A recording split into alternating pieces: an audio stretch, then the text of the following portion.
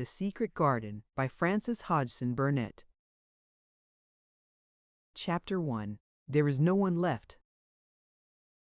When Mary Lennox was sent to Misselthwaite Manor to live with her uncle, everybody said she was the most disagreeable-looking child ever seen. It was true, too. She had a little thin face and a little thin body, thin light hair, and a sour expression.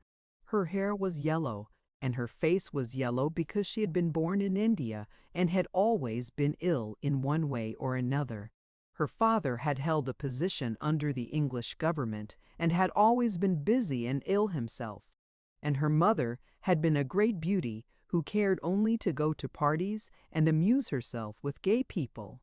She had not wanted a little girl at all, and when Mary was born, she handed her over to the care of an ayah who was made to understand that if she wished to please the Memsahib, she must keep the child out of sight as much as possible.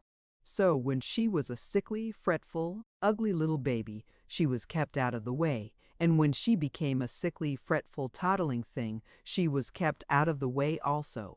She never remembered seeing familiarly anything but the dark faces of her ayah and the other native servants, and as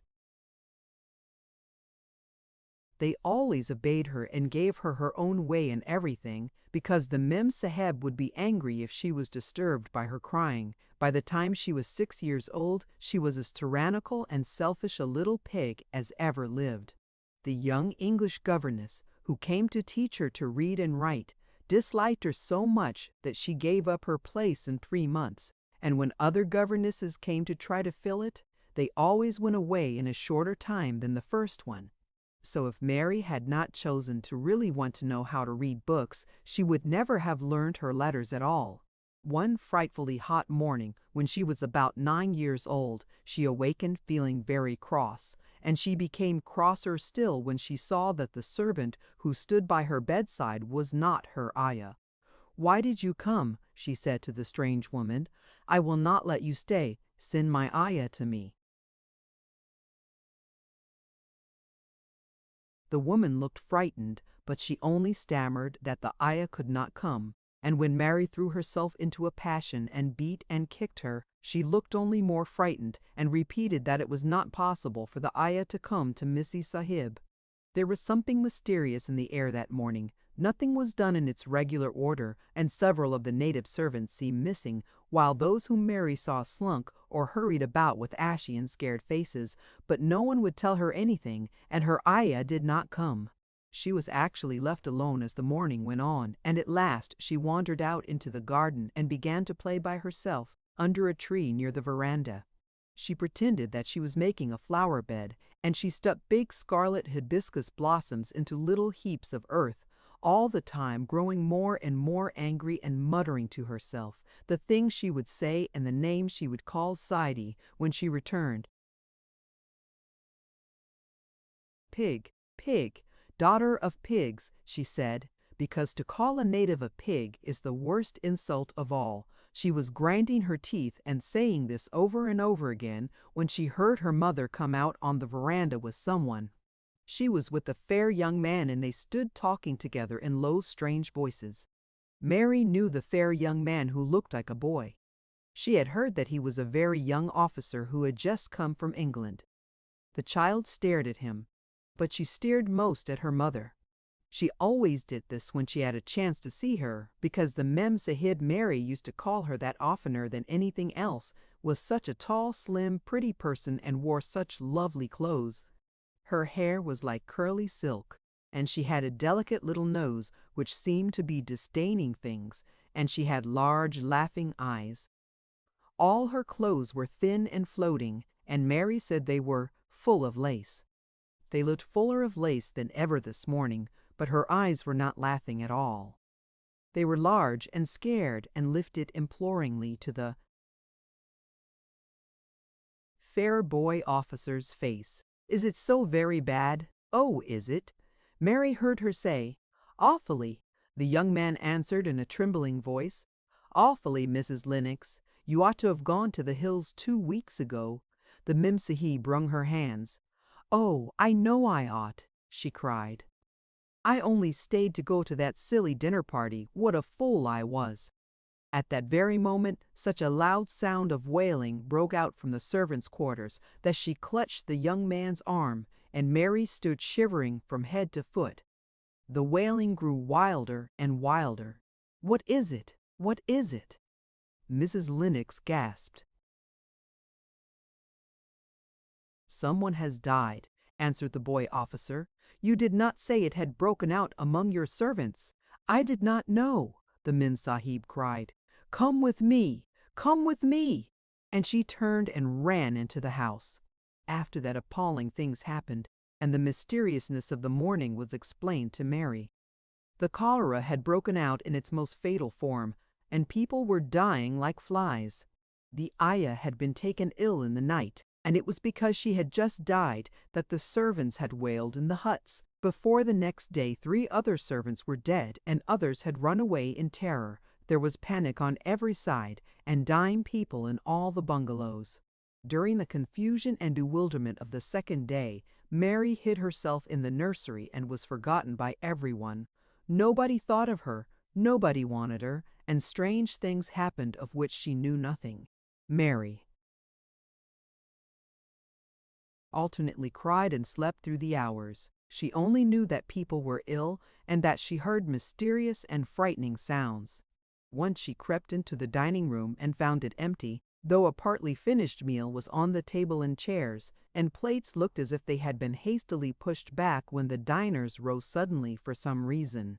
The child ate some fruit and biscuits, and being thirsty, she drank a glass of wine which stood nearly filled. It was sweet, and she did not know how strong it was.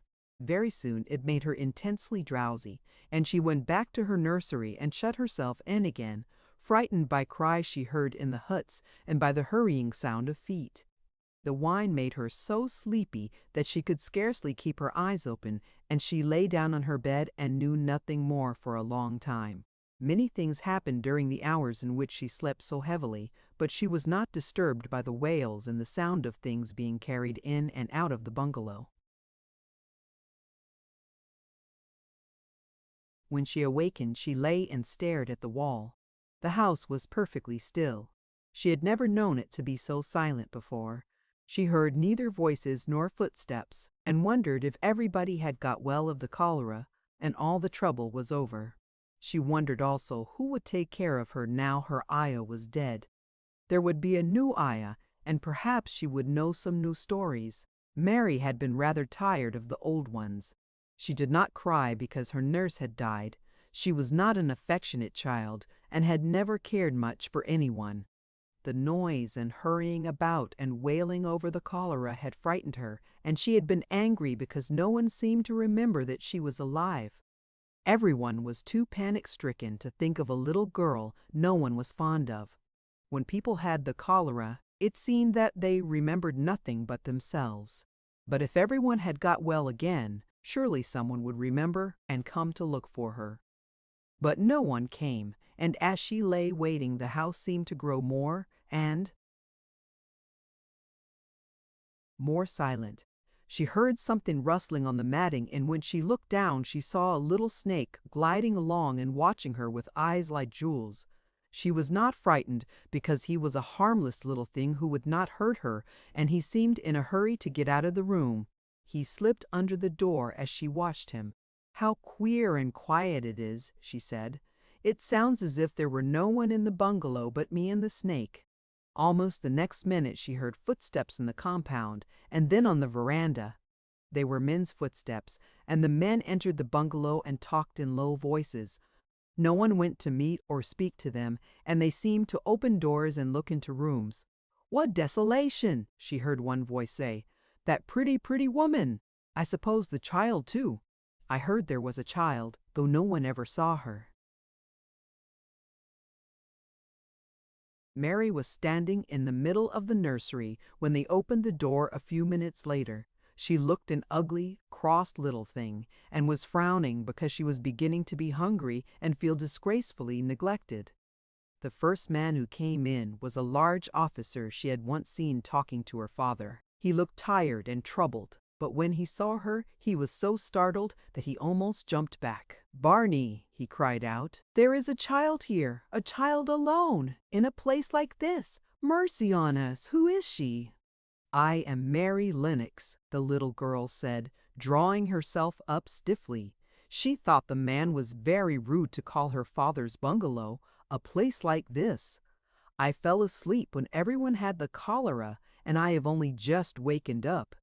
Why does nobody come? It is the child no one ever saw," exclaimed the man, turning to his companions. "She has actually been forgotten." "Why was I forgotten?" Mary said, stamping her foot. "Why does nobody come?"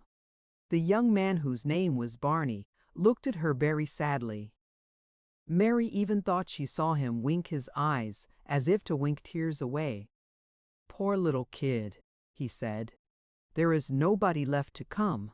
It was in that strange and sudden way that Mary found out that she had neither father nor mother left, that they had died and been carried away in the night, and that the few native servants who had not died also had left the house as quickly as they could get out of it, none of them even remembering that there was a Missie Sahib.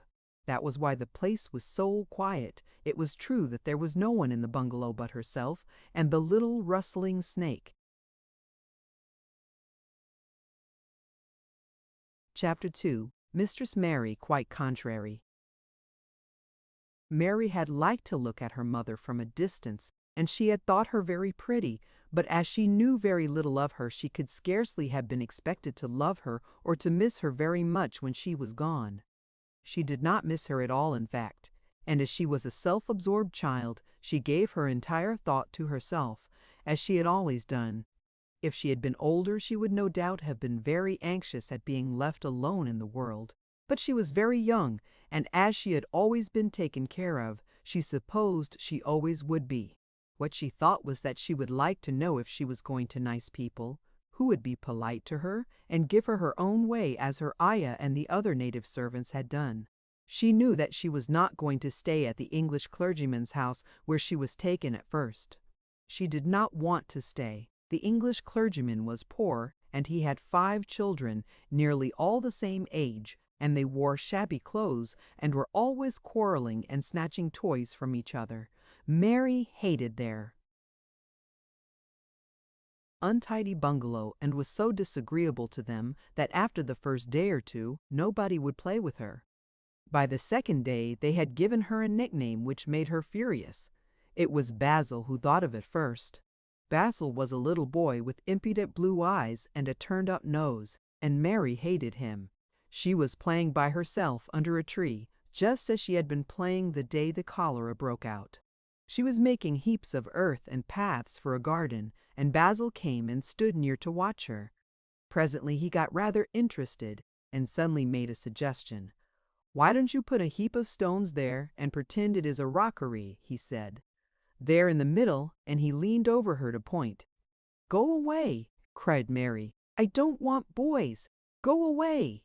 For a moment Basil looked angry, and then he began to tease. He was always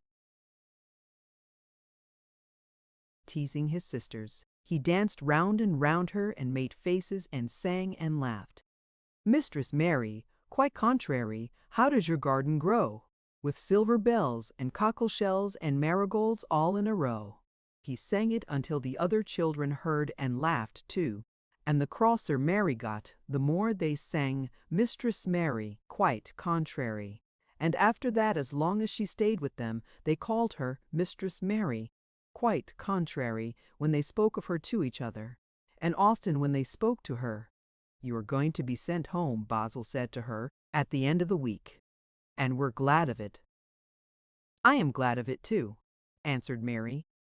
"Where is home? She doesn't know where home is," said Basil with 7-year-old scorn. "It's England, of course. Our grandmamma lives there, and our sister Mabel was sent to her last year. You are not going to your grandmamma. You have none. You are going to your uncle. His name is Mr. Archibald Craven." "I don't know anything about him," snapped Mary. "I know you don't," Basil answered.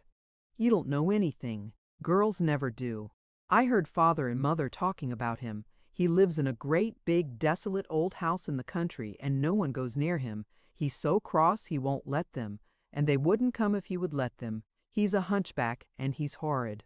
"I don't believe you," said Mary, and she turned her back and stuck her fingers in her ears because she would not listen any more.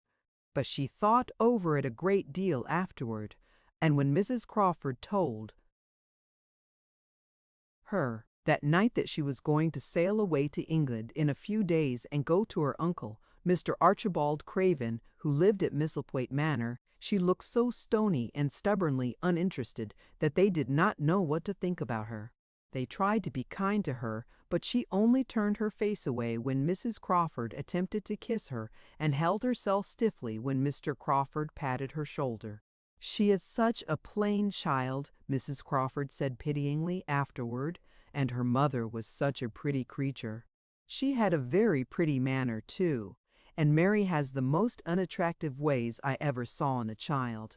The children call her Mistress Mary, quite contrary, and though it's naughty of them, one can't help understanding it. Perhaps if her mother had carried her pretty face and her pretty manners oftener into the nursery, Mary might have learned some pretty ways too. It is very sad, now the poor beautiful thing is gone, to remember that many people never even knew that she had a child at all. I believe she scarcely ever looked at her," sighed Mrs. Crawford. "When her ayah was dead, there was no one to give a thought to the little thing. Think of the servants running away and leaving her all alone in that deserted bungalow. Colonel McGrew said he nearly jumped out of his skin when he opened the door and found her standing by herself in the middle of the room." Mary made the long voyage to England under the care of an officer's wife who was taking her children to leave them in a boarding school. She was very much absorbed in her own little boy and girl, and was rather glad to hand the child over to the woman Mr. Archibald Craven sent to meet her in London. The woman was his housekeeper at Misselthwaite Manor, and her name was Mrs. Medlock. She was a stout woman with very red cheeks and sharp black eyes. She wore a very purple dress, a black silk mantle with jet fringe on it, and a black bonnet with purple velvet flowers which stuck up and trembled when she moved her head. Mary did not like her at all, but as she very seldom liked people, there was nothing remarkable in that, besides which it was very evident Mrs. Medlock did not think much of her. "My word, she's a plain little piece of goods," she said, "and we'd heard that her mother was a beauty. She hasn't handed much of it down, has she, ma'am?" "Perhaps she will improve as she grows older," the officer's wife said good-naturedly. "If she were not so sallow and had a nicer expression, her features are rather good. Children alter so much." "She'll have to alter a good deal," answered Mrs. Medlock, "and there's nothing likely to improve children at Misselthwaite if you ask me." They thought Mary was not listening because she was standing a little apart from them at the window of the private hotel they had gone to. She was watching the passing buses and cabs and people, but she heard quite well and was made very curious about her uncle and the place he lived in. What sort of a place was it, and what would he be like? What was a hunchback? She had never seen one. Perhaps there were none in India. Since she had been living in other people's houses and had had no ayah, she had begun to feel lonely and to think queer thoughts which were new to her. She had begun to wonder why she had never seemed to belong to anyone, even when her father and mother had been alive. Other children seemed to belong to their fathers and mothers, but she had never seemed to really be anyone's little girl. She had had servants and food and clothes, but no one had taken any notice of her. She did not know that this was because she was a disagreeable child. But then, of course, she did not know she was disagreeable. She often thought that other people were, but she did not know that she was so herself. She thought Mrs. Medlock the most disagreeable person she had ever seen, with her common, highly colored face and her common, fine bonnet. When the next day they set out on their journey to Yorkshire, she walked through the station to the railway carriage with her head up and trying to keep as far away from her as she could, because she did not want to seem to belong to her. It would have made her angry to think people imagined she was her little girl. But Mrs. Medlock was not in the least disturbed by her and her thoughts. She was the kind of woman who would stand no nonsense from young ones. At least, that is what she would have said if she'd been asked. She had not wanted to go to London just when her sister Maria's daughter was going to be married, but she had a comfortable, well-paid place as housekeeper at Misselthwaite Manor, and the only way in which she could keep it was to do at once what Mr. Beale, Archibald Craven, told her to do. She never dared even to ask a question. Captain Lennox and his wife died of the cholera, Mr. Craven had said in his short, cold way. Captain Lennox was my wife's brother, and I am their daughter's guardian. The child is to be brought here. You must go to London and bring her yourself. So she packed her small trunk and made the journey. Mary sat in her corner of the railway carriage and looked plain and fretful. She had nothing to read or to look at, and she had folded her thin little black-gloved hands in her lap.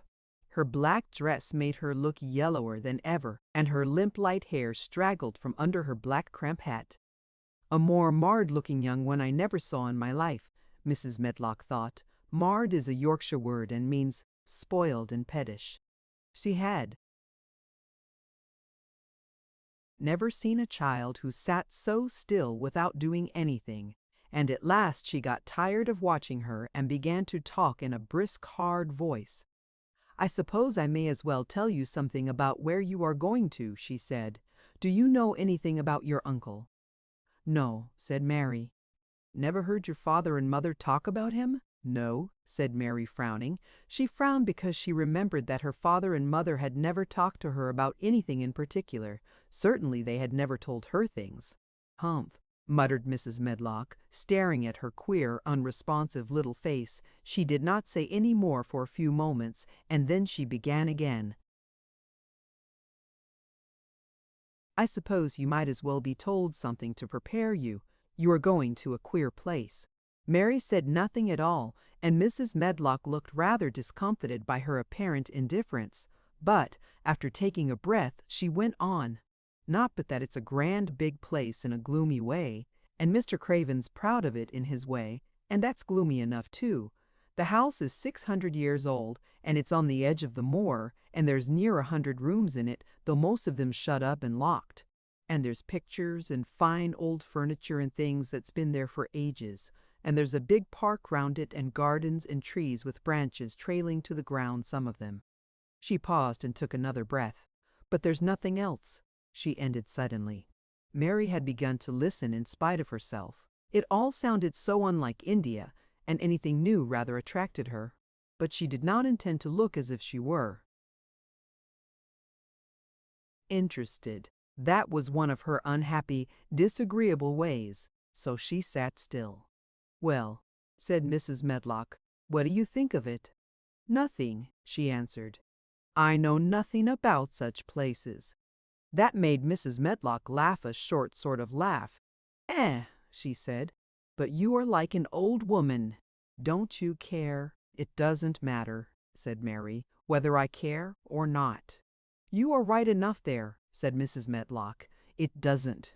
What you're to be kept at Misselthwaite Manor for. I don't know, unless because it's the easiest way. He's not going to trouble himself about you. That's sure and certain. He never troubles himself about no one." She stopped herself as if she had just remembered something in time. "He's got a crooked back," she said. "That set him wrong. He was a sour young man and got no good of all his money and big place till he was married." Mary's eyes turned toward her in spite of her intention not to seem to care. She had never thought of the hunchbacks being married, and she was a trifle surprised. Mrs. Medlock saw this, and as she was a talkative woman, she continued with more interest. This was one way of passing some of the time, at any rate. She was a sweet, pretty thing, and he'd have walked the world over to get her a blade of grass she wanted. Nobody thought she'd marry him, but she did, and people said she married him for his money. But she didn't. She didn't, positively. When she died, Mary gave a little involuntary jump. "Oh," Did she die? She exclaimed, quite without meaning to. She had just remembered a French fairy story she had once read called Riquet à la Houppe. It had been about a poor hunchback and a beautiful princess, and it had made her suddenly sorry for Mr. Archibald Craven. Yes, she died, Mrs. Medlock answered, and it made him queerer than ever. He cares about nobody. He won't see people. Most of the time he goes away, and when he is at Misselthwaite he shuts himself up in the west wing and won't let anyone but Pitcher see him. Pitcher's an old fellow, but he took care of him when he was a child, and he knows his ways. It sounded like something in a book, and it did not make Mary feel cheerful. A house with 100 rooms, nearly all shut up and with their doors locked, a house on the edge of a moor. Whatsoever a moor was sounded dreary. A man with a crooked back who shut himself up also. She stared out of the window with her lips pinched together, and it seemed quite natural that the rain should have begun to pour down in gray slanting lines and splash and stream down the window panes. If the pretty wife had been alive, she might have made things cheerful by being something like her own mother, and by running in and out and going to parties as she had done in frocks, full of lace. But she was not there any more. You needn't expect to see him, because 10 to 1 you won't, said Mrs. Medlock, and you mustn't expect that there will be people to talk to you. You'll have to play about and look after yourself. You'll be told what rooms you can go into and what rooms you're to keep out of. There's gardens enough, but when you're in the house don't go wandering and poking about. Mr. Craven won't have it. I shall not want to go poking about, said sour little Mary, and just as suddenly as she had begun to be rather sorry for Mr. Archibald Craven, she began to cease to be sorry, and to think he was unpleasant enough to deserve all that had happened to him. And she turned her face toward the streaming panes of the window of the railway carriage, and gazed out at the gray rainstorm, which looked as if it would go on for ever and ever. She watched it so long and steadily that the grayness grew heavier and heavier before her eyes, and she fell asleep. Chapter 3. Across the Moor. She slept a long time, and when she awakened Mrs. Medlock had bought a lunch basket at one of the stations, and they had some chicken and cold beef and bread and butter and some hot tea. The rain seemed to be streaming down more heavily than ever, and everybody in the station wore wet and glistening waterproofs. The guard lighted the lamps in the carriage, and Mrs. Medlock cheered up very much over her tea and chicken and beef. She ate a great deal and afterward fell asleep herself, and Mary sat and stared at her and watched her fine bonnet slip on one side until she herself fell asleep once more in the corner of the carriage, lulled by the splashing of the rain against the windows. It was quite dark when she awakened again. The train had stopped at a station, and Mrs. Medlock was shaking her. "You have had a sleep," she said.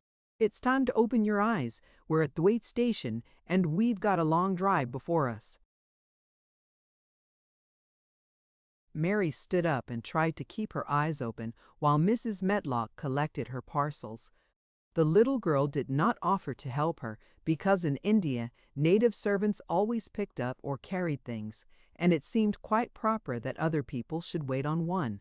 The station was a small one, and nobody but themselves seemed to be getting out of the train.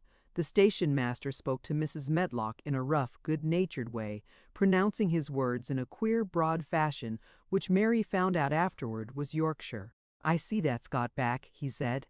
"Emma, thou's brought the young un with thee." "Aye, that's her," answered Mrs. Medlock, speaking with the Yorkshire accent herself, and jerking her head over her shoulder toward Mary. "How's thy missus?" "Well, Aino, the Daiditys carriage is waiting outside for thee." A brougham stood on the road before the little outside platform. Mary saw that it was a smart carriage, and that it was a smart footman who helped her in. His long waterproof coat and the waterproof covering of his hat were shining and dripping with rain, as everything was, the burly station master included.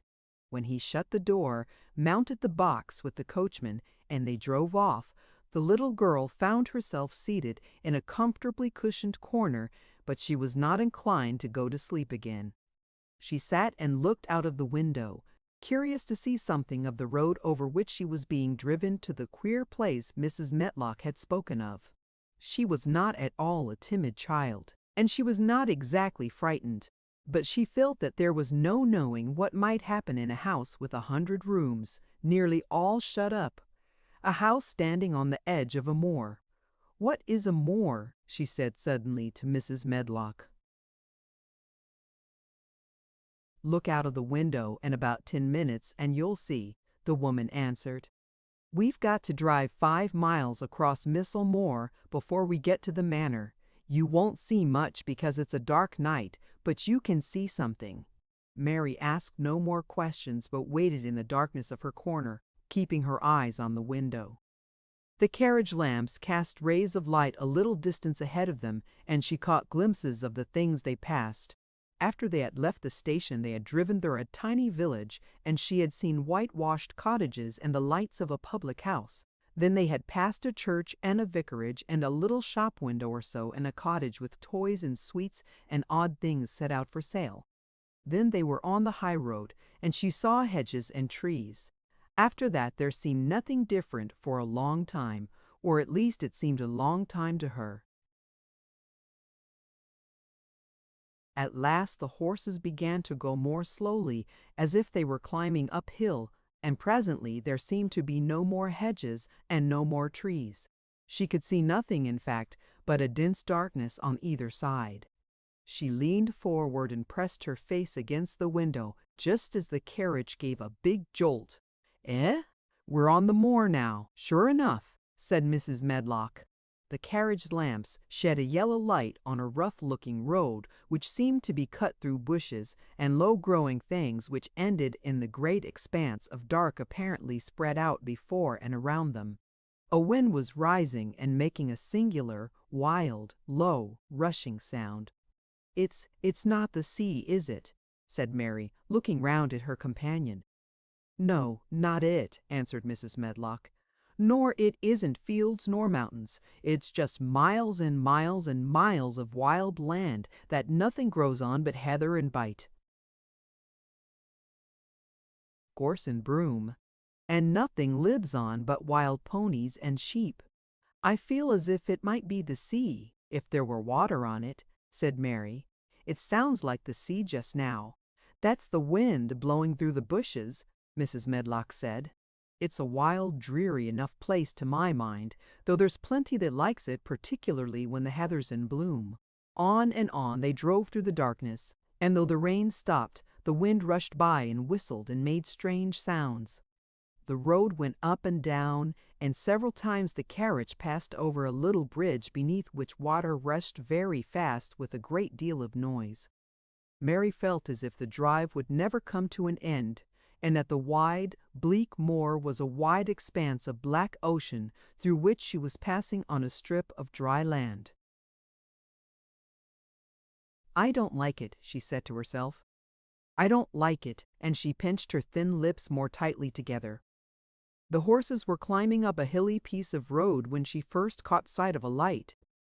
Mrs. Medlock saw it as soon as she did and drew a long sigh of relief. "I am glad to see that bit of light twinkling," she exclaimed. "It's the light in the lodge window. We shall get a good cup of tea after a bit, at all events." It was after a bit, as she said, for when the carriage passed through the park gates there was still 2 miles of avenue to drive through, and the trees which nearly met overhead made it seem as if they were driving through a long dark vault. They drove out of the vault into a clear space and stopped before an immensely long but low-built house which seemed to ramble round a stone court. At first,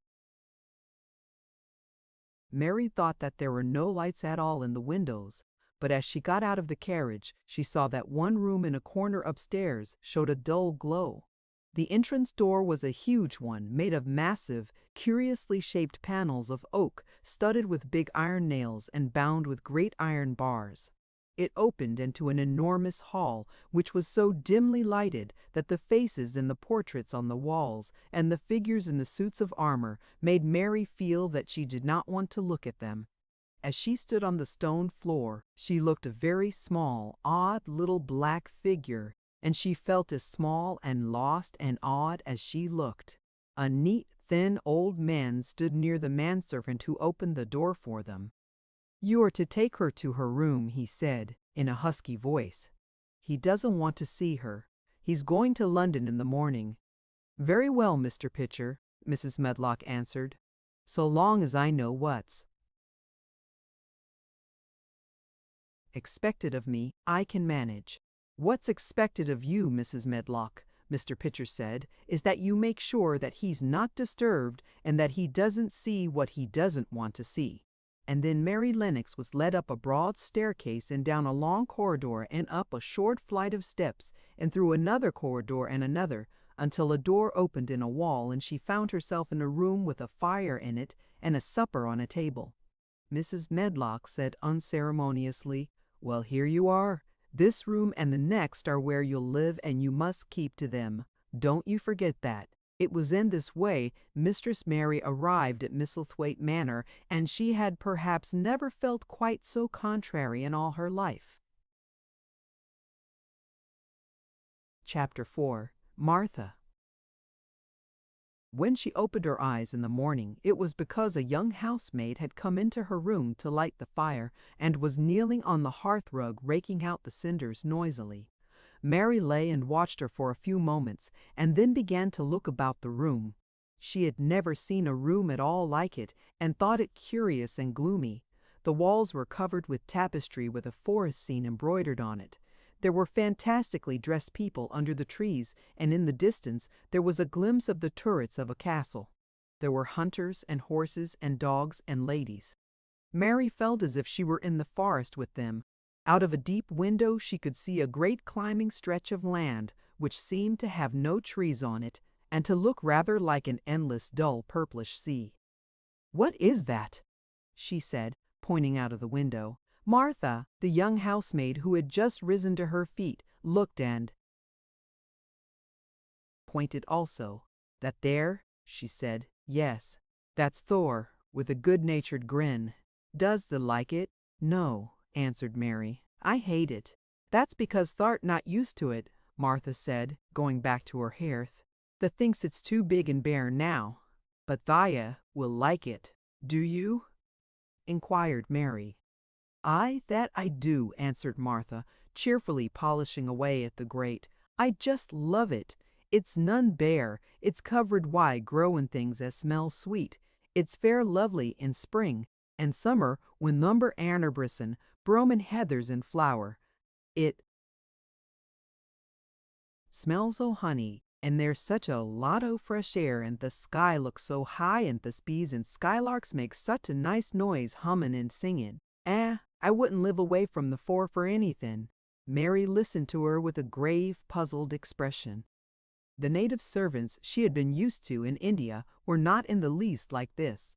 They were obsequious and servile and did not presume to talk to their masters as if they were their equals. They made salams and called them protector of the poor, and names of that sort. Indian servants were commanded to do things, not asked. It was not the custom to say please and thank you, and Mary had always slapped her ayah in the face when she was angry. She wondered a little what this girl would do if one slapped her in the face. She was a round, rosy, good-natured-looking creature, but she had a sturdy way which made Mistress Mary wonder if she might not even slap back if the person who slapped her was only a little girl. "You are a strange servant," she said from her pillows, rather haughtily. Martha sat up on her heels, with her blacking brush in her hand, and laughed, without seeming the least out of temper. I know that," she said. "If there was a grand missus at Misselthwaite, I should never have been even one of the under-housemaids. I might have been let to be scullery-maid, but I'd never have been let upstairs. I'm too common, and I talk too much Yorkshire. But this is a funny house for all it's so grand. Seems like there's neither master nor mistress except Mr. Pitcher and Mrs. Medlock. Mr. Craven, he won't be troubled about anything when he's here, and he's nearly always away." Mrs. Medlock gave me place out o' kindness. She told me she could never have done it if Misselthwaite had been like other big houses. Are you going to be my servant? Mary asked, still in her imperious little Indian way. Martha began to rub her grate again. I'm Mrs. Medlock's servant, she said stoutly, and she's Mr. Craven's, but I'm to do the housemaid's work up here and wait on you a bit, but you won't need much waiting on. Who is going to dress me? Demanded Mary. Martha sat up on her heels again and stared. She spoke in broad Yorkshire in her amazement. Canna that dress thysen, she said. What do you mean? I don't understand your language, said Mary. I forgot, Martha said. Mrs. Medlock told me I'd have to be careful or you wouldn't know what I was saying. I mean, can't you put on your own clothes? No, answered Mary, quite indignantly. I never did in my life. My Ayah dressed me, of course. Well, said Martha, evidently not in the least aware that she was impudent, it's time that should learn. That cannot begin younger. It'll do thee good to wait on Thiessen a bit. My mother always said she couldn't see why grand people's children didn't turn out fair foals, what with nurses and being washed and dressed and took out to walk as if they was puppies. It is different in India, said Mistress Mary disdainfully. She could scarcely stand this. But Martha was not at all crushed. I can see it's different, she answered almost sympathetically. I dare say it's because there's such a lot of blacks there instead of respectable white people. When I heard you was comin' from India, I thought you was a black too. Mary sat up in bed furious. What? She said. What? You thought I was a native? You daughter of a pig! Martha stared and looked hot. Who are you calling names? She said. You needn't be so vexed. That's not the way for a young lady to talk. I've nothing against the blacks. When you read about 'em in tracts, they're always very religious. You always read as a black's a man and a brother. I've never seen a black, and I was fair pleased to think I was going to see one close. When I come in to light your fire this morning, I crep up to your bed and pulled the cover back careful to look at you, and there you was, disappointedly, no more black than me for all you're so yeller. Mary did not even try to control her rage and humiliation. You thought I was a native. You dared. You don't know anything about natives. They are not people, they're servants, who must salaam to you. You know nothing about India. You know nothing about anything. She was in such a rage and felt so helpless before the girl's simple stare, and somehow she suddenly felt so horribly lonely and far away from everything she understood, and which understood her, that she threw herself face downward on the pillows and burst into passionate sobbing. She sobbed so unrestrainedly that good-natured Yorkshire Martha was a little frightened and quite sorry for her. She went to the bed and bent over her. You mustn't cry like that there, she begged. You mustn't for sure. I didn't know you'd be vexed. I don't know anything about anything, just like you said. I beg your pardon, miss. Do stop crying. There was something comforting and really friendly in her queer Yorkshire speech and sturdy way which had a good effect on Mary. She gradually ceased crying and became quiet. Martha looked relieved. It's time for thee to get up now, she said. Mrs. Provel, Medlock said I was to carry the breakfast and tea and dinner into the room next to this. It's been made into a nursery for thee. I'll help thee on with thy clothes, if thou'll get out o' bed. If the buttons are at the back, thee cannot button them up thyself. When Mary at last decided to get up, the clothes Martha took from the wardrobe were not the ones she had worn when she arrived the night before with Mrs. Medlock. Those are not mine, she said. Mine are black. She looked the thick white wool coat and dress over, and added with cool approval, those are nicer than mine. These are other ones the must put on, Martha answered. Mr. Craven ordered Mrs. Medlock to get him in London. He said, "I won't have a child dressed in black wandering about like a lost soul," he said. "It'd make the place sadder than it is. Put color on her." "Mother," she said she knew what he meant.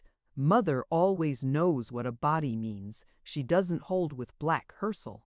"I hate black things," said Mary. The dressing process was one which taught them both something.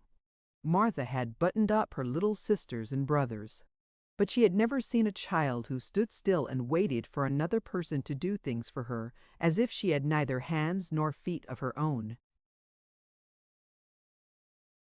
"Why doesn't that put on the own shoes?" she said when Mary quietly held out her foot. "My Aya did it," answered Mary, staring. "It was the custom." She said that very often. It was the custom. The native servants were always saying it. If one told them to do a thing their ancestors had not done for 1,000 years, they gazed at one mildly and said, "It is not the custom," and one knew that was the end of the matter. It had not been the custom that Mistress Mary should do anything but stand and allow herself to be dressed like a doll. But before she was ready for breakfast, she began to suspect that her life at Misselthwaite Manor would end by teaching her a number of things quite new to her things, such as putting on her own shoes and stockings, and picking up things she let fall. If Martha had been a well-trained, fine young lady's maid, she would have been more subservient and respectful, and would have known that it was her business to brush hair and button boots and pick things up and lay them away. She was, however, only an untrained Yorkshire rustic who had been brought up in a moorland cottage with a swarm of little brothers and sisters who had never dreamed of doing anything but waiting on themselves and on the younger ones who were either babies in arms or just learning to totter about and tumble over things. If Mary Lennox had been a child who was ready to be amused, she would perhaps have laughed at Martha's readiness to talk, but Mary only listened to her coldly and wondered at her freedom of manner. At first, she was not at all interested, but gradually, as the girl rattled on in her good-tempered, homely way, Mary began to notice what she was saying. You should see 'em all," she said. "There's 12 of us, and my father only gets 16 shilling a week. I can tell you my mother's put to it to get porridge for 'em all. They tumble about on the poor and play there all day, and mother says the air of the poor fattens 'em. She says she believes they eat the grass same as the wild ponies do. Our Dickon, he's 12 years old, and he's got a young pony he calls his own." "Where did he get it?" asked Mary. "He found it on Thor, with its mother when it was a little one, and he began to make friends with it and give it bits of bread and pluck young grass for it. And it got to like him so it follows him about and it lets him get on its back. Dickon's a kind lad and animals likes him." Mary had never possessed an animal pet of her own and had always thought she should like one, so she began to feel a slight interest in Dickon, and as she had never before been interested in anyone but herself, it was the dawning of a healthy sentiment. When she went into the room which had been made into a nursery for her, she found that it was rather like the one she had slept in. It was not a child's room, but a grown-up person's room, with gloomy old pictures on the walls and heavy old oak chairs. A table in the center was set with a good substantial breakfast. But she had always had a very small appetite, and she looked with something more than indifference at the first plate Martha set before her. "I don't want it," she said. "Thou doesn't want thy porridge," Martha exclaimed incredulously. "No, thou doesn't know how good it is. Put a bit of treacle on it or a bit of sugar." "I don't want it," repeated Mary. Said Martha. "I can't abide to see good victuals go to waste. If our children was at this table, they'd clean it bare in 5 minutes." "Why?" said Mary coldly. "Why?" echoed Martha. "Because they scarce ever had their stomachs full in their lives. They're as hungry as young hawks and foxes." "I don't know what it is to be hungry," said Mary with the indifference of ignorance. Martha looked indignant. "Well, it would do thee good to try it. I can see that plain enough," she said outspokenly. "I've no patience with folk as sits and just stares at good bread and emit. My word! Don't I wish Dickon and Phil and Jane and the rest of 'em had what's here under their pinafores. Why don't you take it to them? Suggested Mary. It's not mine, answered Martha stoutly. And this isn't my day out. I get my day out once a month, same as this rest. Then I go home and clean up for Mother and give her a day's rest. Mary drank some tea and ate a little toast and some marmalade. You wrap up warm and run out and play, you, said Martha. It'll do you good and give you some stomach for your meat. Mary went to the window. There were gardens and paths and big trees, but everything looked dull and wintry. Out? Why should I go out on a day like this? Well, if that doesn't go out, thou'lt have to stay in, and what has that got to do? Mary glanced about her. There was nothing to do. When Mrs. Medlock had prepared the nursery, she had not thought of amusement. Perhaps it would be better to go and see what the gardens were like. Who will go with me? She inquired. Martha stared. You'll go by yourself, she answered. You'll go by yourself, she answered. You'll have to learn to play like other children does when they haven't got sisters and brothers. Our Dickon goes off on the moor by himself and plays for hours. That's how he made friends with the pony. He's got sheep on the moor that knows him, and birds as comes and eats out of his hand. However little there is to eat, he always saves a bit of his bread to coax his pets. It was really this mention of Dickon which made Mary decide to go out, though. She was not aware of it. There would be birds outside, though. There would not be ponies or sheep. They would be different from the birds in India, and it might amuse her to look at them. Martha found her coat and hat for her, and a pair of stout little boots, and she showed her her way downstairs. If thou goes round that way thou come to the gardens, she said, pointing to a gate in a wall of shrubbery. There's lots of flowers in summertime, but there's nothing bloomin' now. She seemed to hesitate a second before she added, One of the gardens is locked up. No one has been in it for 10 years. Why? Asked Mary in spite of herself. Here was another locked door added to the 100 in the strange house.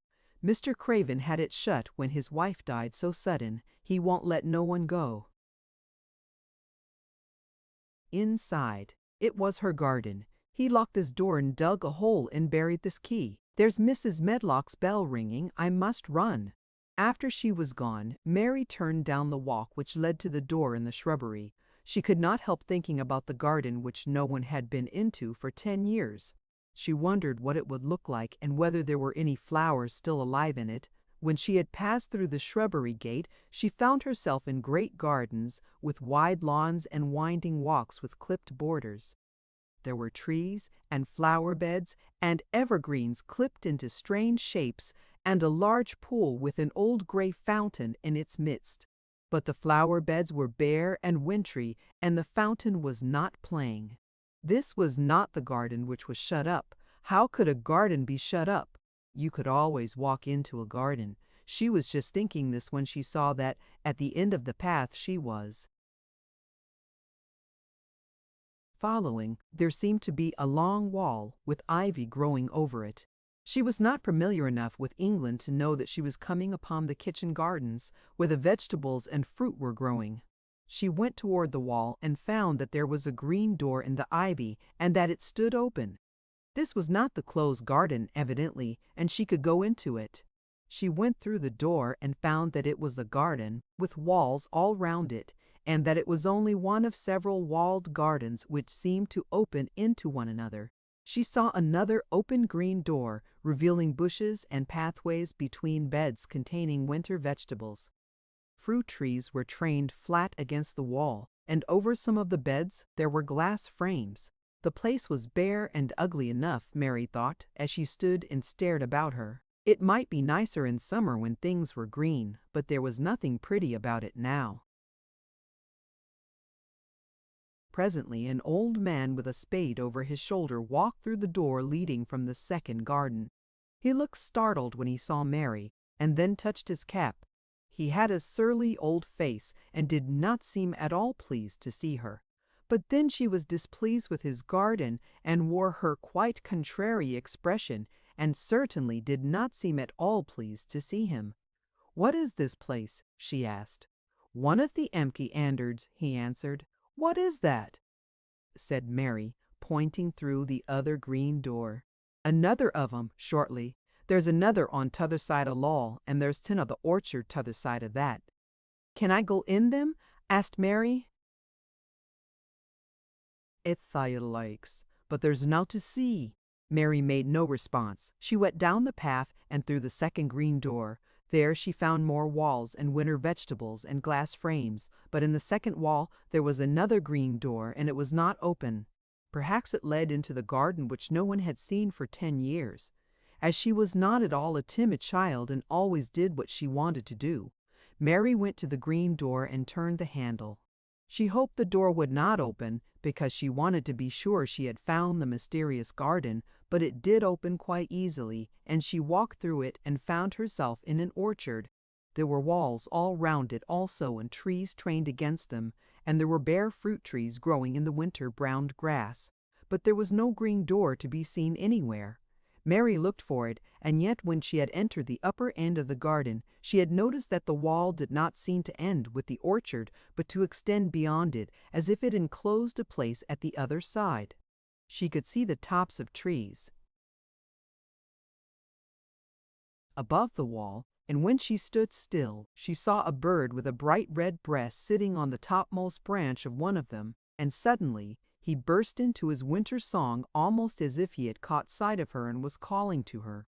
She stopped and listened to him, and somehow his cheerful, friendly little whistle gave her a pleased feeling. Even a disagreeable little girl may be lonely, and the big closed house and big bare moor and big bare gardens had made this one feel as if there was no one left in the world but herself. If she had been an affectionate child who had been used to being loved, she would have broken her heart, but even though she was Mistress Mary, quite contrary, she was desolate, and the bright-breasted little bird brought a look into her sour little face which was almost a smile. She listened to him until he flew away. He was not like an Indian bird, and she liked him, and wondered if she should ever see him again. Perhaps he lived in the mysterious garden and knew all about it. Perhaps it was because she had nothing whatever to do that she thought so much of the deserted garden. She was curious about it and wanted to see what it was like. Why had Mr. Archibald Craven buried the key? If he had liked his wife so much, why did he hate her garden? She wondered if she should ever see him, but she knew that if she did she should not like him, and he would not like her, and that she should only stand and stare at him and say nothing, though she should be wanting dreadfully to ask him why he had done such a queer thing. "People never like me, and I never like people," she thought, "and I never can talk as the Crawford children could. They were always talking and laughing and making noises." She thought of the robin, and of the way he seemed to sing his song at her, and as she remembered the treetop he perched on, she stopped rather suddenly on the path. "I believe that tree was in the secret garden. I feel sure it was," she said. There was a wall round the place, and there was no door. She walked back into the first kitchen garden she had entered, and found the old man digging there. She went and stood beside him and watched him a few moments in her cold little way. He took no notice of her, and so at last she spoke to him. "I have been into the other gardens," she said. "There was nothing to prevent thee," he answered crustily. "I went into the orchard." "There was no dog at the door to bite thee," he answered. "There was no door there into the other garden," said Mary. "What garden?" he said in a rough voice, stopping his digging for a moment. "The one on the other side of the wall," answered Mistress Mary. "There are trees there. I saw the tops of them. A bird with a red breast was sitting on one of them, and he sang." To her surprise, the surly old weather-beaten face actually changed its expression. A slow smile spread over it, and the gardener looked quite different. It made her think that it was curious how much nicer a person looked when he smiled. She had not thought of it before. He turned about to the orchard side of his garden and began to whistle a low, soft whistle. She could not understand how such a surly man could make such a coaxing sound. Almost the next moment, a wonderful thing happened. She heard a soft, little, rushing flight through the air, and it was the bird with the red breast flying to them. And he actually alighted on the big clod of earth quite near to the gardener's foot. "Here he is," chuckled the old man, and then he spoke to the bird as if he were speaking to a child. "Where has that been, the cheeky little beggar?" he said. "I've not seen thee before today. Has thou begun the courtin' this early in theason? They're too forrad." The bird put his tiny head on one side and looked up at him with his soft bright eye, which was like a black dewdrop. He seemed quite familiar and not the least afraid. He hopped about and pecked the earth briskly, looking for seeds and insects. It actually gave Mary a queer feeling in her heart, because he was so pretty and cheerful and seemed so like a person. He had a tiny plump body and a delicate beak and slender, delicate legs. "Will he always come when you call him?" she asked almost in a whisper. "Aye, that he will. I've knowed him ever since he was a fledgling. He come out of the nest in their garden, and when first he flew over the wall, he was too weak to fly back for a few days, and we got friendly. When he went over the wall again, this rest of brood was gone, and he was lonely, and he come back to me." "What kind of a bird is he?" Mary asked. "Doesn't tha know? He's a robin redbreast, and they're the friendliest, curiousest birds alive. They're almost as friendly as dogs, if you know how to get on with 'em. Watch him pecking about there, and looking round at us now and again. He knows we're talking about him." It was the queerest thing in the world to see the old fellow. He looked at the plump little scarlet waistcoated bird as if he were both proud and fond of him. "He's a conceited one," he chuckled. "He likes to hear folk talk about him. And curious, bless me, there never was his like for curiosity and meddlin'. He's always comin' to see what I'm plantin'. He knows all things Mr. Craven never troubles hisself to find out. He's the head gardener, he is." The robin hopped about busily pecking the soil, and now and then stopped and looked at them a little. Mary thought his black dewdrop eyes gazed at her with great curiosity. It really seemed as if he were finding out all about her. The queer feeling in her heart increased. "Where did the rest of the brood fly to?" she asked. "There's no knowin'. The old ones turn 'em out of their nest and make 'em fly, and they're scattered before you know it." This one was a knowin' one, and he knew. He was lonely. Mistress Mary went a step nearer to the robin and looked at him very hard. "I'm lonely," she said. She had not known before that this was one of the things which made her feel sour and cross. She seemed to find it out when the robin looked at her, and she looked at the robin. The old gardener pushed his cap back on his bald head and stared at her a minute. "Art thou the little wench from India?" he asked. Mary nodded. "Then no wonder that's it lonely. Thou'lt be lonelier before that's done," he said. He began to dig again, driving his spade deep into the rich black garden soil, while the robin hopped about very busily employed. "What is your name?" Mary inquired. He stood up to answer her. "Ben Weatherstaff," he answered, and then he added with a surly chuckle, "I'm lonely myself, except when he's with me," and he jerked his thumb toward the robin. "He's the only friend I've got." "I have no friends at all," said Mary. "I never had. My ayah didn't like me, and I never play with anyone. It is a Yorkshire habit to say what you think with blunt frankness, and old Ben Weatherstaff was a Yorkshire Moor man. "The me are a good bit alike," he said. "We was wove out of the same cloth. We're neither of us good lookin', and we're both of us as sour as we look. We've got the same nasty tempers, both of us, I'll warrant." This was plain speaking, and Mary Lennox had never heard the truth about herself in her life. Native servants always salaamed and submitted to you, whatever you did. She had never thought much about her looks, but she wondered if she was as unattractive as Ben Weatherstaff, and she also wondered if she looked as sour as he had looked before the robin came.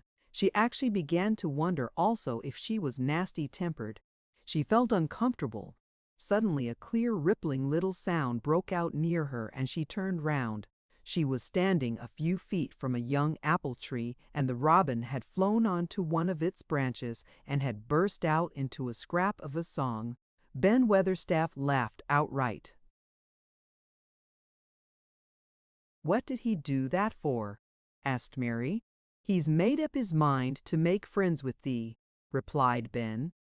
"Dang me if he hasn't took a fancy to thee." "To me," said Mary, and she moved toward the little tree softly and looked up. "Would you make friends with me?" she said to the robin, just as if she was speaking to a person. "Would you?" And she did not say it either in her hard little voice or in her imperious Indian voice, but in a tone so soft and eager and coaxing that Ben Weatherstaff was as surprised as she had been when she heard him whistle. "Why," he cried out, "thus said that as nice and human as if that was a real child instead of a sharp old woman. Thus said it almost like Dickon talks to his wild things on the moor." "Do you know Dickon?" Mary asked, turning round rather in a hurry. "Everybody knows him. Dickon's wanderin' about everywhere. The very blackberries and heather bells knows him. I warrant the foxes shows him where their cubs lies, and they'der a dairn. Skylarks doesn't hide their nests from him." Mary would have liked to ask some more questions.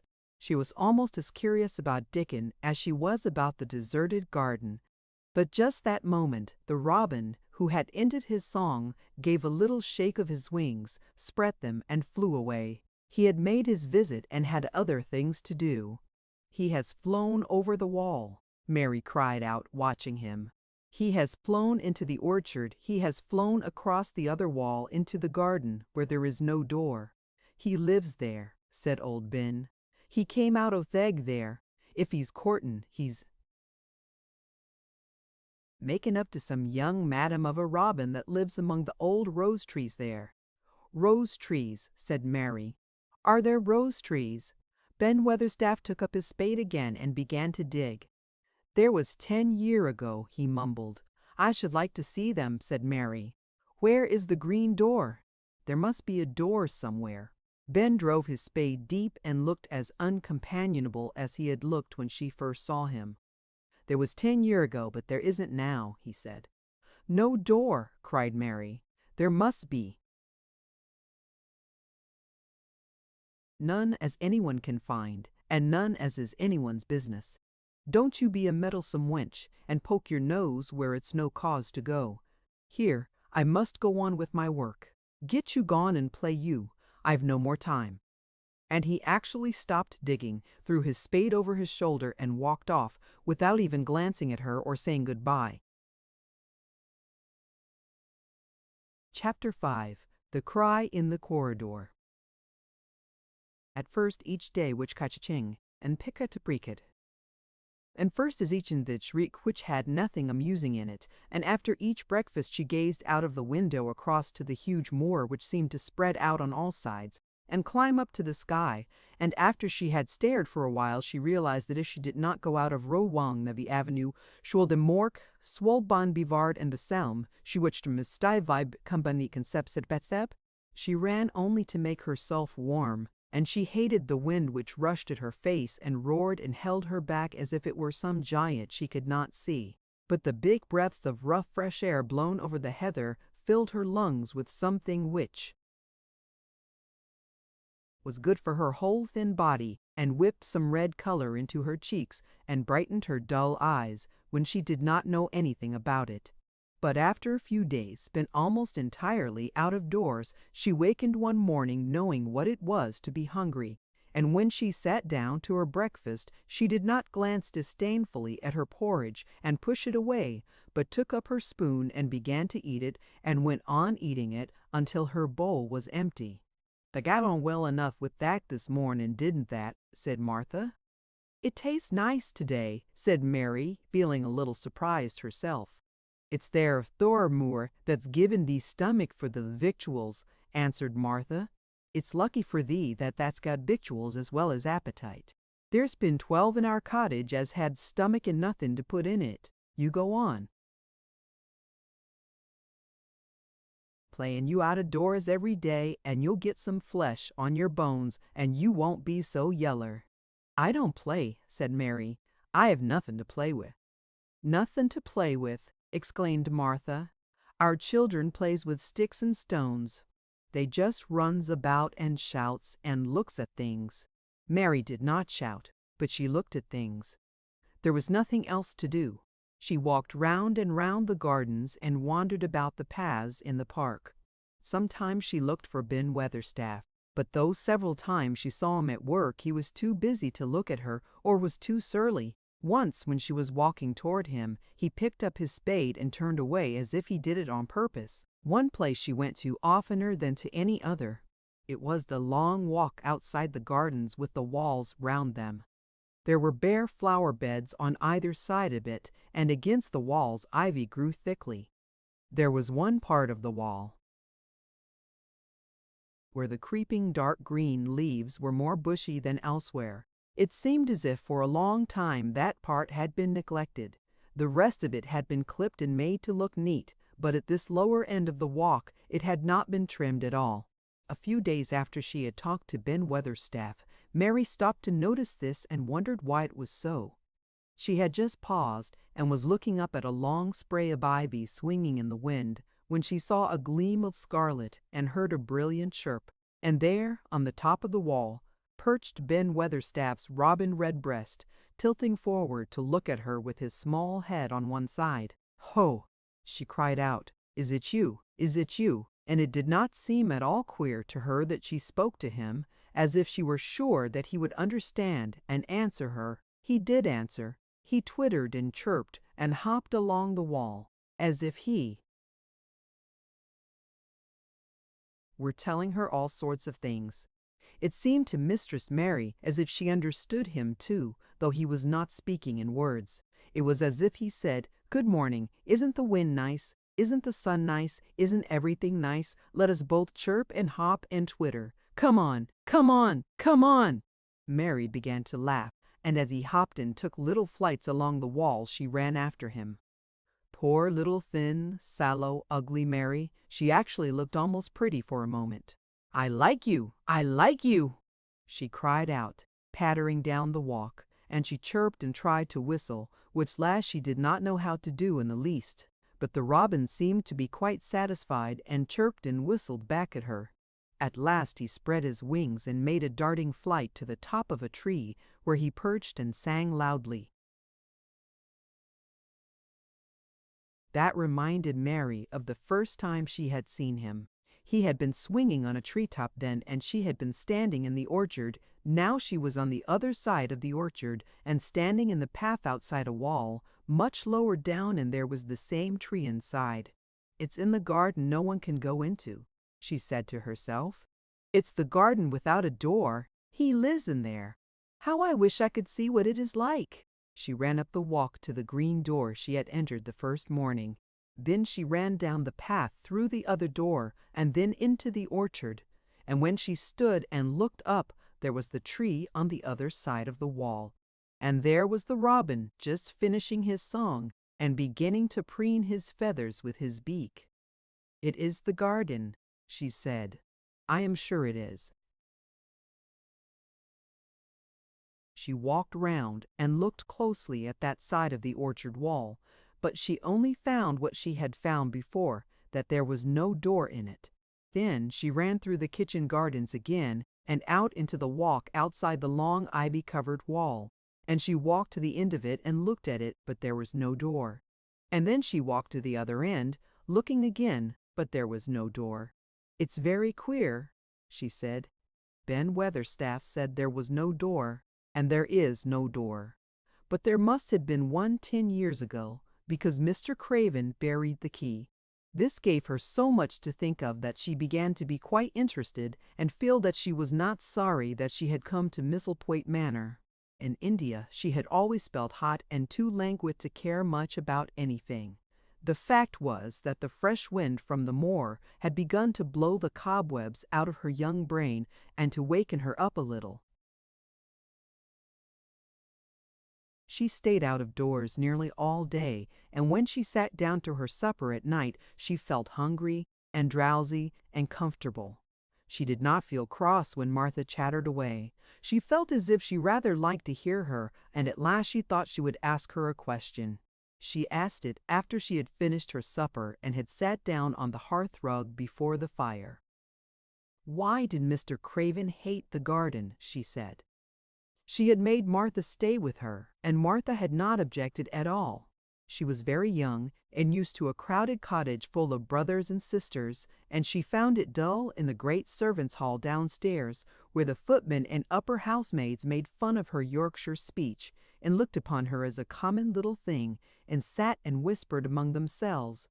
Martha liked to talk, and the strange child who had lived in India and been waited upon by blacks was novelty enough to attract her. She sat down on the hearth herself without waiting to be asked. "Art they didn't about that garden yet?" she said. "I knew that would. That was just the way with me when I first heard about it." "Why did he hate it?" Mary persisted. Martha tucked her feet under her and made herself quite comfortable. "Listen to the wind wuthering round the house," she said. "You could bear stand up on the moor if you was out on it tonight." Mary did not know what wuthering meant until she listened, and then she understood. It must mean that hollow shuddering sort of roar which rushed round and round the house, as if the giant no one could see were buffeting it and beating at the walls and windows to try to break in. But one knew he could not get in, and somehow it made one feel very safe and warm inside a room with a red coal fire. But why did he hate it so? She asked after she had listened. She intended to know if Martha did. Then Martha gave up her store of knowledge. "Mind," she said. "Mrs. Medlock said it's not to be talked about. There's lots ownings in this place that's not to be talked about. There's lots ownings in this place that's not to be talked over. That's Mr. Craven's orders. His troubles are none servant's business, he says. But for the garden he wouldn't be like he is. It was Mrs. Craven's garden that she had made when first they were married, and she just loved it, and they used to tend the flowers themselves. And none o' the gardeners was ever let to go in. Him and her used to go in and shut door and stay there hours and hours, readin' and talkin'. And she was just a bit of a girl, and there was an old tree with a branch bent like a seed on it, and she made roses grow over it, and she used to sit there. But one day, when she was sittin' there, the branch broke and she fell on the ground and was hurt so bad that next day she died. The doctors thought he'd go out of his mind and die too. That's why he hates it. No one's never gone in since, and he won't let anyone talk about it." Mary did not ask any more questions. She looked at the red fire and listened to the wind, wutherin'. It seemed to be wutherin' louder than ever. At that moment, a very good thing was happening to her. 4 good things had happened to her, in fact, since she came to Misselthwaite Manor. She had felt as if she had understood a robin, and that he had understood her.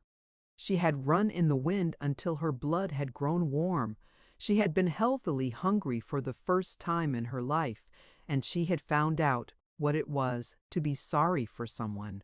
But as she was listening to the wind, she began to listen to something else. She did not know what it was, because at first she could scarcely distinguish it from the wind itself. It was a curious sound. It seemed almost as if a child were crying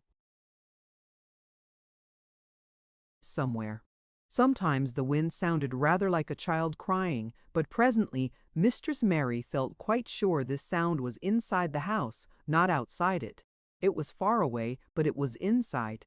She turned round and looked at Martha. "Do you hear anyone crying?" she said. Martha suddenly looked confused. "No," she answered. "It's the wind. Sometimes it sounds like as if someone was lost on the moor and wailin'. It's got all sorts of sounds. But listen," said Mary. "It's in the house down one of those long corridors." And at that very moment a door must have been opened somewhere downstairs, for a great rushing draught blew along the passage, and the door of the room they sat in was blown open with a crash. And as they both jumped to their feet, the light was blown out, and the crying sound was swept down the far corridor, so that it was to be heard more plainly than ever. "There," said Mary, "I told you so. It is someone crying and it isn't a grown-up person." Martha ran and shut the door and turned the key, but before she did it they both heard the sound of a door in some far passage shutting with a bang, and then everything was quiet, for even the wind ceased wuthering. "For a few moments. It was Thant's wind," said Martha stubbornly. "And if it wasn't, it was little Betty Butterworth, the scullery maid. She's had the toothache all day." But something troubled and awkward in her manner made Mistress Mary stare very hard at her. She did not believe she was speaking the truth. Chapter 6. There was someone crying, there was. The next day the rain poured down in torrents again, and when Mary looked out of her window, the moor was almost hidden by gray mist and cloud. There could be no going out today. "What do you do in your cottage when it rains like this?" she asked Martha. "Try to keep from under each other's feet mostly," Martha answered. There does seem a lot of us then. Mother's a good-tempered woman, but she gets fair moithered. The biggest ones goes out of its cowshed and plays there. Dickon, he doesn't mind the wet. He goes out just the same as if the sun was shinning. He says he sees things on rainy days as doesn't show when it's fair weather. He once found a little fox cub half drowned in its hole, and he brought it home in bosom of his shirt to keep it warm. Its mother had been killed nearby and the thal was swum out and the thal rest of thal litter was dead. He's got it at home now. He found a half-drowned young crow another time and he brought it home too, and tamed it. It's named Soot because it's so black and it hops and flies about with him everywhere. The time had come when Mary had forgotten to resent Martha's familiar talk. She had even begun to find it interesting and to be sorry when she stopped or went away. The story she had been told by her ayah when she lived in India had been quite unlike those Martha had to tell about the moorland cottage, which held 14 people who lived in 4 little rooms and never had quite enough to eat. The children seemed to tumble about and amuse themselves like a litter of rough, good-natured collie puppies. Mary was most attracted by the mother and Dickon. When Martha told stories of what mother said or did, they always sounded comfortable. "If I had a raven or a fox cub, I could play with it," said Mary, "but I have nothing." Martha looked perplexed. "Can Dot knit?" she asked. "No," answered Mary. "Can Dot sew?" "No." "Can Dot read?" "Yes." "Then why doesn't thou read something, or learn a bit of spelling? Thou'st old enough to be learning thy book a good bit now." "I haven't any books," said Mary. "Those I had were left in India." "That's a pity," said Martha. "If Mrs. Medlock let thee go into the library, there's thousands of books there."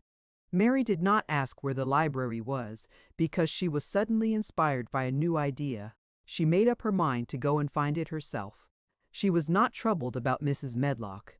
Mrs. Medlock seemed always to be in her comfortable housekeeper's sitting room downstairs. In this queer place one scarcely ever saw anyone at all.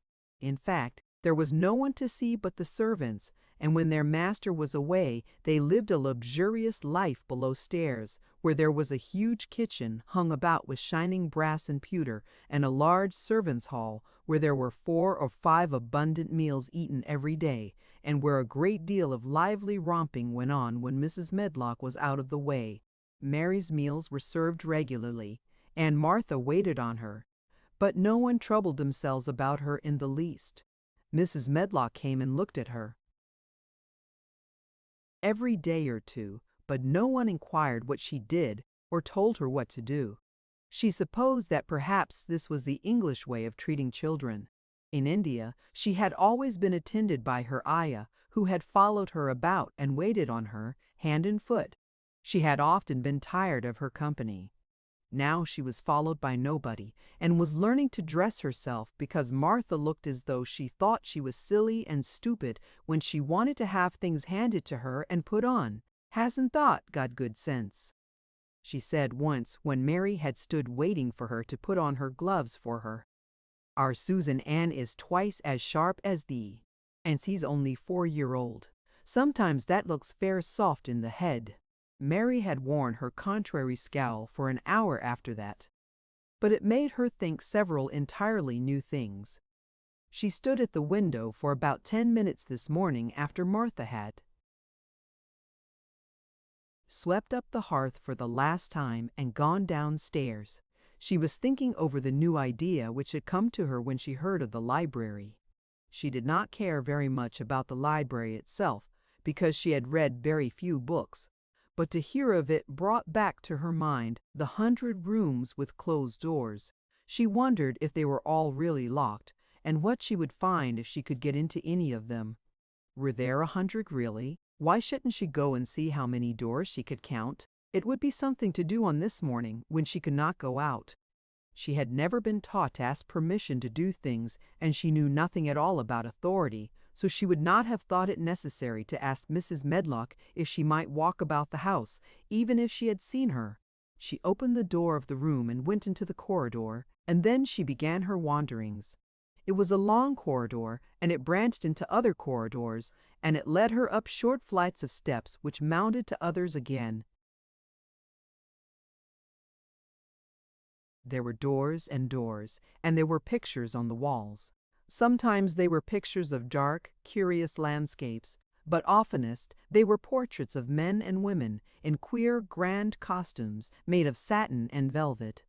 She found herself in one long gallery whose walls were covered with these portraits. She had never thought there could be so many in any house. She walked slowly down this place and stared at the faces which also seemed to stare at her. She felt as if they were wondering what a little girl from India was doing in their house. Some were pictures of children, little girls in thick satin frocks which reached to their feet and stood out about them, and boys with puffed sleeves and lace collars and long hair, or with big ruffs around their necks. She always stopped to look at the children and wonder what their names were and where they had gone and why they wore such odd clothes. There was a stiff, plain little girl rather like herself. She wore a green brocade dress and held a green parrot on her finger. Her eyes had a sharp, curious look. "Where do you live now?" said Mary aloud to her. "I wish you were here." Surely no other little girl ever spent such a queer morning. It seemed as if there was no one in all the huge rambling house but her own small self, wandering about upstairs and down, through narrow passages and wide ones where it seemed to her that no one but herself had ever walked. Since so many rooms had been built, people must have lived in them, but it all seemed so empty that she could not quite believe it true. It was not until she climbed to the second floor that she thought of turning the handle of a door. All the doors were shut, as Mrs. Medlock had said they were, but at last she put her hand on the handle of one of them and turned it. She was almost frightened for a moment when she felt that it turned without difficulty, and that when she pushed upon the door itself it slowly and heavily opened. It was a massive door and opened into a big bedroom. There were embroidered hangings on the wall, and inlaid furniture such as she had seen in India stood about the room. A broad window with leaded panes looked out upon the moor, and over the mantel was another portrait of the stiff, plain little girl who seemed to stare at her more curiously than ever. "Perhaps she slept here once," said Mary. "She stares at me so that she makes me feel queer." After that she opened more doors and more. She saw so many rooms that she became quite tired and began to think that there must be 100, though she had not counted them. In all of them there were old pictures or old tapestries with strange scenes worked on them. There were curious pieces of furniture and curious ornaments in nearly all of them. In one room, which looked like a lady's sitting room, the hangings were all embroidered velvet, and in a cabinet were about 100 little elephants made of ivory. They were of different sizes, and some had their mahots or palanquins on their backs. Some were much bigger than the others, and some were so tiny that they seemed only babies. Mary had seen carved ivory in India, and she knew all about elephants. She opened the door of the cabinet and stood on a footstool and played with these for quite a long time. When she got tired, she set the elephants in order and shut the door of the cabinet. In all her wanderings through the long corridors and the empty rooms, she had seen nothing alive. But in this room, she saw something. Just after she had closed the cabinet door, she heard a tiny rustling sound. It made her jump and look around at the sofa by the fireplace, from which it seemed to come. In the corner of the sofa there was a cushion, and in the velvet which covered it there was a hole, and out of the hole peeped a tiny head with a pair of frightened eyes in it. Mary crept softly across the room to look. The bright eyes belonged to a little gray mouse, and the mouse had eaten a hole into the cushion and made a comfortable nest there. 6 baby mice were cuddled up asleep near her. If there was no one else alive in the 100 rooms, there were 7 mice who did not look lonely at all. "If they wouldn't be so frightened, I would take them back with me," said Mary. She had wandered about long enough to feel too tired to wander any farther, and she turned back. 2 or 3 times she lost her way by turning down the wrong corridor and was obliged to ramble up and down until she found the right one, but at last she reached her own floor again, though she was some distance from her own room and did not know exactly where she was. "I believe I have taken a wrong turning again," she said, standing still at what seemed the end of a short passage with tapestry on the wall. "I don't know which way to go. How still everything is." It was while she was standing here, and just after she had said this, that the stillness was broken by a sound. It was another cry, but not quite like the one she had heard last night. It was only a short one, a fretful, childish whine muffled by passing through walls. "It's nearer than it was," said Mary, her heart beating rather faster, "and it is crying." She put her hand accidentally upon the tapestry near her, and then sprang back feeling quite startled. The tapestry was the covering of a door which fell open and showed her that there was another part of the corridor behind it, and Mrs. Medlock was coming up it with her bunch of keys in her hand and a very cross look on her face. "What are you doing here?" she said, and she took Mary by the arm and pulled her away. "What did I tell you?"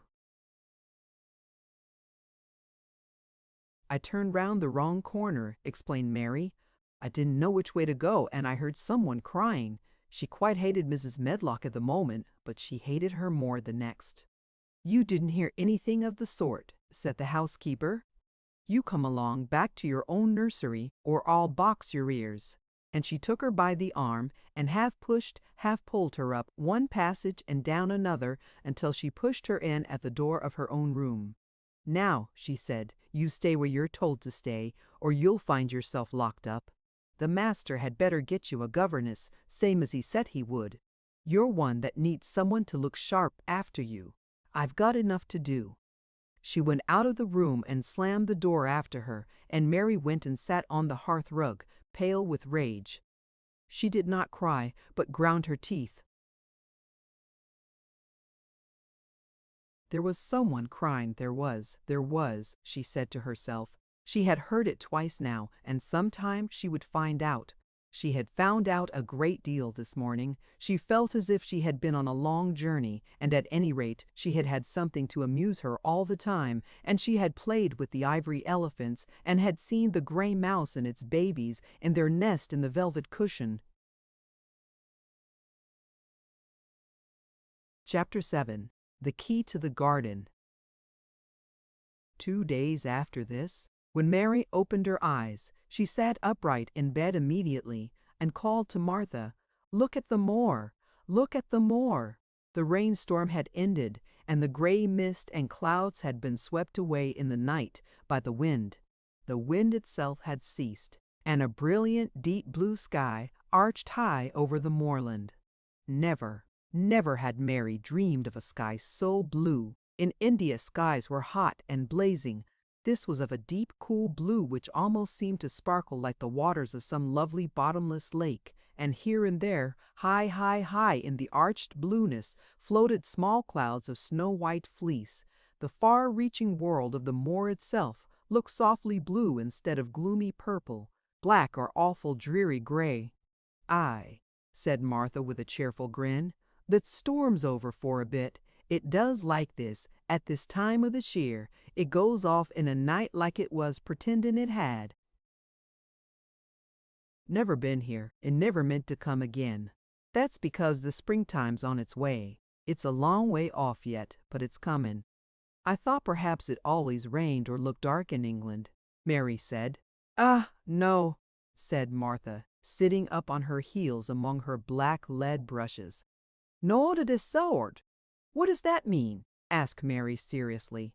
In India, the natives spoke different dialects which only a few people understood, so she was not surprised when Martha used words she did not know. Martha laughed as she had done the first morning. There now, she said. I've talked broad Yorkshire again like Mrs. Medlock said I mustn't. Not of the sort. So wart means nothing of the sort. Slowly and carefully, but it takes so long to say it. Yorkshire's the sunniest place on earth when it is. Sunny. I told thee they'd like 4 after a bit. Just you wait till you see the gold-colored gorse blossoms, and the blossoms of the broom, and the flowerin', all purple bells, and hundreds of butterflies flutterin', and bees hummin' and skylarks soarin' up and singin'. You'll want to get out on it at sunrise and live out on it all day like Dickon does. Could I ever get there? Asked Mary wistfully, looking through her window at the far-off blue. It was so new and big and wonderful and such a heavenly color. I don't know, answered Martha. Thah's never used the lake since thah was born, it seems to me. Thah couldn't walk 5 mile. It's 5 mile to our cottage. I should like to see your cottage. Martha stared at her a moment curiously before she took up her polishing brush and began to rub the grate again. She was thinking that the small plain face did not look quite as sour at this moment as it had done the first morning she saw it. It looked just a trifle like little Susan Ann's when she wanted something very much. I'll ask my mother about it, she said. She's one of them that nearly always sees a way to do things. It's my day out today and I'm going home. I am glad. Mrs. Medlock thinks a lot of Mother. Perhaps she could talk to her. I like your mother, said Mary. I should think that did, agreed Martha, polishing away. I've never seen her, said Mary. No, that hasn't, replied Martha. She sat up on her heels again and rubbed the end of her nose with the back of her hand as if puzzled for a moment, but she ended quite positively. Well, she's that sensible and hard-working and good-natured and clean that no one could help liking her whether they'd seen her or not. When I'm going home to her on my day out, I just jump for joy when I'm crossing the moor. I like Dickon, added Mary, and I've never seen him. Well, said Martha stoutly, I've told thee that the very birds likes him and the rabbits and wild sheep and ponies and thus foxes themselves. I wonder, staring at her reflectively, what Dickon would think of thee.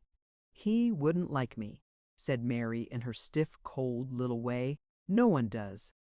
Martha looked reflective again. How does the ta like thyself? She inquired, really quite as if she were curious to.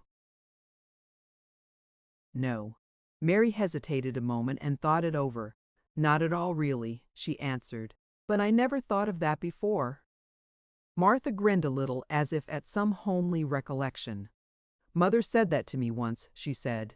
She was at her wash-tub, and I was in a bad temper and talking ill of folk, and she turns round on me and says, that young vixen, that doesn't like this one, and that doesn't like that one. How does thou like thyself? It made me laugh and it brought me to my senses in a minute. She went away in high spirits as soon as she had given Mary her breakfast. She was going to walk 5 miles across the moor to the cottage, and she was going to help her mother with the washing and do the week's baking and enjoy herself thoroughly. Mary felt lonelier than ever when she knew she was no longer in the house. She went out into the garden as quickly as possible, and the first thing she did was to run round and round the fountain flower garden 10 times. She counted the times carefully, and when she had finished she felt in better spirits. The sunshine made the whole place look different. The high, deep blue sky arched over Misselthwaite as well as over the moor, and she kept lifting her face and looking up into it, trying to imagine what it would be like to lie down on one of the little snow-white clouds and float about. She went into the first kitchen garden and found Ben Weatherstaff working there with 2 other gardeners. The change in the weather seemed to have done him good. He spoke to her of his own accord. "Springtime's comin'," he said. "Cannot thee smell it?" Mary sniffed and thought she could. "I smell something nice and fresh and damp," she said. "That's the truth," he answered, digging away. "It's in a good humor makin' ready to grow things. It's glad when plantin' time comes. It's dull in the winter when it's got nowt to do. In the flower gardens out there things will be stirrin' down below in the dark. The sun's warmin' 'em. You'll see bits o' green spikes stickin' out of the black earth after a bit." "What will they be?" asked Mary. "Crocuses and snowdrops and daffodillies. Has thee never seen them? No. Everything is hot and wet and green after the rains in India," said Mary. "And I think things grow up in a night." "These won't grow up in a night," said Weatherstaff. "They'll have to wait for 'em. They'll poke up a bit higher here and push out a spike more there and uncurl. A leaf this day and another that. You watch 'em." "I'm going to," answered Mary. Very soon she heard the soft rustling flat of wings again, and she knew at once that the robin had come again. He was very pert and lively, and hopped about so close to her feet, and put his head on one side and looked at her so slyly that she asked Ben Weatherstaff a question. "Do you think he remembers me?" she said. "Remembers thee," said Weatherstaff indignantly. "He knows every cabbage stump in the gardens, let alone the people. He's never seen a little wench here before, and he's bent on finding out all about thee. There's no need to try to hide anything from him. Are things stirring down below in the dark in that garden where he lives?" Mary inquired. "What garden?" grunted Weatherstaff, becoming surly again. "The one where the old rose trees are." She could not help asking because she wanted so much to know. "Are all the flowers dead, or do some of them come again in the summer? Are there ever any roses?" "Ask him," said Ben Weatherstaff, hunching his shoulders toward the robin. "He's the only one as knows. No one else has seen inside it for 10 year." 10 years was a long time, Mary thought. She had been born 10 years ago. She walked away, slowly thinking. She had begun to like the garden just as she had begun to like the robin and Dickon and Martha's mother. She was beginning to like Martha, too. That seemed a good many people to like when you were not used to liking. She thought of the robin as one of the people. She went to her. Walk outside the long ivy-covered wall over which she could see the treetops, and the second time she walked up and down the most interesting and exciting thing happened to her, and it was all through Ben Weatherstaff's robin. She heard a chirp and a twitter, and when she looked at the bare flower bed at her left side, there he was hopping about and pretending to peck things out of the earth to persuade her that he had not followed her. But she knew he had followed her, and the surprise so filled her with delight that she almost trembled a little. "You do remember me?" she cried out. "You do? You are prettier than anything else in the world." She chirped and talked and coaxed, and he hopped and flirted his tail and twittered. It was as if he were talking. His red waistcoat was like satin, and he puffed his tiny breast out and was so fine and so grand and so pretty that it was really as if he were showing her how important and like a human person a robin could be. Mistress Mary forgot that she had ever been contrary in her life, when he allowed her to draw closer and closer to him and bend down and talk and try to make something like robin sounds. Oh, to think that he should actually let her come as near to him as that. He knew nothing in the world would make her put out her hand toward him or startle him in the least tiniest way. He knew it because he was a real person, only nicer than any other person in the world. She was so happy that she scarcely dared to breathe. The flower bed was not quite bare. It was bare of flowers, because the perennial plants had been cut down for their winter rest, but there were tall shrubs and low ones which grew together at the back of the bed, and as the robin hopped about under them, she saw him hop over a small pile of freshly turned up earth. He stopped on it to look for a worm. The earth had been turned up because a dog had been trying to dig up a mole and he had scratched quite a deep hole. Mary looked at it, not really knowing why the hole was there, and as she looked she saw something almost buried in the newly turned soil. It was something like a ring of rusty iron or brass, and when the robin flew up into a tree nearby, she put out her hand and picked the ring up. It was more than a ring, however. It was an old key which looked as if it had been buried a long time. Mistress Mary stood up and looked at it with an almost frightened face as it hung from her finger. "Perhaps it has been buried for 10 years, she said in a whisper. "Perhaps it is the key to the garden."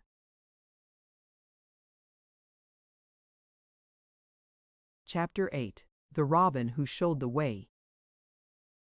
She looked at the key quite a long time. She turned it over and over and thought about it. As I have said before, she was not a child who had been trained to ask permission or consult her elders about things. All she thought about the key was that if it was the key to the closed garden, and she could find out where the door was, she could perhaps open it and see what was inside the walls, and what had happened to the old rose trees. It was because it had been shut up so long that she wanted to see it. It seemed as if it must be different from other places, and that something strange must have happened to it during 10 years. Besides that, if she liked it, she could go into it every day and shut the door behind her, and she could make up some play of her own and play it quite alone, because nobody would ever know where she was, but would think the door was still locked and the key buried in the earth. The thought of that pleased her very much, living as it were all by herself in a house with 100 mysteriously closed rooms, and having nothing whatever to do to amuse herself had set her inactive brain to working and was actually awakening her imagination. There is no doubt that the fresh, strong, pure air from the moor had a great deal to do with it. Just as it had given her an appetite, and fighting with the wind had stirred her blood, so the same things had stirred her mind. In India, she had always been too hot and languid and weak to care much about anything, but in this place she was beginning to care and to want to do new things. Already she felt less contrary, though she did not know why. She put the key in her pocket and walked up and down her walk. No one but herself ever seemed to come there, so she could walk slowly and look at the wall, or, rather, at the ivy growing on it. The ivy was the baffling thing.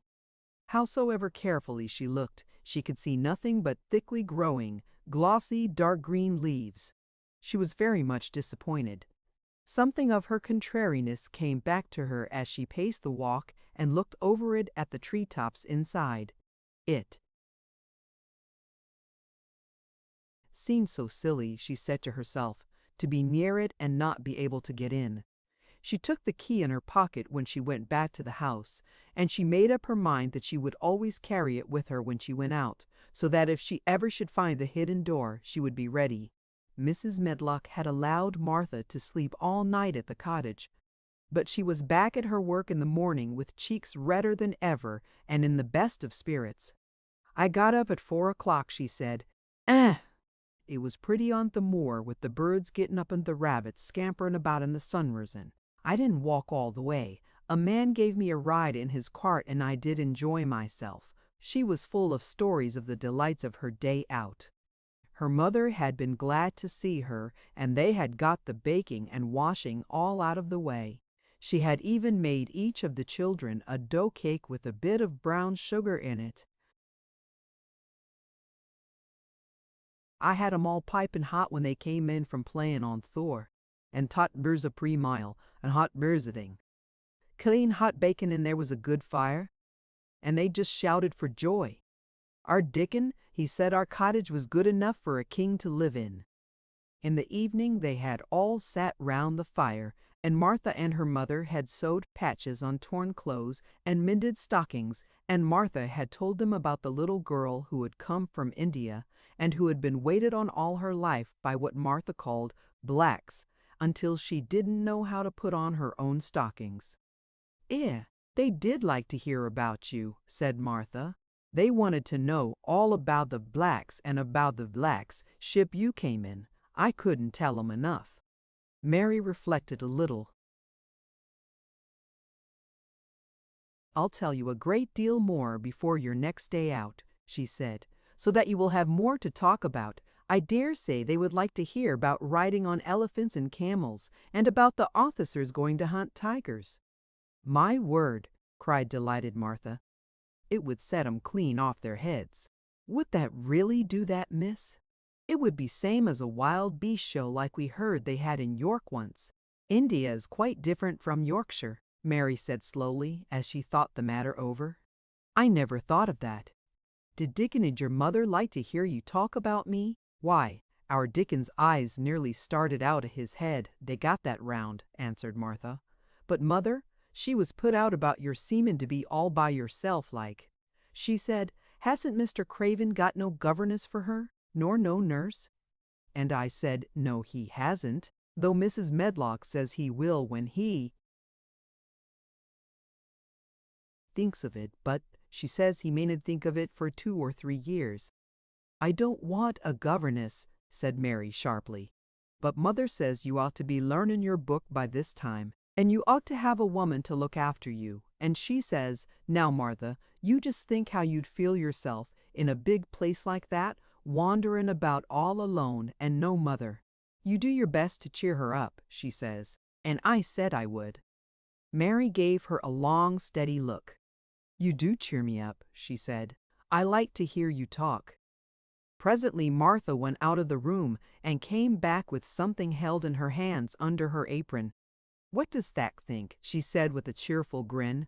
"I've brought thee a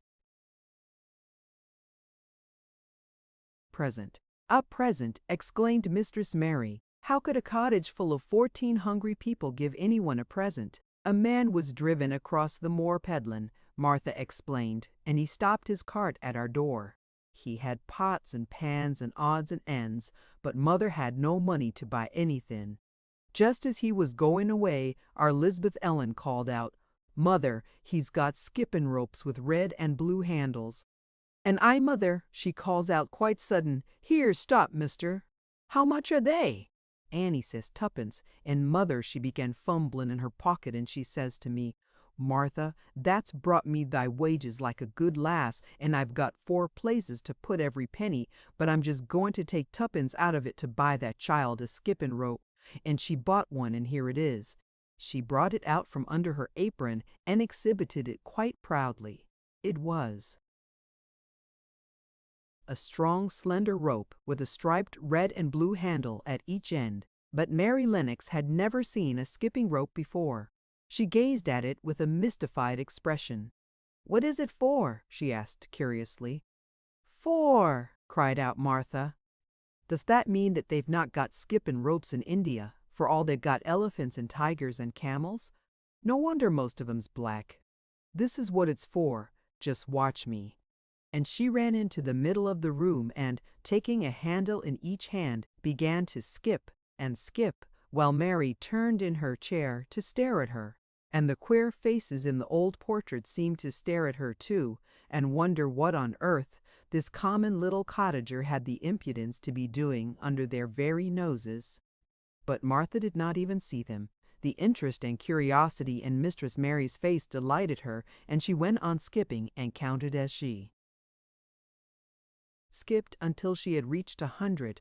"I could skip longer than that," she said when she stopped. "I've skipped as much as 500 when I was 12, but I wasn't as fat then as I am now, and I was in practice." Mary got up from her chair, beginning to feel excited herself. "It looks nice," she said. "Your mother is a kind woman. Do you think I could ever skip like that?" "You just try it," urged Martha, handing her the skipping rope.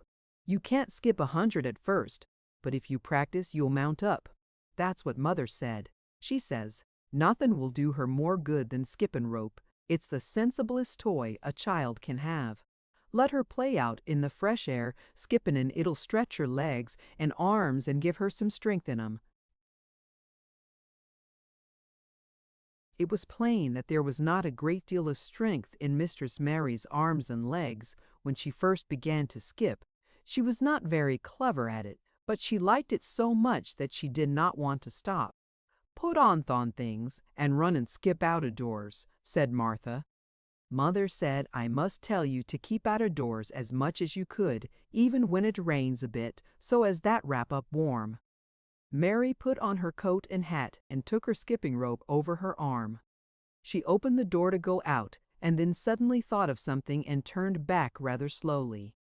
"Martha," she said, "they were your wages. It was your 2 pence really. Thank you." She said it stiffly because she was not used to thanking people or noticing that they did things for her. "Thank you," she said, and held out her hand because she did not know what else to do. Martha gave her hand a clumsy little shake, as if she was not accustomed to this sort of thing either. Then she laughed. "Huh? Art a queer old womanish thing," she said. "If that been our Lisbeth Ellen that'd have given me a kiss." Mary looked stiffer than ever. "Do you want me to kiss you?" Martha laughed again. "Nay, not me," she answered. "If that was different, p'raps tha'd want to thigh so. But that isn't. Run off outside and play with thy rope." Mistress Mary felt a little awkward as she went out of the room. Yorkshire people seemed strange, and Martha was always rather a puzzle to her. At first she had disliked her very much, but now she did not. The skipping rope was a wonderful thing. She counted and skipped and counted until her cheeks were quite red, and she was more interested than she had ever been since she was born. The sun was shining and a little wind was blowing, not a rough wind, but one which came in delightful little gusts and brought a fresh scent of newly turned earth with it. She skipped round the fountain garden and up one walk and down another. She skipped at last into the kitchen garden and saw Ben Weatherstaff digging and talking to his robin, which was hopping about him. She skipped down the walk toward him, and he lifted his head and looked at her with a curious expression. She had wondered if he would notice her. She wanted him to see her skip. "Well," he exclaimed, "upon my word, props that art a young un, after all, and props that dad's got child's blood in thy veins instead of sour buttermilk. Tha skipped red into thy cheeks as sure as my name's Ben Weatherstaff. I wouldn't have believed that could do it." "I never skipped before," Mary said. "I'm just beginning. I can only go up to 20. "That keep on," said Ben. "That shape's well enough at it for a young un that's lived with heathen. Just see how he's watching thee, jerking his head toward the robin. He followed after thee yesterday. He'll be at it again today. He'll be bound to find out what the skipping rope is. He's never seen one. Shaking his head at the bird, "the curiosity will be the death of thee some time if that doesn't look sharp." Mary skipped round all the gardens and round the orchard, resting every few minutes. At length she went to her own special walk, and made up her mind to try if she could skip the whole length of it. It was a good long skip, and she began slowly, but before she had gone halfway down the path she was so hot and breathless that she was obliged to stop. She did not mind much because she had already counted up to 30. She stopped with a little laugh of pleasure, and there, lo and behold, was the robin swaying on the long branch of ivy. He had followed her, and he greeted her with a chirp. As Mary had skipped toward him, she felt something heavy in her pocket strike against her at each jump, and when she saw the robin she laughed again. "You showed me where the key was yesterday," she said. "You ought to show me the door today, but I don't believe you know." The robin flew from his swinging spray of ivy onto the top of the wall, and he opened his beak and sang a loud, lovely trill, merely to show off. Nothing in the world is quite as adorably lovely as a robin when he shows off, and they are nearly always doing it. Mary Lennox had heard a great deal about magic in her ayah's stories, and she always said that what happened almost at that moment was magic. One of the nice little gusts of wind rushed down the walk, and it was a stronger one than the rest. It was strong enough to wave the branches of the trees, and it was more than strong enough to sway the trailing sprays of untrimmed ivy hanging from the wall. Mary had stepped close to the robin, and suddenly the gust of wind swung aside some loose ivy trails, and more suddenly still she jumped toward it and caught it in her hand. This she did because she had seen something under it, a round knob which had been covered by the leaves hanging over it. It was the knob of a door. She put her hands under the leaves and began to pull and push them aside. Thick as the ivy hung, it nearly all was a loose and swinging curtain, though some had crept over wood and iron. Mary's heart began to thump, and her hands to shake a little, in her delight and excitement. The robin kept singing and twittering away and tilting his head on one side, as if he were as excited as she was. What was this under her hands, which was square, and made of iron, and which her fingers found a hole in? It was the lock of the door, which had been closed 10 years, and she put her hand in her pocket, drew out the key, and found it fitted the keyhole. She put the key in and turned it. It took 2 hands to do it, but it did turn. And then she took a long breath and looked behind her up the long walk to see if anyone was coming. No one was coming. No one ever did come, it seemed, and she took another long breath, because she could not help it, and she held back the swinging curtain of ivy and pushed back the door, which opened slowly, slowly. Then she slipped through it and shut it behind her and stood with her back against it, looking about her and breathing quite fast with excitement and wonder and delight. She was standing inside the secret garden. Chapter 9. The Strangest House Anyone Ever Lived In. It was the sweetest, most mysterious-looking place anyone could imagine. The high walls which shut it in were covered with the leafless stems of climbing roses, which were so thick that they were matted together. Mary Lennox knew they were roses because she had seen a great many roses in India.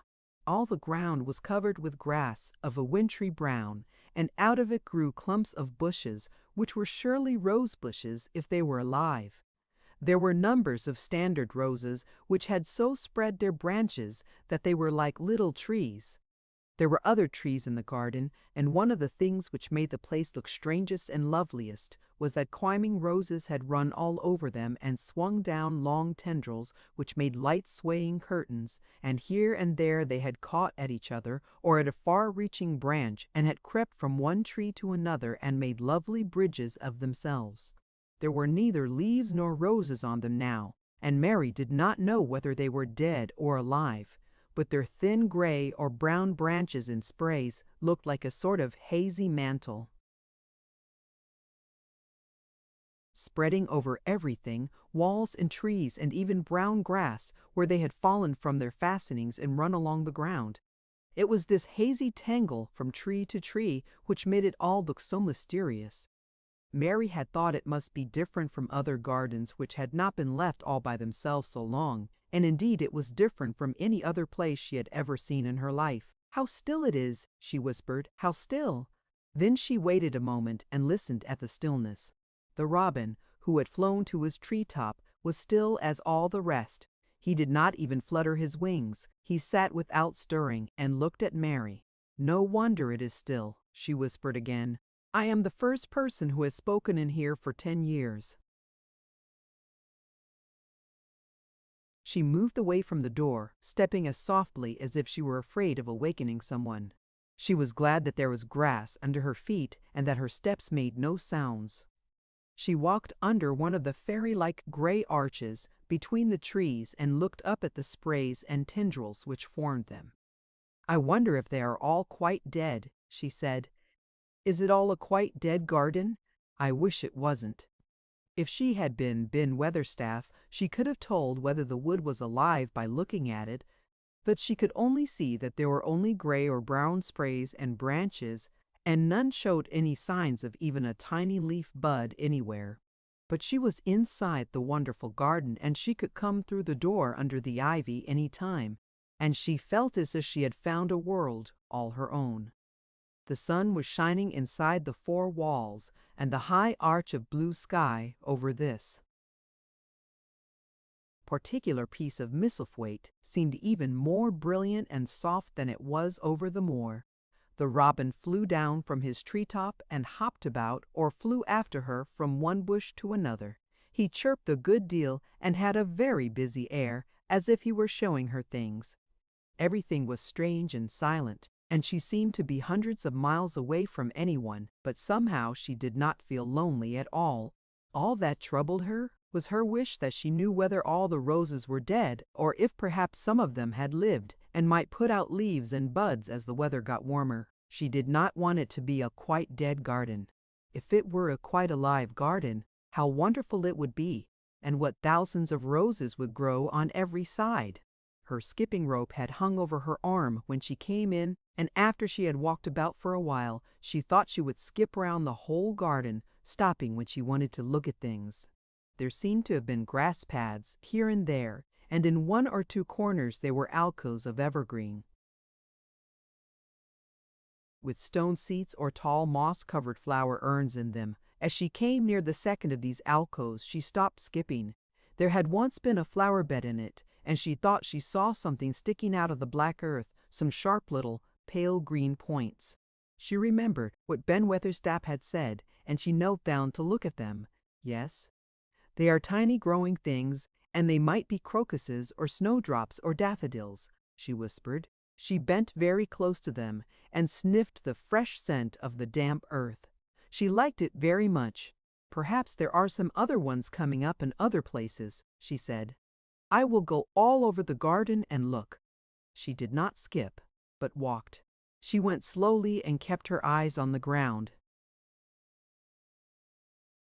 She looked in the old border beds and among the grass, and after she had gone round, trying to miss nothing, she had found ever so many more sharp, pale green points, and she had become quite excited again.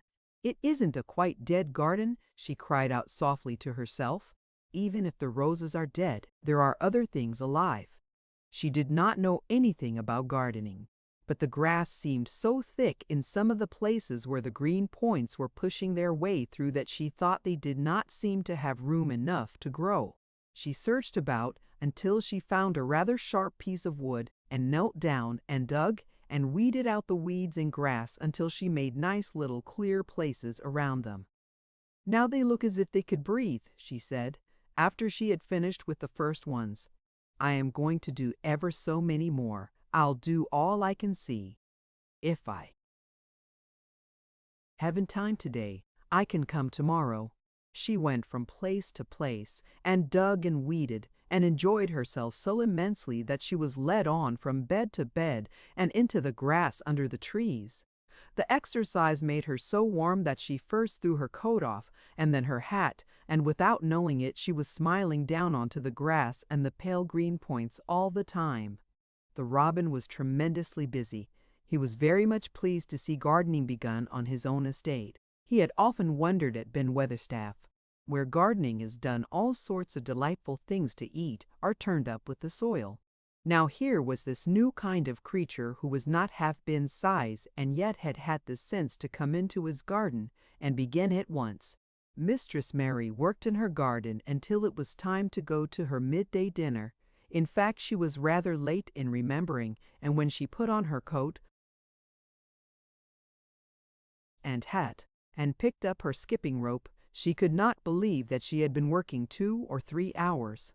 She had been actually happy all the time, and dozens of the tiny, pale green points were to be seen in cleared places, looking twice as cheerful as they had looked before when the grass and weeds had been smothering them. I shall come back this afternoon, she said, looking all round at her new kingdom and speaking to the trees and the rose bushes as if they heard her. Then she ran lightly across the grass, pushed open the slow old door, and slipped through it under the ivy. She had such red cheeks and such bright eyes and ate such a dinner that Martha was delighted. 2 pieces of meat and 2 helps of rice pudding, she said. Mother will be pleased when I tell her what the skipping rope's done for thee. In the course of her digging with her pointed stick, Mistress Mary had found herself digging up a sort of white root rather like an onion. She had put it back in its place and patted the earth carefully down on it, and just now she wondered if Martha could tell her what it was. "Martha," she said, "what are those white roots that look like onions?" "They're bulbs," answered Martha. "Lots of spring flowers grow from 'em. The free little ones are snowdrops and crocuses, and big ones are narcissuses and jonquils and daffodils. Biggest of all is lilies and purple flags. Eh? They are nice. Dickon's got a whole lot of 'em planted in our bidoo garden." "Does Dickon know all about them?" asked Mary, a new idea taking possession of her. "Our Dickon can make a flower grow out of a brick walk. Mother says he just whispers things out of the ground." "Do bulbs live a long time? Would they live years and years if no one helped them?" inquired Mary anxiously. "They're things as helps themselves," said Martha. "That's why poor folk can afford to have 'em. If you don't trouble 'em, most of 'em work away underground for a lifetime and spread out and have little uns. There's a place in Parkwoods here where there's snowdrops by thousands. They're the prettiest sight in Yorkshire when three comes. No one knows when they was first planted." "I wish the spring was here now," said Mary. "I want to see all the things that grow in England." She had finished her dinner and gone to her favorite seat on the hearth rug. I wish I had a little spade," she said. "Whatever does that want a spade for?" asked Martha, laughing. "Art they going to take to diggin'? I must tell Mother that too." Mary looked at the fire and pondered a little. She must be careful if she meant to keep her secret kingdom. She wasn't doing any harm, but if Mr. Craven found out about the open door, he would be fearfully angry and get a new key and lock it up forevermore. She really could not bear that. "This is such a big, lonely place," she said slowly, as if she were turning matters over in her mind. "The house is lonely, and the park is lonely, and the gardens are lonely. So many places seem shut up. I never did many things in India, but there were more people to look at natives and soldiers marching by, and sometimes bands playing, and my ayah told me stories. There is no one to talk to here except you and Ben Weatherstaff, and you have to do your work, and Ben Weatherstaff won't speak to me often. I thought if I had a little spade, I could dig somewhere as he does, and I might make a little garden if he would give me some seeds." Martha's face quite lighted up. "There now," she exclaimed, "if that wasn't one of the things Mother said. She says, there's such a lot of room in that big place, why don't they give her a bit for herself? Even if she doesn't plant nothing but parsley and radishes, she'd dig and rake away and be right down happy over it."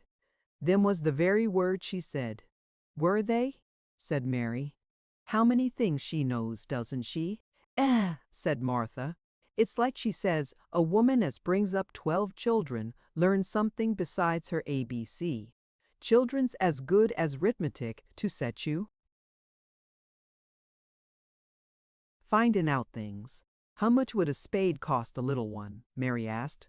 "Well," was Martha's reflective answer, "at Thwaite village there's a shop or so, and I saw little garden sets with a spade and a rake and a fork all tied together for 2 shillings. And they was stout enough to work with, too." "I've got more than that in my purse," said Mary. "Mrs. Morrison gave me 5 shillings, and Mrs. Medlock gave me some money from Mr. Craven." "Did he remember thee that much?" exclaimed Martha. "Mrs. Medlock said I was to have a shilling a week to spend. She gives me one every Saturday. I didn't know what to spend it on." "My word, that's riches," said Martha. "They can buy anything in the world tha wants. The rent of our cottage is only 1 and threepence, and it's like pulling eye teeth to get it. Now, I've just thought of something," putting her hands on her hips. "What?" said Mary eagerly. "In the shop at Thwaite they sell packages of flower seeds for a penny each. And our Dickon he knows which is the prettiest ones and how to make 'em grow. He walks over to Thwaite many a day just for the fun of it." "Does that know how to print letters?" suddenly. "I know how to write," Mary answered. Martha shook her head. "Our Dickon can only read printin'. If thou could print, we could write a letter to him and ask him to go and buy garden tools and thick seeds at the same time.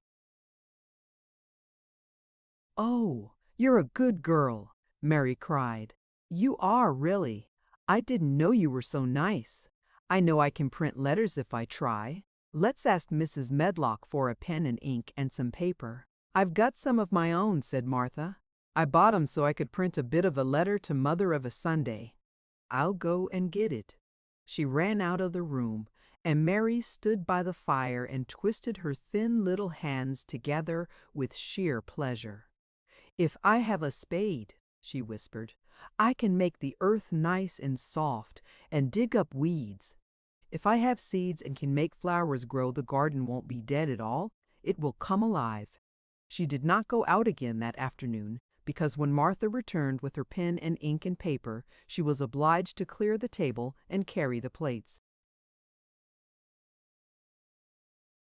and dishes downstairs, and when she got into the kitchen, Mrs. Medlock was there and told her to do something, so Mary waited for what seemed to her a long time before she came back. Then it was a serious piece of work to write to Dickon. Mary had been taught very little because her governesses had disliked her too much to stay with her. She could not spell particularly well, but she found that she could print letters when she tried. This was the letter Martha dictated to her. My dear Dickon, this comes hoping to find you well as it leaves me at present. Miss Mary has plenty of money, and will you go to Thwaite and buy her some flower seeds and a set of garden tools to make a flower bed? Pick the prettiest ones and easy to grow because she has never done it before and lived in India, which is different. Give my love to Mother and every one of you. Miss Mary is going to tell me a lot more, so that on my next day out you can hear about elephants and camels and gentlemen going hunting lions and tigers. Your loving sister, Martha Poor, Sowerby, will put the money in the envelope, and I'll get the butcher boy to take it in his cart. He's a great friend of Dickon's, said Martha. How shall I get the things when Dickon buys them? He'll bring 'em to you himself. He'll like to walk over this way. Oh, exclaimed Mary, then I shall see him. I never thought I should see Dickon. Does thou want to see him? Asked Martha suddenly, for Mary had looked so pleased. Yes, I do. I never saw boy foxes and crows loved. I want to see him very much. Martha gave a little start, as if she remembered something. Now to think, she broke out, to think o' me forgetting it there. And I thought I was going to tell you first thing this morning. I asked Mother and she said she'd asked Mrs. Medlock her own self. Do you mean, Mary began, what I said Tuesday, ask her if you might be driven over to our cottage some day and have a bit o' Mother's hot oat cake and butter and a glass o' milk? It seemed as if all the interesting things were happening in one day. To think of going over the moor in the daylight and when the sky was blue. To think of going into the cottage which held 12 children.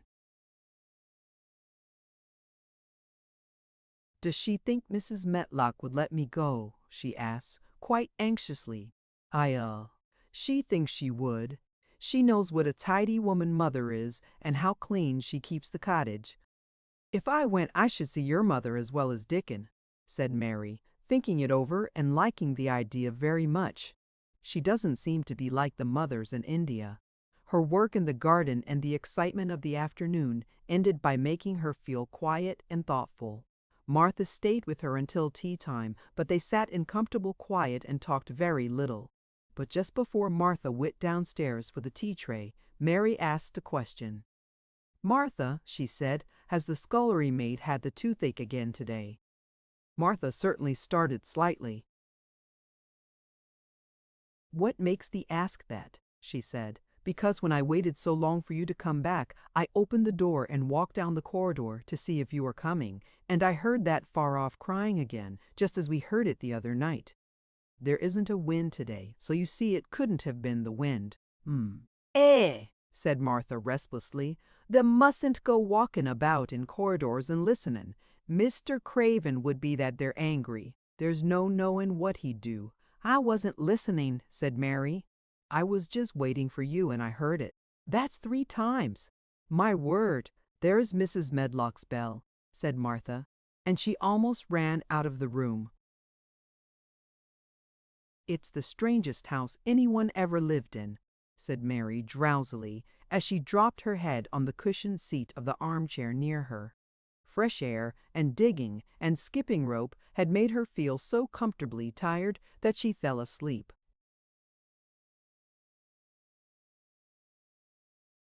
Chapter 10. Dickon. The sun shone down for nearly a week on the secret garden. The secret garden was what Mary called it when she was thinking of it. She liked the name, and she liked still more the feeling that when its beautiful old walls shut her and no one knew where she was. It seemed almost like being shut out of the world in some fairy place. The few books she had read and liked had been fairy story books, and she had read of secret gardens in some of the stories. Sometimes people went to sleep in them for 100 years, which she had thought must be rather stupid. She had no intention of going to sleep, and in fact, she was becoming wider awake every day which passed at Misselthwaite. She was beginning to like to be out of doors. She no longer hated the wind, but enjoyed it. She could run faster and longer, and she could skip up to 100. The bulbs in the secret garden must have been much astonished. Such nice clear places were made round them that they had all the breathing space they wanted, and really, if Mistress Mary had known it, they began to cheer up under the dark earth and work. Tremendously. The sun could get at them and warm them, and when the rain came down it could reach them at once, so they began to feel very much alive. Mary was an odd, determined little person, and now she had something interesting to be determined about. She was very much absorbed indeed. She worked and dug and pulled up weeds steadily, only becoming more pleased with her work every hour instead of tiring of it. It seemed to her like a fascinating sort of play. She found many more of the sprouting pale green points than she had ever hoped to find. They seemed to be starting up everywhere, and each day she was sure she found tiny new ones, some so tiny that they barely peeped above the earth. There were so many that she remembered what Martha had said about the snowdrops by the thousands, and about bulbs spreading and making new ones. These had been left to themselves for 10 years, and perhaps they had spread, like the snowdrops, into thousands. She wondered how long it would be before they showed that they were flowers. Sometimes she stopped digging to look at the garden and try to imagine what it would be like when it was covered with thousands of lovely things in bloom. During that week of sunshine, she became more intimate with Ben Weatherstaff. She surprised him several times by seeming to start up beside him as if she sprang out of the earth. The truth was that she was afraid that he would pick up his tools and go away if he saw her coming, so she always walked toward him as silently as possible. But, in fact, he did not object to her as strongly as he had at first. Perhaps he was secretly rather flattered by her evident desire for his elderly company. Then, also, she was more civil than she had been.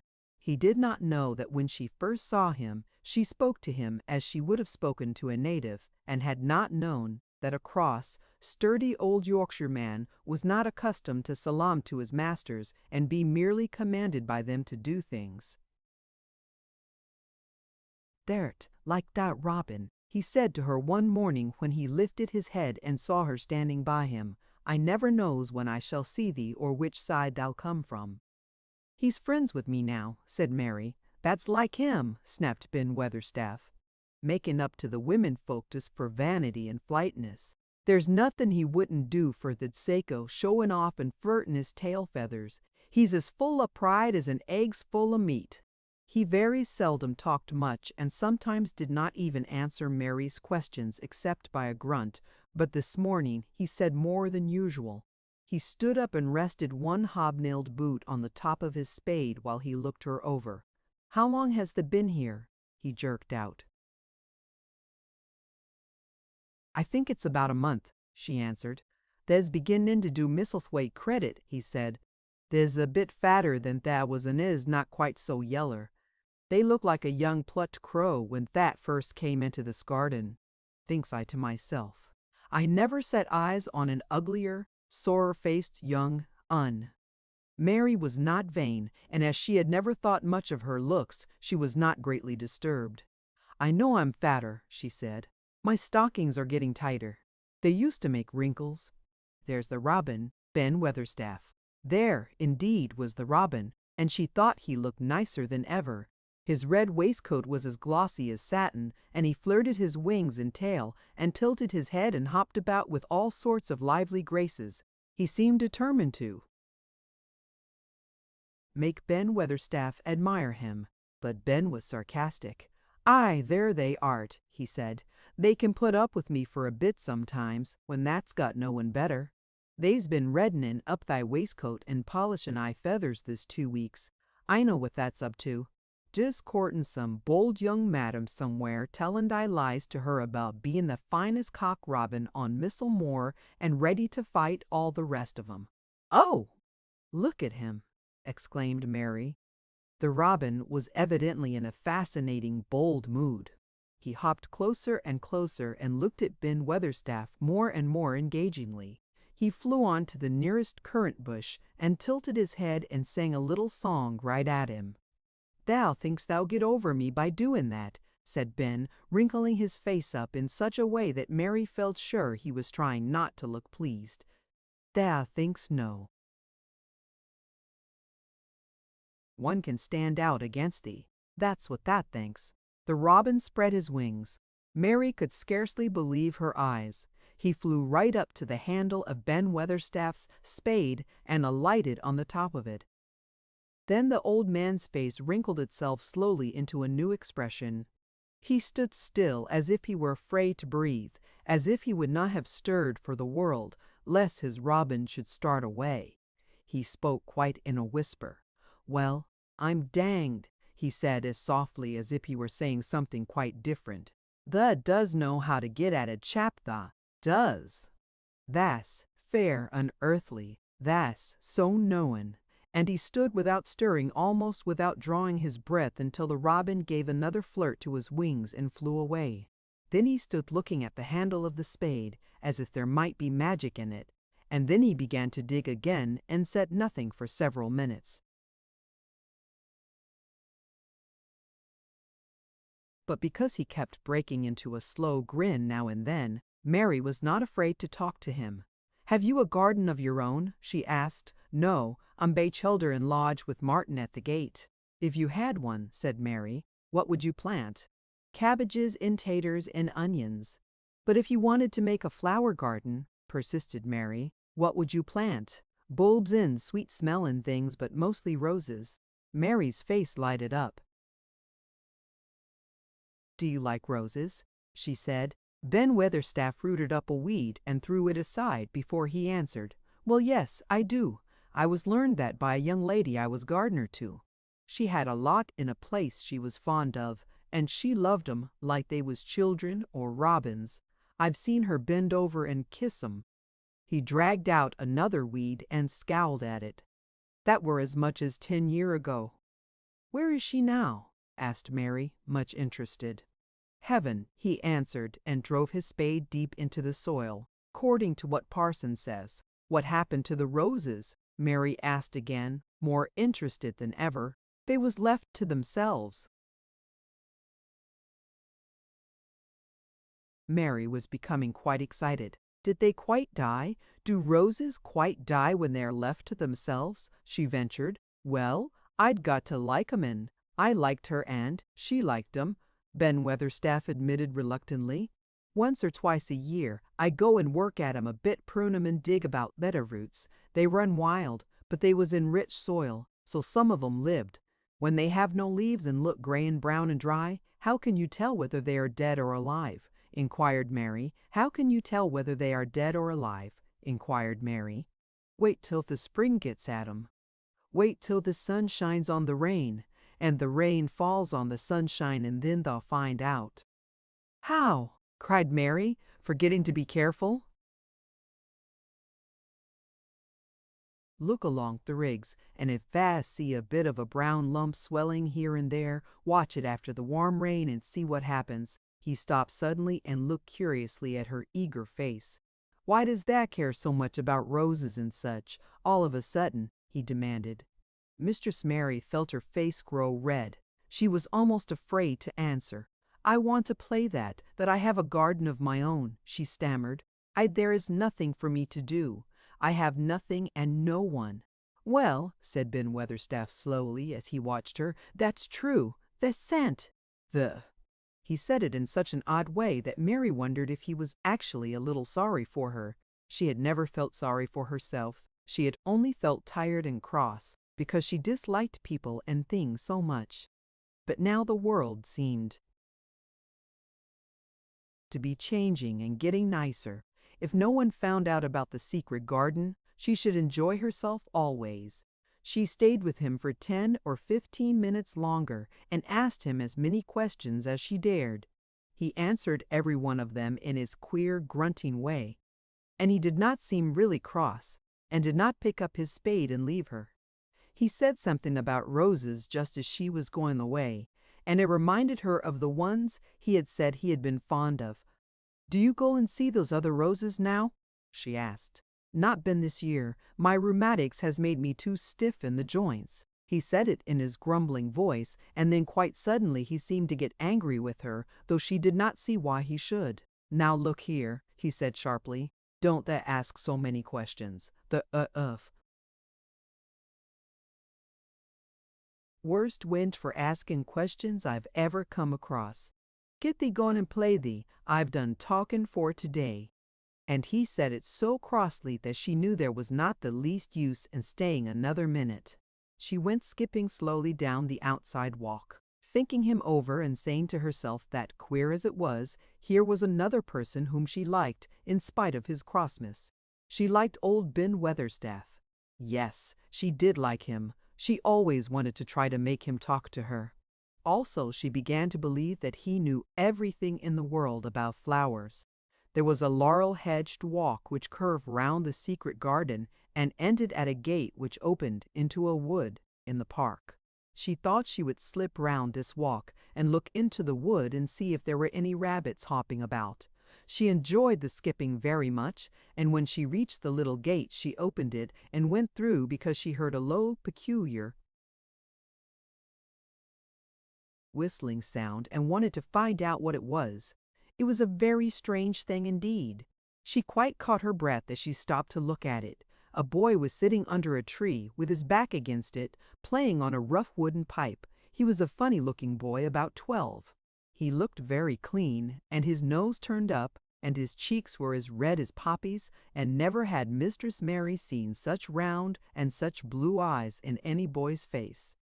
And on the trunk of the tree he leaned against, a brown squirrel was clinging and watching him, and from behind a bush nearby, a cock pheasant was delicately stretching his neck to peep out, and quite near him were 2 rabbits sitting up and sniffing with tremulous noses, and actually it appeared as if they were all drawing near to watch him and listen to the strange low little call his pipe seemed to make.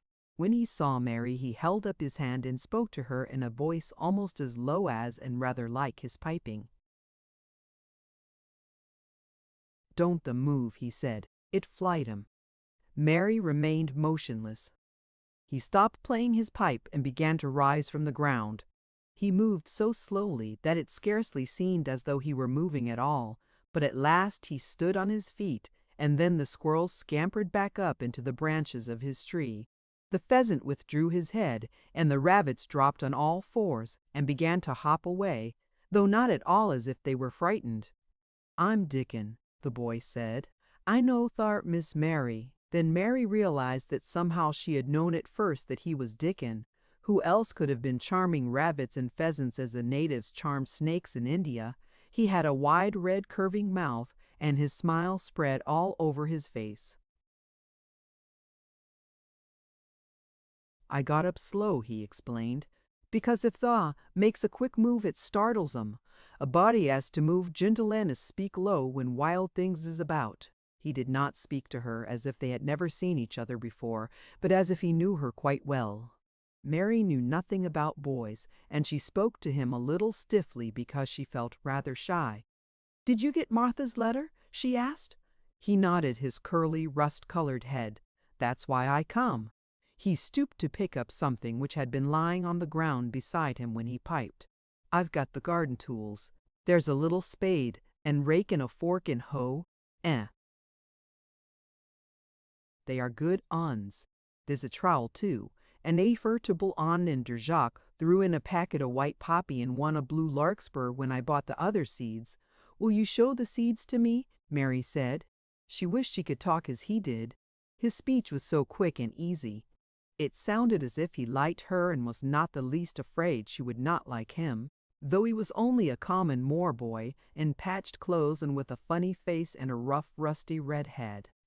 As she came closer to him, she noticed that there was a clean, fresh scent of heather and grass and leaves about him, almost as if he were made of them. She liked it very much, and when she looked into his funny face with the red cheeks and round blue eyes, she forgot that she had felt shy. Let us sit down on this log and look at them, she said. They sat down, and he took a clumsy little brown paper package out of his coat pocket. He untied the string, and inside there were ever so many neater and smaller packages with a picture of a flower on each one. There's a lot o' mignonette and poppies, he said. Mignonette's the sweetest smellin' thing as grows, and it'll grow wherever you cast it, same as poppies will. Them as'll come up and bloom, if you just whistle to 'em, them's the snicest of all. He stopped and turned his head quickly, his poppy-cheeked face lighting up. Where's that robin as is callin' us? He said. The chirp came from a thick holly bush, bright with scarlet berries, and Mary thought she knew whose it was. Is it really calling us? She asked. Aye, said Dickon, as if it was the most natural thing in the world. He's calling. Someone he's friends with. That's same as saying, here I am. Look at me. I wants a bit of a chat. There he is in the bush. Whose is he? He's Ben Weatherstaff's, but I think he knows me a little, answered Mary. Aye, he knows thee, said Dickon in his low voice again. And he likes thee, thee's took thee on. He'll tell me all about thee in a minute. He moved quite close to the bush with the slow movement Mary had noticed before, and then he made a sound almost like the robin's own twitter. The robin listened a few seconds intently and then answered quite as if he were replying to a question. Aye, he's a friend of yours, chuckled Dickon. Do you think he is? Cried Mary eagerly. She did so want to know. Do you think he really likes me? He wouldn't come near thee if he didn't, answered Dickon. Birds is rare choosers, and a robin can flout a body worse than a man. See, he's making up to thee now. Cannot that see a chap? He's sayin'. And it really seemed as if it must be true. He so sidled and twittered and tilted as he hopped on his bush. Do you understand everything birds say? Said Mary. Dickon's grin spread until he seemed all wide, red, curving mouth, and he rubbed his rough head. I think I do, and they think I do, he said. I've lived on the moor with 'em so long. I've watched 'em break shell and come out and fledge and learn to fly and begin to sing till I think I'm one of 'em. Sometimes I think p'raps I'm a bird, or a fox, or a rabbit, or a squirrel, or even a beetle, and I don't know it. He laughed and came back to the log and began to talk about the flower seeds again. He told her what they looked like when they were flowers. He told her how to plant them, and watch them, and feed and water them. See here, he said suddenly, turning round to look at her. I'll plant them for thee myself. Where is the garden? Mary's thin hands clutched each other as they lay on her lap. She did not know what to say, so for a whole minute she said nothing. She had never thought of this. She felt miserable, and she felt as if she went red and then pale. Tha's got a bit of garden, hasn't that? Dickon said. It was true that she had turned red and then pale. Dickon saw her do it, and as she still said nothing, he began to be puzzled. Wouldn't they give thee a bit? He asked. Hasn't that got any yet? She held her hands tighter and turned her eyes toward him. I don't know anything about boys, she said slowly. Could you keep a secret if I told you one? It's a great secret. I don't know what I should do if anyone found it out. I believe I should die." She said the last sentence quite fiercely. Dickon looked more puzzled than ever, and even rubbed his hand over his rough head again, but he answered quite good-humoredly. "I'm keepin' secrets all time," he said. "If I couldn't keep secrets from t'other lads, secrets about foxes' cubs, and birds' nests, and wild things' holes, there'd be not safe on the moor. I can keep secrets." Mistress Mary did not mean to put out her hand and clutch his sleeve, but she did it. "I've stolen a garden," she said very fast. "It isn't mine. It isn't anybody's. Nobody wants it. Nobody cares for it. Nobody ever goes into it. Perhaps everything is dead in it already. I don't know." She began to feel hot and as contrary as she had ever felt in her life. "I don't care. I don't care. Nobody has any right to take it from me when I care about it, and they don't.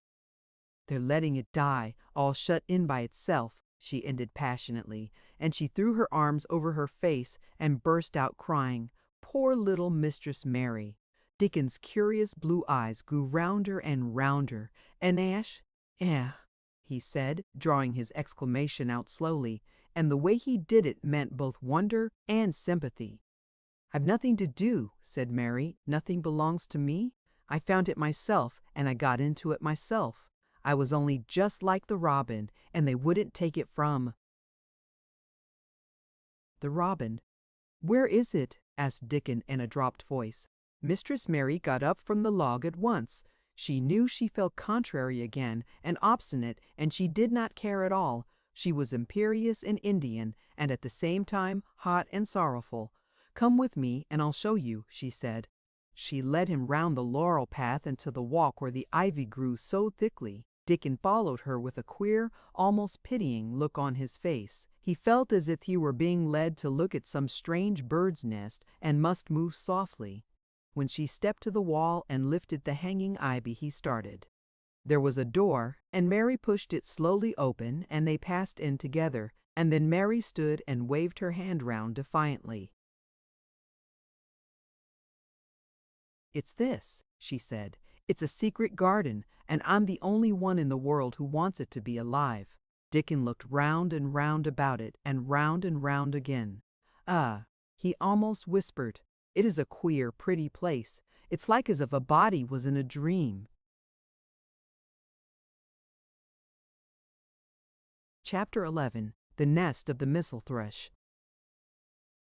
For 2 or 3 minutes he stood looking round him, while Mary watched him, and then he began to walk about softly, even more lightly than Mary had walked the first time she had found herself inside the 4 walls. His eyes seemed to be taking in everything: the gray trees with the gray creepers climbing over them and hanging from their branches, the tangle on the walls and among the grass, the evergreen alcoves with the stone seats and tall flower urns standing in them. "I never thought I'd see this place," he said at last in a whisper. "Did you know about it?" asked Mary. She had spoken aloud, and he made a sign to her. "We must talk low," he said, "or someone'll hear us and wonder what's to do in here." "Oh, I forgot," said Mary, feeling frightened and putting her hand quickly against her mouth. "Did you know about the garden?" she asked again when she had recovered herself. Dickon nodded. "Martha told me there was one as no one ever went inside," he answered. "Us used to wonder what it was like." He stopped and looked round at the lovely gray tangle about him, and his round eyes looked queerly happy. The nests as'll be here come springtime," he said. "It'd be safest nestin' place in England. No one never comin' near tangles o' trees and roses to build in. I wonder all the birds on the moor don't build here." Mistress Mary put her hand on his arm again without knowing it.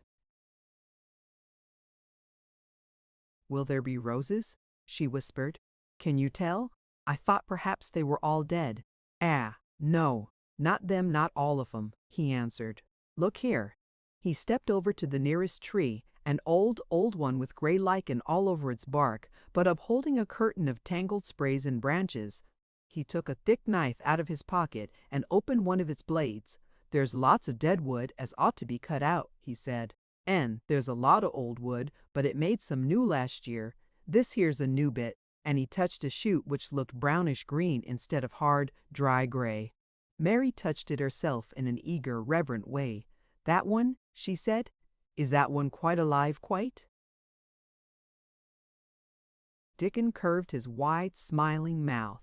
"It's as wick as you or me," he said, and Mary remembered that Martha had told her that wick meant alive or lively. "I'm glad it's wick," she cried out in her whisper. "I want them all to be wick. Let us go round the garden and count how many wick ones there are." She quite panted with eagerness, and Dickon was as eager as she was. They went from tree to tree and from bush to bush. Dickon carried his knife in his hand and showed her things which she thought wonderful. "They've run wild," he said, "but the strongest ones has fair thrived on it. The delicatest ones has died out, but the others has growed and spread until they's a wonder. See here." And he pulled down a thick, gray, dry-looking branch. "A body might think this was dead wood, but I don't believe it is. Down to the root. I'll cut it low down and see." He knelt and with his knife cut the lifeless-looking branch through, not far above the earth. "There," he said exultantly. "I told thee so. There's green in that wood yet. Look at it." Mary was down on her knees before he spoke, gazing with all her might. "When it looks a bit greenish and juicy like that, it's wick," he explained. "When this inside is dry and breaks easy, like this here piece I've cut off, it's done for. There's a big root here, as all this live wood sprung out of, and if this old wood's cut off'n, it's dug round and took care of there'll be." He stopped and lifted his face to look up at the climbing and hanging sprays above him. "There'll be a fountain o' roses here this summer." They went from bush to bush and from tree to tree. He was very strong and clever with his knife, and knew how to cut the dry and dead wood away, and could tell when an unpromising bough or twig had still green life in it. In the course of half an hour, Mary thought she could tell too, and when he cut through a lifeless-looking branch, she would cry out joyfully under her breath when she caught sight of the least shade of moist green. The spade and hoe and fork were very useful. He showed her how to use the fork while he dug about roots with the spade and stirred the earth and let the air in. They were working industriously round one of the biggest standard roses when he caught sight of something which made him utter an exclamation of surprise. "Why!" he cried, pointing to the grass a few feet away. "Who did that there?" It was one of Mary's own little clearings round the pale green points. "I did it," said Mary. "Why, I thought that didn't know nothing about gardening," he exclaimed. "I don't," she answered, "but they were so little, and the grass was so thick and strong, and they looked as if they had no room to breathe. So I made a place for them. I don't even know what they are." Dickon went and knelt down by them, smiling his wide smile. "Thou was right," he said. "A gardener couldn't have told thee better. They'll grow now like Jack's beanstalk. They're crocuses and snowdrops, and these here is narcissuses," turning to another patch, "and here's daffodillas. They will be a sight." He ran from one clearing to another. "Thou has done a lot o' work for such a little wench," he said, looking her over. "I'm growing fatter," said Mary, "and I'm growing stronger. I used always to be tired. When I dig, I'm not tired at all. I like to smell the earth when it's turned up." "It's rare good for thee," he said, nodding his head wisely. "There's not as nice as smell, a good clean earth, except the smell of fresh growin' things when the rain falls on 'em. I get out on for many a day when it's rainin' and I lie under a bush and listen to the soft swish o' drops on feather and I just sniff and sniff. My nose end fair quivers like a rabbit's, mother says." "Do you never catch cold?" inquired Mary, gazing at him wonderingly. She had never seen such a funny boy or such a nice one. "Not me," he said, grinning. I never catched cold since I was born. I wasn't brought up nesh enough. I've chased about the moor in all weathers same as Thravitz does. Mother says I've sniffed up too much fresh air for 12 year to ever get to sniffin' with cold. I'm as tough as a white thorn knobstick. He was working all the time he was talking, and Mary was following him and helping him with her fork or the trowel. There's a lot of work to do here, he said once, looking about quite exultantly. Will you come again and help me to do it? Mary begged. I'm sure I can help too. I can dig and pull up weeds and do whatever you tell me. Oh, do come, Dickon. I'll come every day if they wants me, rain or shine, he answered stoutly. It's the best fun I ever had in my life shuttin' here and wakenin' up a garden. If you will come, said Mary, if you will help me to make it alive. I don't know what I'll do, she ended helplessly. What could you do for a boy like that? I'll tell thee what thou'll do, said Dickon with his happy grin. Thou'll get fat, and all to hell get as hungry as a young fox, and thou'll learn how to talk to the robin same as I do. We'll have a lot of fun. He began to walk about, looking up in the trees and at the walls and bushes with a thoughtful expression. I wouldn't want to make it look like a gardener's garden, all clipped in spick and span, would you? He said. It's nicer like this with things runnin' wild, and swingin' and catchin' hold of each other. Don't let us make it tidy, said Mary anxiously. It wouldn't seem like a secret garden if it was tidy. Dickon stood rubbing his rusty red head with a rather puzzled look. It's a secret garden sure enough, he said, but seems like someone besides Throbin must have been in it since it was shut up 10 year ago. But the door was locked and the key was buried, said Mary. No one could get in. That's true, he answered. It's a queer place. Seems to me as if there'd been a bit of prunin' done here and there later than 10 year ago. But how could it have been done? Said Mary. He was examining a branch of a standard rose and he shook his head. How could it? He murmured. With the door locked in the carimberry, Mistress Mary always felt that however many years she lived, she should never forget that first morning when her garden began to grow. Of course, it did seem to begin to grow for her that morning. When Dickon began to clear places to plant seeds, she remembered what Basil had sung at her when he wanted to tease her. Are there any flowers that look like bells? She inquired. Lilies of the valley does, he answered, digging away with the trowel. And there's Canterbury bells and campanulas. Let's plant some, said Mary. There's lilies of the valley here already. I saw 'em. They'll have growed too close and we'll have to separate 'em, but there's plenty. The other ones takes 2 years to bloom from seed, but I can bring you some bits o' plants from our cottage garden. Why does that want 'em? Then Mary told him about Basil and his brothers and sisters in India, and of how she had hated them and of their calling her Mistress Mary. Quite contrary. They used to dance round and sing at me. They sang, Mistress Mary, quite contrary. How does your garden grow? With silver bells and cockle shells and marigolds all in a row. I just remembered it, and it made me wonder if there were really flowers like silver bells. She frowned a little and gave her trowel a rather spiteful dig into the earth. I wasn't as contrary as they were. But Dickon laughed. He said, and as he crumbled the rich black soil, she saw he was sniffing up the scent of it. There doesn't seem to be no need for no one to be contrary when there's flowers and such like, and such lots of friendly wild things running about making homes for themselves, or building nests and singing and whistling, does there? Mary, kneeling by him holding the seeds, looked at him and stopped frowning.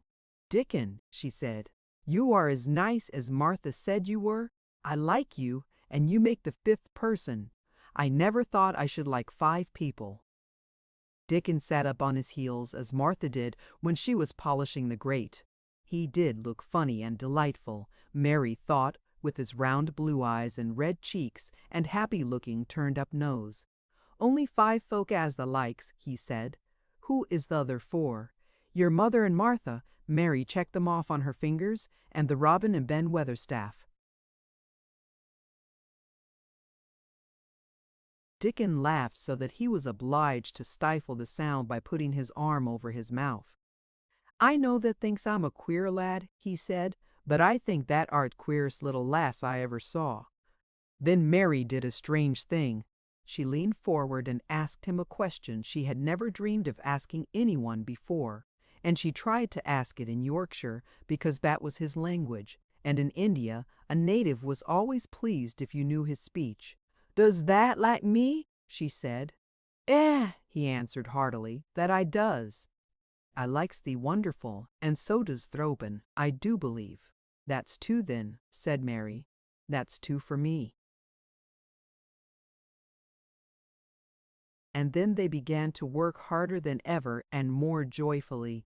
Mary was startled and sorry when she heard the big clock in the courtyard strike the hour of her midday dinner.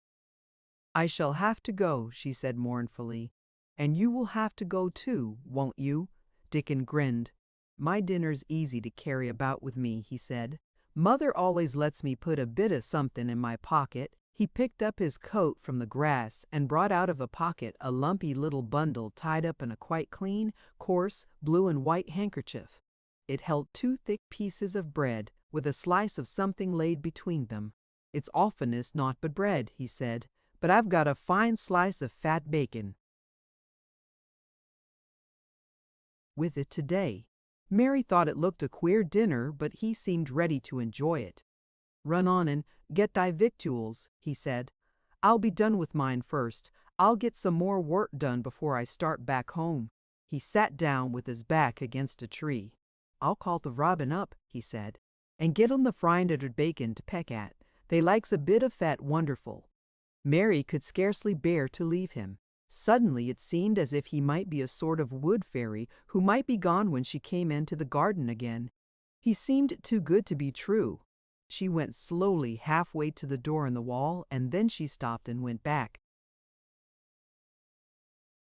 "Whatever happens, you never would tell?" she said. His poppy-colored cheeks were distended with his first big bite of bread and bacon, but he managed to smile encouragingly. "If thou was a missel thrush and showed me where thy nest was, does thou think I'd tell anyone?" "Not me," he said. "Thou art as safe as a missel thrush." And she was quite sure she was.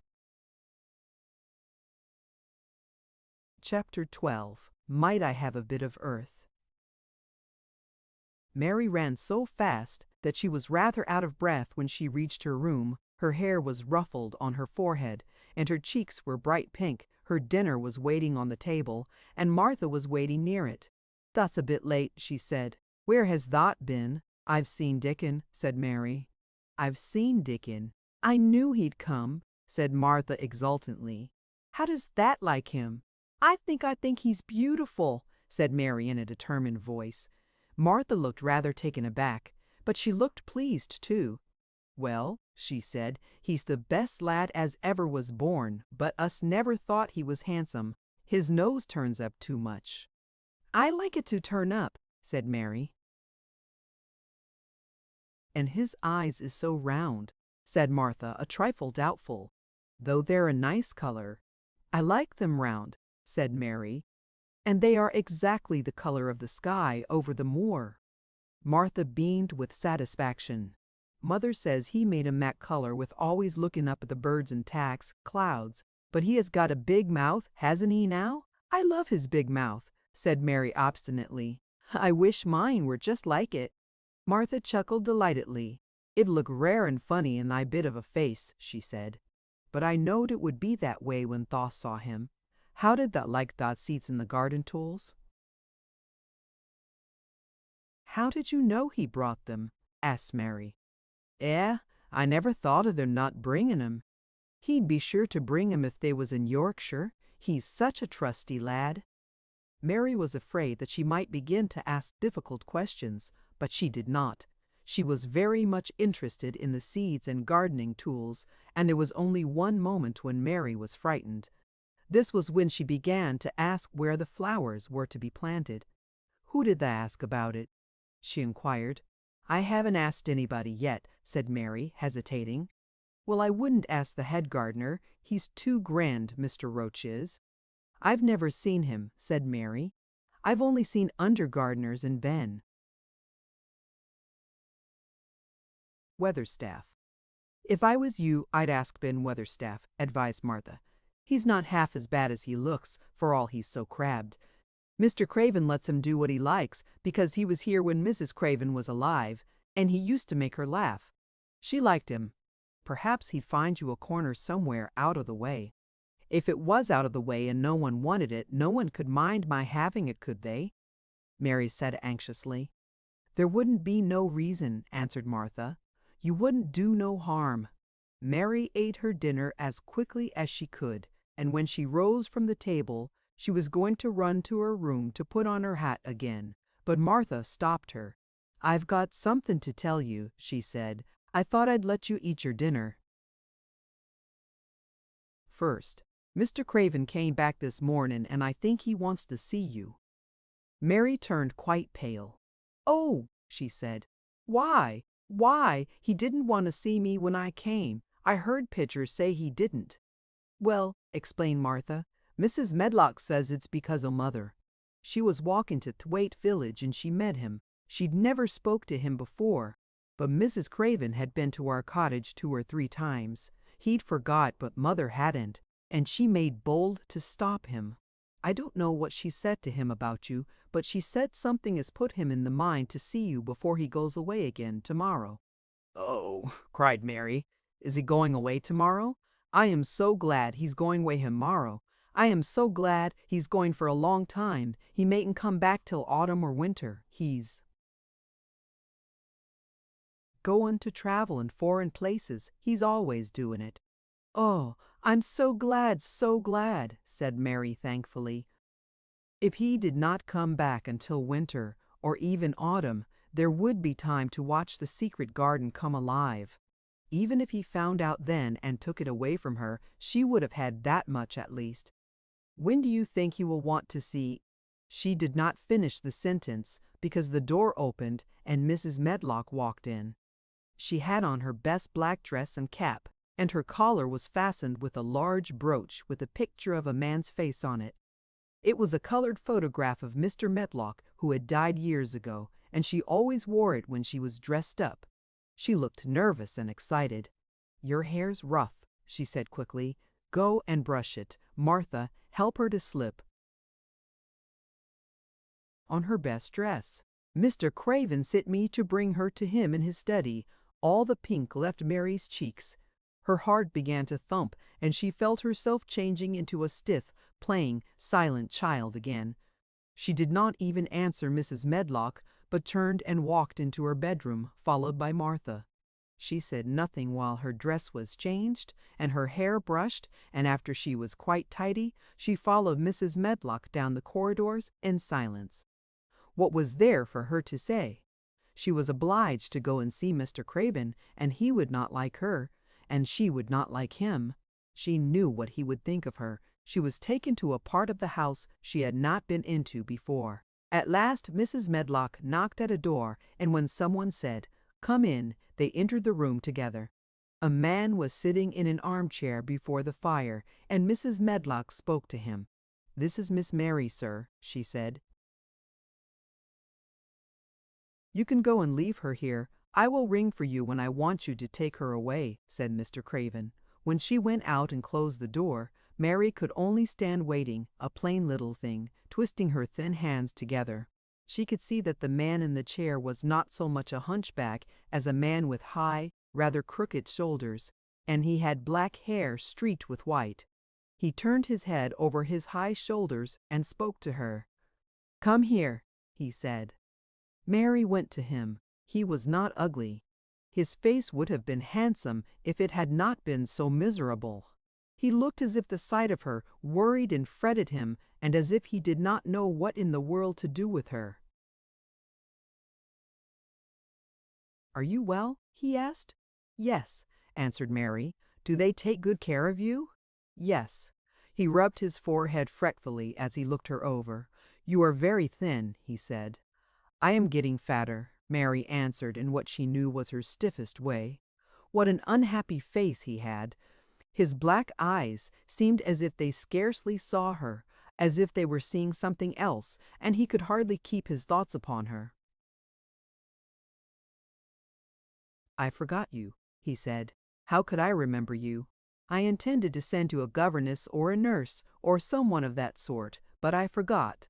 "Please," began Mary, "please," and then the lump in her throat choked her. "What do you want to say?" he inquired. I am too big for a nurse," said Mary. "And please don't make me have a governess yet." He rubbed his forehead again and stared at her. "That was what the Sowerby woman said," he muttered absent-mindedly. Then Mary gathered a scrap of courage. Is she Martha's mother?" she stammered. "Yes, I think so," he replied. "She knows about children," said Mary. "She has 12. She knows." He seemed to rouse himself. "What do you want to do?" "I want to play out of doors," Mary answered, hoping that her voice did not tremble. "I never liked it in India. It makes me hungry here, and I am getting fatter." He was watching her. "Mrs. Sowerby said it would do you good." "Perhaps it will," he said. "She thought you had better get stronger before you had a governess. It makes me feel strong when I play, and the wind comes over the moor." Argued Mary. "Where do you play?" he asked next. "Everywhere," gasped Mary. "Martha's mother sent me a skipping rope. I skip and run, and I look about to see if things are beginning to stick up out of the earth. I don't do any harm." "Don't look so frightened," he said in a worried voice. "You could not do any harm, a child like you. You may do what you like." Mary put her hand up to her throat because she was afraid he might see the excited lump which she felt jump into it. She came a step nearer to him. "May I?" she said tremulously. Her anxious little face seemed to worry him more than ever. "Don't look so frightened," he exclaimed. "Of course you may.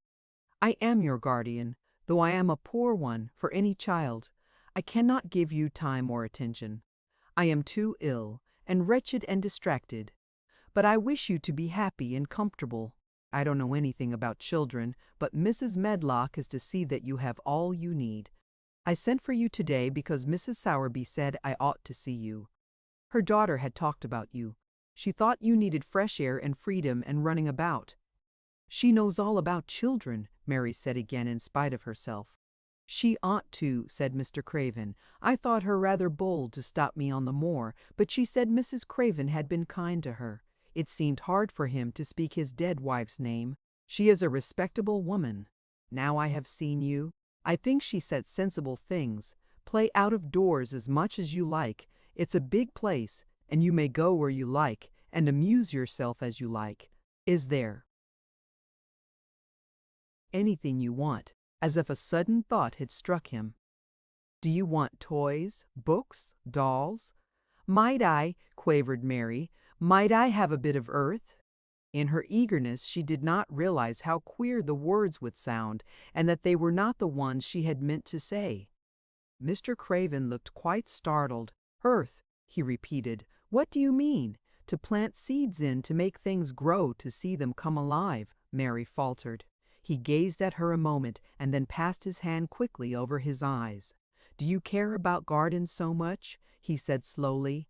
"I didn't know about them in India," said Mary. "I was always ill and tired, and it was too hot. I sometimes made little beds in the sand and stuck flowers in them, but here it is different." Mr. Craven got up and began to walk slowly across the room. "A bit of earth," he said to himself, and Mary thought that somehow she must have reminded him of something. When he stopped and spoke to her, his dark eyes looked almost soft and kind. "You can have as much earth as you want," he said. "You remind me of someone else who loved the earth and things that grow. When you see a bit of earth you want, with something like a smile, take it, child, and make it come alive. May I take it from anywhere if it's not wanted?" "Anywhere," he answered. "There, you must go now. I am tired." he touched the bell to call Mrs. Medlock. "Goodbye. I shall be away all summer."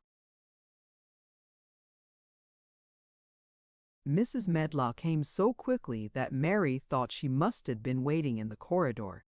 "Mrs. Medlock," Mr. Craven said to her, "now I have seen the child, I understand what Mrs. Sowerby meant. She must be less delicate before she begins lessons. Give her simple, healthy food. Let her run wild in the garden. Don't look after her too much. She needs liberty and fresh air and romping about. Mrs. Sowerby is to come and see her now and then, and she may sometimes go to the cottage." Mrs. Medlock looked pleased. She was relieved to hear that she need not look after Mary too much. She had felt her a tiresome charge, and had indeed seen as little of her as she dared. In addition to this, she was fond of Martha's mother. "Thank you, sir," she said. "Susan Sowerby and me went to school together, and she's as sensible and good-hearted a woman as you'd find in a day's walk. I never had any children myself, and she's had 12, and there never was healthier or better ones. Miss Mary can get no harm from them. I'd always take Susan Sowerby's advice about children myself. She's what you might call healthy-minded, if you understand me." "I understand," Mr. Craven answered. "Take Miss Mary away now and send Pitcher to me." When Mrs. Medlock left her at the end of her own corridor, Mary flew back to her room. She found Martha waiting there. Martha had, in fact, hurried back after she had removed the dinner service. "I can have my garden," cried Mary. "I may have it where I like. I am not going to have a governess for a long time. Your mother is coming to see me, and I may go to your cottage. He says a little girl like me could not do any harm, and I may do what I like anywhere." "Ah," said Martha delightedly. "That was nice of him, wasn't it?" "Martha," said Mary solemnly, "he is really a nice man, only his face is so miserable and his forehead is all drawn together." She ran as quickly as she could to the garden. She had been away so much longer than she had thought she should, and she knew Dickon would have to set out early on his 5-mile walk. When she slipped through the door under the ivy, she saw he was not working where she had left him. The gardening tools were laid together under a tree. She ran to them, looking all round the place, but there was no Dickon to be seen. He had gone away, and the secret garden was empty, except for the robin who had just flown across the wall and sat on a standard rose bush watching her. "He's gone," she said woefully. "Oh, was he only a wood fairy?" Something white fastened to the standard rose bush caught her eye. It was a piece of paper, in fact. It was a piece of the letter she had printed for Martha to send to Dickon. It was fastened on the bush with a long thorn, and in a minute she knew Dickon had left it there. There were some roughly printed letters on it and a sort of picture. At first she could not tell what it was. Then she saw it was meant for a nest with a bird sitting on it. Underneath were the printed letters, and they said, "I will come back." Chapter 13. I Am Colin. Mary took the picture back to the house when she went to her supper, and she showed it to Martha. Said Martha with great pride, "I never knew our Dickon was as clever as that. That there's a picture of a missel thrush on her nest as large as life and twice as natural." Then Mary knew Dickon had meant the picture to be a message. He had meant that she might be sure he would keep her secret. Her garden was her nest, and she was like a missel thrush. Oh, how she did like that queer, common boy! She hoped he would come back the very next day, and she fell asleep looking forward to the morning. But you never know what the weather will do in Yorkshire, particularly in the springtime. She was awakened in the night by the sound of rain beating with heavy drops against her window. It was pouring down in torrents, and the wind was wuthering round the corners and in the chimneys of the huge old house. Mary sat up in bed and felt miserable and angry. "The rain is as contrary as I ever was," she said. "It came because it knew I did not want it." She threw herself back on her pillow and buried her face. She did not cry, but she lay and hated the sound of the heavily beating rain. She hated the wind and its wuthering. She could not go to sleep again. The mournful sound kept her awake because she felt mournful herself. If she had felt happy, it would probably have lulled her to sleep. How it wuthered, and how the big raindrops poured down and beat against the pane. It sounds just like a person lost on the moor and wandering on and on crying, she said. She had been lying awake, turning from side to side for about an hour, when suddenly something made her sit up in bed and turn her head toward the door, listening. She listened and she listened. "It isn't the wind now," she said in a loud whisper. "That isn't the wind. It is different. It is that crying I heard before." The door of her room was ajar, and the sound came down the corridor, a far-off faint sound of fretful crying. She listened for a few minutes, and each minute she became more and more sure. She felt as if she must find out what it was. It seemed even stranger than the secret garden and the buried key. Perhaps the fact that she was in a rebellious mood made her bold. She put her foot out of bed and stood on the floor. "I am going to find out what it is," she said. "Everybody is in bed and I don't care about Mrs. Medlock. I don't care." There was a candle by her bedside and she took it up and went softly out of the room.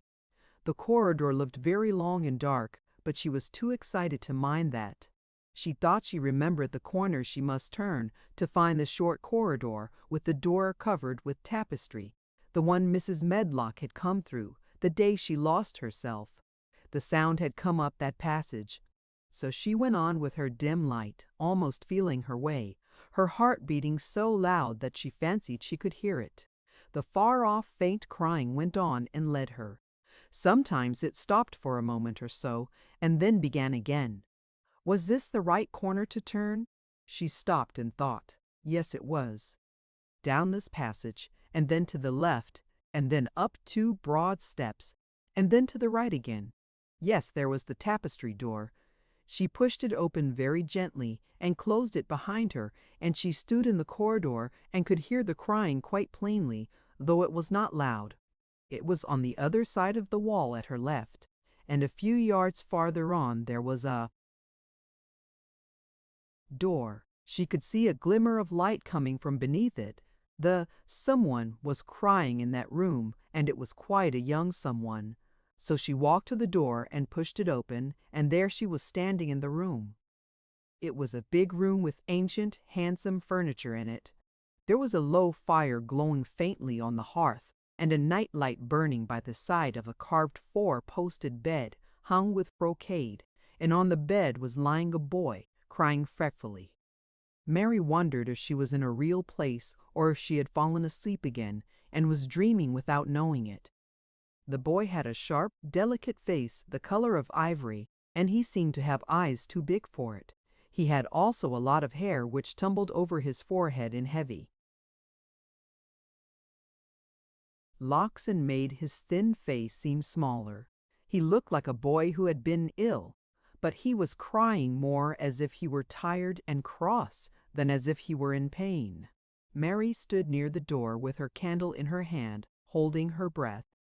Then she crept across the room, and as she drew nearer, the light attracted the boy's attention, and he turned his head on his pillow and stared at her, his gray eyes opening so wide that they seemed immense.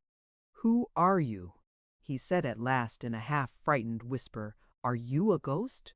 "No, I am not," Mary answered, her own whisper sounding half-frightened. "Are you one?" He stared and stared and stared. Mary could not help noticing what strange eyes he had. They were agate gray, and they looked too big for his face because they had black lashes all round them. "No," he replied after waiting a moment or so. "I am Colin." "Who is Colin?" she faltered. "I am Colin Craven. Who are you?" "I am Mary Lennox. Mr. Craven is my uncle." "He is my father," said the boy. "Your father!" gasped Mary. "No one ever told me he had a boy." "Why didn't they?" "Come here," he said. still keeping his strange eyes fixed on her with an anxious expression. She came close to the bed and he put out his hand and touched her. "You are real, aren't you?" he said. "I have such real dreams very often. You might be one of them." Mary had slipped on a woolen wrapper before she left her room, and she put a piece of it between his fingers. "Rub that and see how thick and warm it is," she said. "I will pinch you a little if you like, to show you how real I am. For a minute I thought you might be a dream too." "Where did you come from?" he asked. "From my own room. The wind wuthered so I couldn't go to sleep, and I heard someone crying and wanted to find out who it was." "What were you crying for?" "Because I couldn't go to sleep either, and my head ached." "Tell me your name again." "Mary Lennox." "Did no one ever tell you I have come to live here?" He was still fingering the fold of her wrapper, but he began to look a little more as if he believed in her reality. "No," he answered, "they daren't." "Why?" asked Mary. "Because I should have been afraid you would see me. I won't let people see me and talk me over." "Why?" Mary asked again, feeling more mystified every moment. "Because I am like this always, ill and having to lie down. My father won't let people talk me over either. The servants are not allowed to speak about me. If I live, I may be a hunchback, but I shan't live. My father hates to think I may be like him." "Oh, what a queer house this is," Mary said. "What a queer house. Everything is a kind of secret. Rooms are locked up and gardens are locked up, and have you been locked up?" "No. I stay in this room because I don't want to be moved out of it. It tires me too much." "Does your father come and see you?" Mary ventured. "Sometimes. Generally when I am asleep, he doesn't want to see me." "Why?" Mary could not help asking again. A sort of angry shadow passed over the boy's face. "My mother died when I was born, and it makes him wretched to look at me. He thinks I don't know, but I've heard people talking. He almost hates me. He hates the garden, because she died," said Mary, half speaking to herself. "What garden?" the boy asked. "Oh, just a garden she used to like," Mary stammered. "Have you been here always?" "Nearly always. Sometimes I have been taken to places at the seaside, but I won't stay because people stare at me. I used to wear an iron thing to keep my back straight, but a grand doctor came from London to see me and said it was stupid. He told them to take it off and keep me out in the fresh air. I hate fresh air and I don't want to go out." "I didn't when first I came here," said Mary. "Why do you keep looking at me like that?" "Because of the dreams that are so real," he answered rather fretfully. "Sometimes when I open my eyes, I don't believe I'm awake." "We're both awake," said Mary. She glanced round the room with its high ceiling and shadowy corners and dim firelight. "It looks quite like a dream. And it's the middle of the night, and everybody in the house is asleep. Everybody but us. We are wide awake." "I don't want it to be a dream," the boy said restlessly. Mary thought of something all at once. "If you don't like people to see you," she began, "do you want me to go away?" He still held the fold of her wrapper, and he gave it a little pull. "No," he said. "I should be sure you were a dream if you went. If you are real, sit down on that big footstool and talk. I want to hear about you." Mary put down her candle on the table near the bed and sat down on the cushioned stool. She did not want to go away at all. She wanted to stay in the mysterious, hidden-away room and talk to the mysterious boy. "What do you want me to tell you?" she said. He wanted to know how long she had been at Misselthwaite. He wanted to know which corridor her room was on. He wanted to know what she had been doing, if she disliked the moor as he disliked it, where she had lived before she came to Yorkshire. She answered all these questions and many more, and he lay back on his pillow and listened. He made her tell him a great deal about India and about her voyage across the ocean. She found out that because he had been an invalid, he had not learned things as other children had. One of his nurses had taught him to read when he was quite little, and he was always reading, and looking at pictures in splendid books. Though his father rarely saw him when he was awake, he was given all sorts of wonderful things to amuse himself with. He never seemed to have been amused, however. He could have anything he asked for, and was never made to do anything he did not like to do. "Everyone is obliged to do what pleases me," he said indifferently. "It makes me ill to be angry. No one believes I shall live to grow up." He said it as if he was so accustomed to the idea that it had ceased to matter to him at all. He seemed to like the sound of Mary's voice. As she went on talking, he listened in a drowsy, interested way. Once or twice she wondered if he were not gradually falling into a doze, but at last he asked a question which opened up a new subject. "How old are you?" he asked. "I am 10, answered Mary, forgetting herself for the moment. "And so are you." "How do you know that?" he demanded in a surprised voice. "Because when you were born the garden door was locked and the key was buried, and it has been locked for 10 years. Colin half sat up, turning toward her, leaning on his elbows. "What garden door was locked? Who did it? Where was the key buried?" he exclaimed as if he were suddenly very much interested. It was the garden Mr. Craven hates," said Mary nervously. "He locked the door. No one knew where he buried the key." "What sort of a garden is it?" Colin persisted eagerly. "No one has been allowed to go into it for 10 years, was Mary's careful answer. But it was too late to be careful. He was too much like herself. He too had had nothing to think about, and the idea of a hidden garden attracted him as it had attracted her. He asked question after question. Where was it? Had she never looked for the door? Had she never asked the gardeners? "They won't talk about it," said Mary. "I think they have been told not to answer questions." "I would make them," said Colin. "Could you?" Mary faltered, beginning to feel frightened. If he could make people answer questions, who knew what might happen? "Everyone is obliged to please me." "I told you that," he said. "If I were to live, this place would sometime belong to me. They all know that. I would make them tell." Me. Mary had not known that she herself had been spoiled, but she could see quite plainly that this mysterious boy had been. He thought that the whole world belonged to him.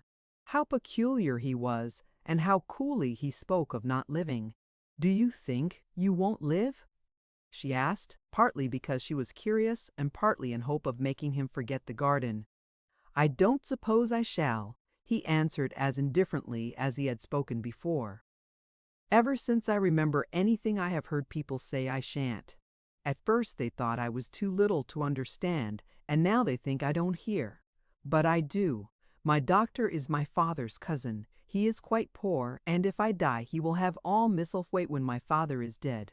I should think he wouldn't want me to live." "Do you want to live?" inquired Mary. "No," he answered in a cross, tired fashion, "but I don't want to die. When I feel ill, I lie here and think about it until I cry and cry." "I have heard you crying 3 times," Mary said, but I did not know who it was. "Were you crying about that?" She did so want him to forget the garden. "I dare say," he answered. "Let us talk about something else." "Talk about that garden. Don't you want to see it?" "Yes," answered Mary in quite a low voice. "I do," he went on persistently. "I don't think I ever really wanted to see anything before, but I want to see that garden. I want the key dug up. I want the door unlocked. I would let them take me there in my chair. That would be getting fresh air. I am going to make them open the door." He had become quite excited, and his strange eyes began to shine like stars and looked more immense than ever. "They have to please me," he said. "I will make them take me there, and I will let you go, too." Mary's hands clutched each other.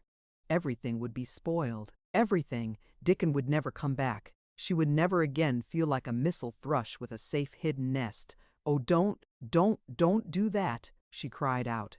He stared as if he thought she had gone crazy. "Why?" he exclaimed. "You said you wanted to see it." I do, she answered almost with a sob in her throat. But if you make them open the door and take you in like that, it will never be a secret again. He leaned still farther forward. A secret, he said. What do you mean? Tell me. Mary's words almost tumbled over one another.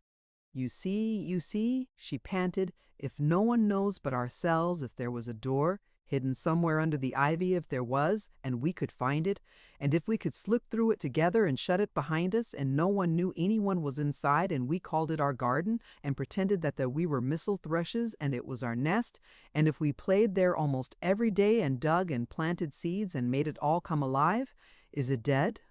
He interrupted her. It soon will be if no one cares for it, she went on.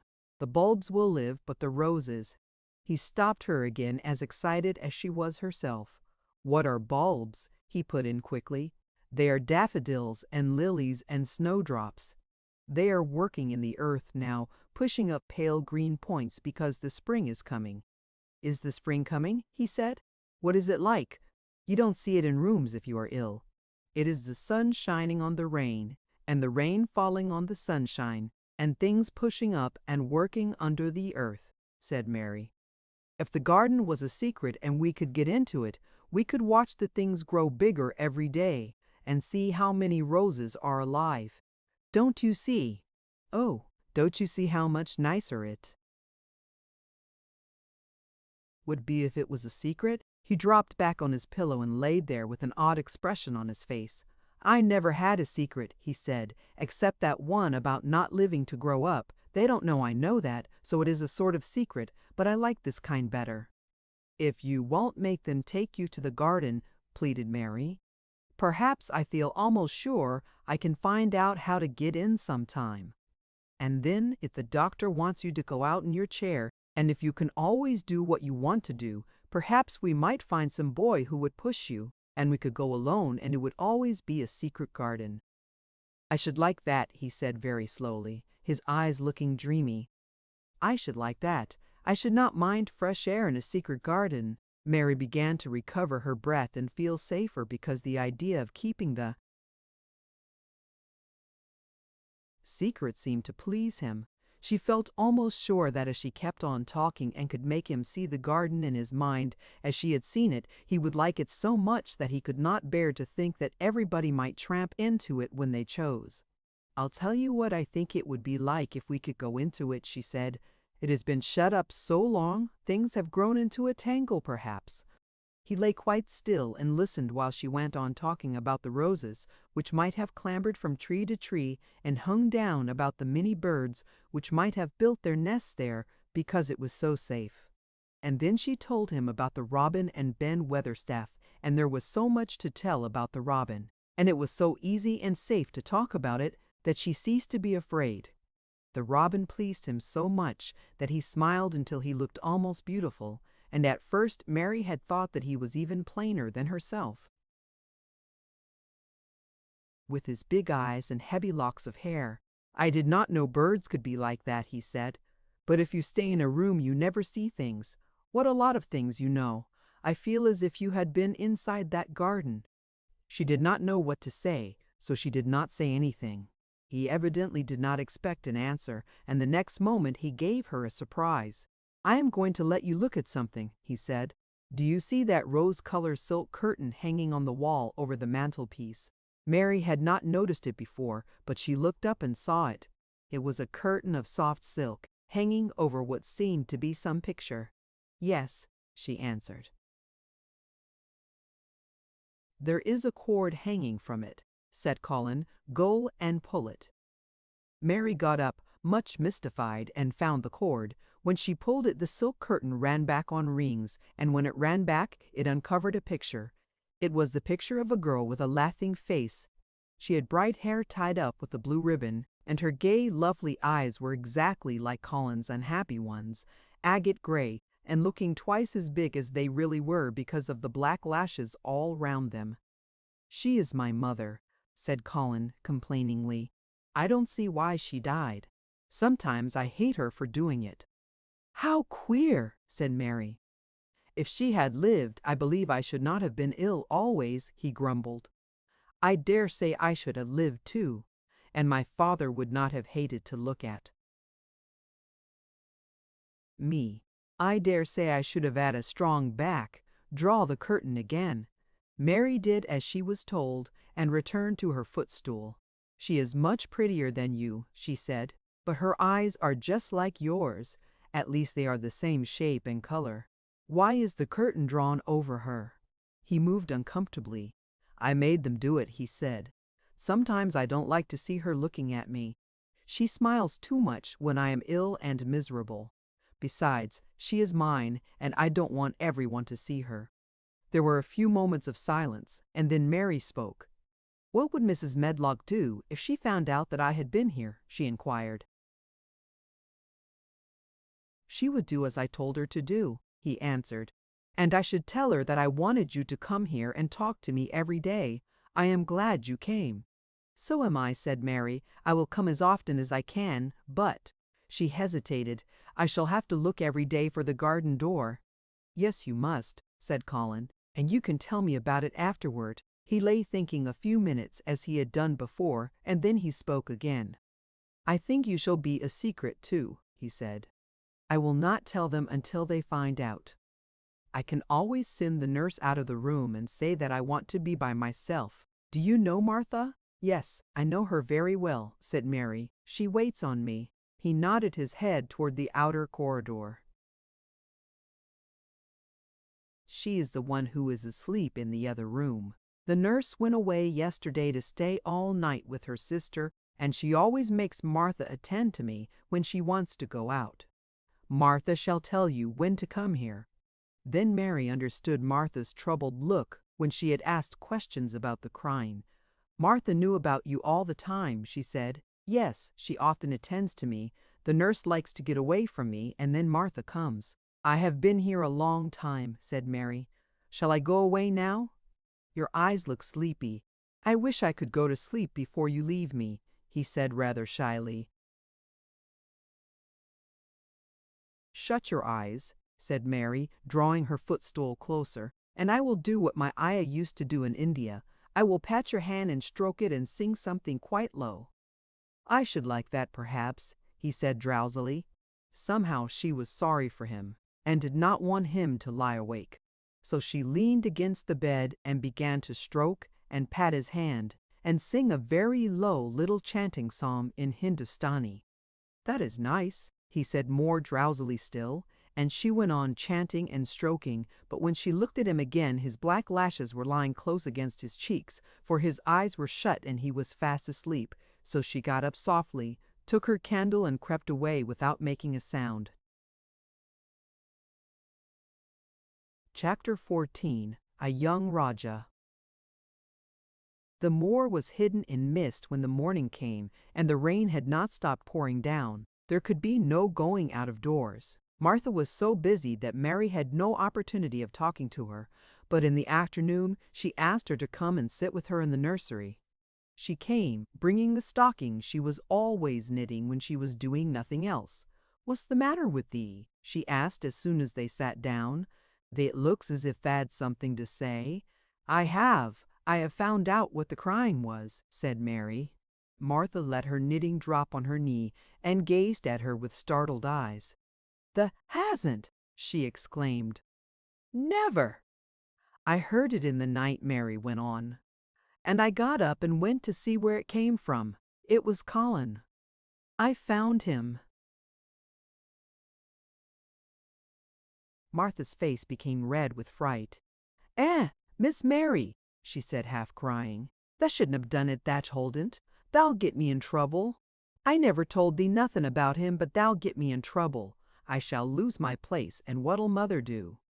You won't lose your place, said Mary. He was glad I came. We talked and talked, and he said he was glad I came. Was he? Cried Martha. Art thou sure? That doesn't know what he's like when anything vexes him. He's a big lad to cry like a baby, but when he's in a passion, he'll fair scream just to frighten us. He knows us daren't call our souls our own. He wasn't vexed, said Mary. I asked him if I should go away and he made me stay. He asked me questions and I sat on a big footstool and talked to him about India and about the robin and gardens. He wouldn't let me go. He let me see his mother's picture. Before I left him, I sang him to sleep. Martha fairly gasped with amazement. I can scarcely believe thee, she protested. It's as if that walked straight into a lion's den. If he'd been like he is most times, he'd have throwed himself into one of his tantrums and roused the house. He won't let strangers look at him. He let me look at him. I looked at him all the time, and he looked at me. We stared, said Mary. I don't know what to do, cried agitated Martha. If Mrs. Medlock finds out, she'll think I broke orders and told thee, and I shall be packed back to mother. He is not going to tell Mrs. Medlock anything about it yet. It's to be a sort of secret just at first, said Mary firmly, and he says everybody is obliged to do as he pleases. Aye, that's true enough, the bad lad, sighed Martha, wiping her forehead with her apron. He says Mrs. Medlock must, and he wants me to come and talk to him every day, and you are to tell me when he wants me. Me, said Martha. I shall lose my place, I shall for sure. You can't if you are doing what he wants you to do and everybody is ordered to obey him, Mary argued. Does that mean to say, cried Martha with wide-open eyes, that he was nice to thee? I think he almost liked me, Mary answered.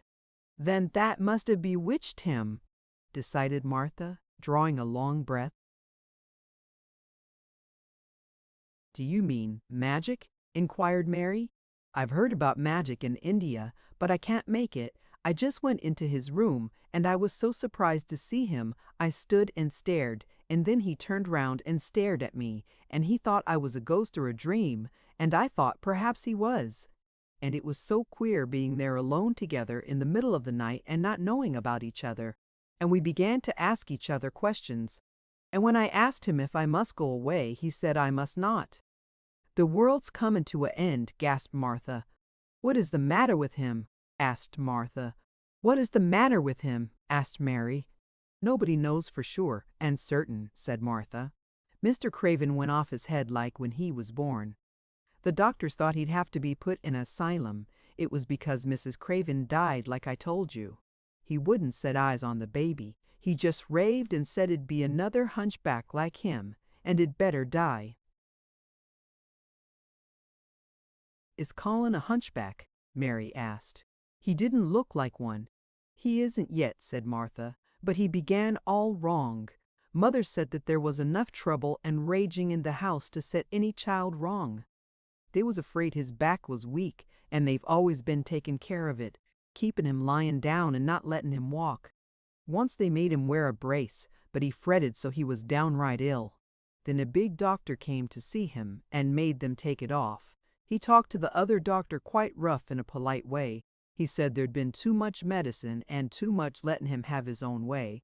I think he's a very spoiled boy, said Mary. He's the worst young naught as ever was, said Martha. I won't say as he hasn't been ill a good bit. He's had coughs and colds that's nearly killed him 2 or 3 times. Once he had rheumatic fever and once he had typhoid. Mrs. Medlock did get a fright then. He'd been out of his head and she was talking to the nurse, thinking he didn't know nothing, and she said, he'll die this time sure enough and best thing for him and for everybody. And she looked at him and there he was with his big eyes open, staring at her as sensible as she was herself. She didn't know what happened, but he just stared at her and says, you give me some water and stop talking. Do you think he will die? Asked Mary. Mother says there's no reason why any child should live that gets no fresh air and doesn't do nothing but lie on his back and read picture books and take medicine. He's weak and hates the trouble of being taken out of doors, and he gets cold so easy he says it makes him ill. Mary sat and looked at the fire. I wonder, she said slowly, if it would not do him good to go out into a garden and watch things growing. It did me good. One of the worst fits he ever had, said Martha. Was one time they took him out where the roses is by the fountain. He'd been readin' in a paper about people gettin' something he called rose cold, and he began to sneeze and said he'd got it, and enthen a new gardener as didn't know the rules passed by and looked at him curious. He threw himself into a passion, and he said he'd looked at him because he was going to be a hunchback. He cried himself into a fever and was ill all night. If he ever gets angry at me, I'll never go and see him again, said Mary. He'll have thee if he wants thee, said Martha. The may as well know that at the start. Very soon afterward a bell rang and she rolled up her knitting. I dare say the nurse wants me to stay with him a bit, she said. I hope he's in a good temper. She was out of the room about 10 minutes, and then she came back with a puzzled expression. Well, Fat has bewitched him, she said. He's up on his sofa with his picture books. He's told the nurse to stay away until 6 o'clock. I'm to wait in the next room. The minute she was gone, he called me to him and says, I want Mary Lennox to come and talk to me, and remember you're not to tell anyone. You better go as quick as you can. Mary was quite willing to go quickly. She did not want to see Colin as much as she wanted to see Dickon, but she wanted to see him very much. There was a bright fire on the hearth when she entered his room, and in the daylight she saw it was a very beautiful room indeed. There were rich colors in the rugs and hangings and pictures and books on the walls, which made it look glowing and comfortable even in spite of the gray sky and falling rain. Colin looked rather like a picture himself. He was wrapped in a velvet dressing gown and sat against a big brocaded cushion. He had a red spot on each cheek. Come in, he said. I've been thinking about you all morning. I've been thinking about you too, answered Mary. You don't know how frightened Martha is. She says Mrs. Medlock will think she told me about you, and then she will be sent away. He frowned. Go and tell her to come here, he said. She is in the next room. Mary went and brought her back. Poor Martha was shaking in her shoes. Colin was still frowning. Have you to do what I please, or have you not? He demanded. I have to do what you please, sir, Martha faltered, turning quite red. Has Medlock to do what I please? Everybody has, sir, said Martha. Well then, if I order you to bring Miss Mary to me, how can Medlock send you away if she finds it out? Please don't let her, sir, pleaded Martha. I'll send her away if she dares to say a word about such a thing, said Master Craven grandly. She wouldn't like that, I can tell you. Thank you, sir, bobbing a curtsy. I want to do my duty, sir. What I want is your duty, said Colin, more grandly still. I'll take care of you. Now go away. When the door closed behind Martha, Colin found Mistress Mary gazing at him as if he had set her wondering. Why do you look at me like that? He asked her. What are you thinking about? He asked her. I am thinking about two things. What are they? Sit down and tell me. This is the first one, said Mary, seating herself on the big stool. Once in India I saw a boy who was a Rajah. He had rubies and emeralds and diamonds stuck all over him. He spoke to his people just as you spoke to Martha. Everybody had to do everything he told them in a minute. I think they would have been killed if they hadn't. I shall make you tell me about Rajahs presently, he said, but first tell me what the second thing was. I was thinking, said Mary, how different you are from Dickon. Who is Dickon? He said. What a queer name. She might as well tell him. She thought she could talk about Dickon without mentioning the secret garden. She had liked to hear Martha talk about him. Besides, she longed to talk about him. It would seem to bring him nearer. He is Martha's brother. He is 12 years old, she explained. He is not like anyone else in the world. He can charm foxes and squirrels and birds, just as the natives in India charm snakes. He plays a very soft tune on a pipe, and they come and listen. There were some big books on a table at his side, and he dragged one suddenly toward him. There is a picture of a snake charmer in this, he exclaimed. Come and look at it. The book was a beautiful one with superb colored illustrations, and he turned to one of them. "Can he do that?" he asked eagerly.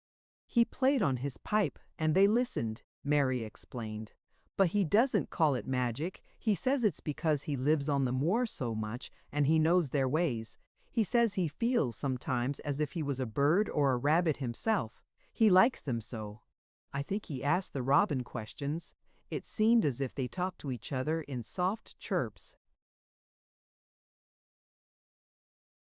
Colin lay back on his cushion, and his eyes grew larger and larger, and the spots on his cheeks burned. "Tell me some more about him," he said. "He knows all about eggs and nests," Mary went on. "And he knows where foxes and badgers and otters live. He keeps them secret so that other boys won't find their holes and frighten them. He knows about everything that grows or lives on the moor." "Does he like the moor?" said Colin. "How can he when it's such a great, bare, dreary place?" "It's the most beautiful place," protested Mary. "Thousands of lovely things grow on it, and there are thousands of little creatures all busy building nests and making holes and burrows and chippering or singing or squeaking to each other.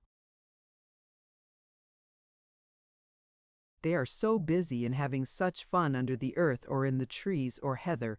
It's their world."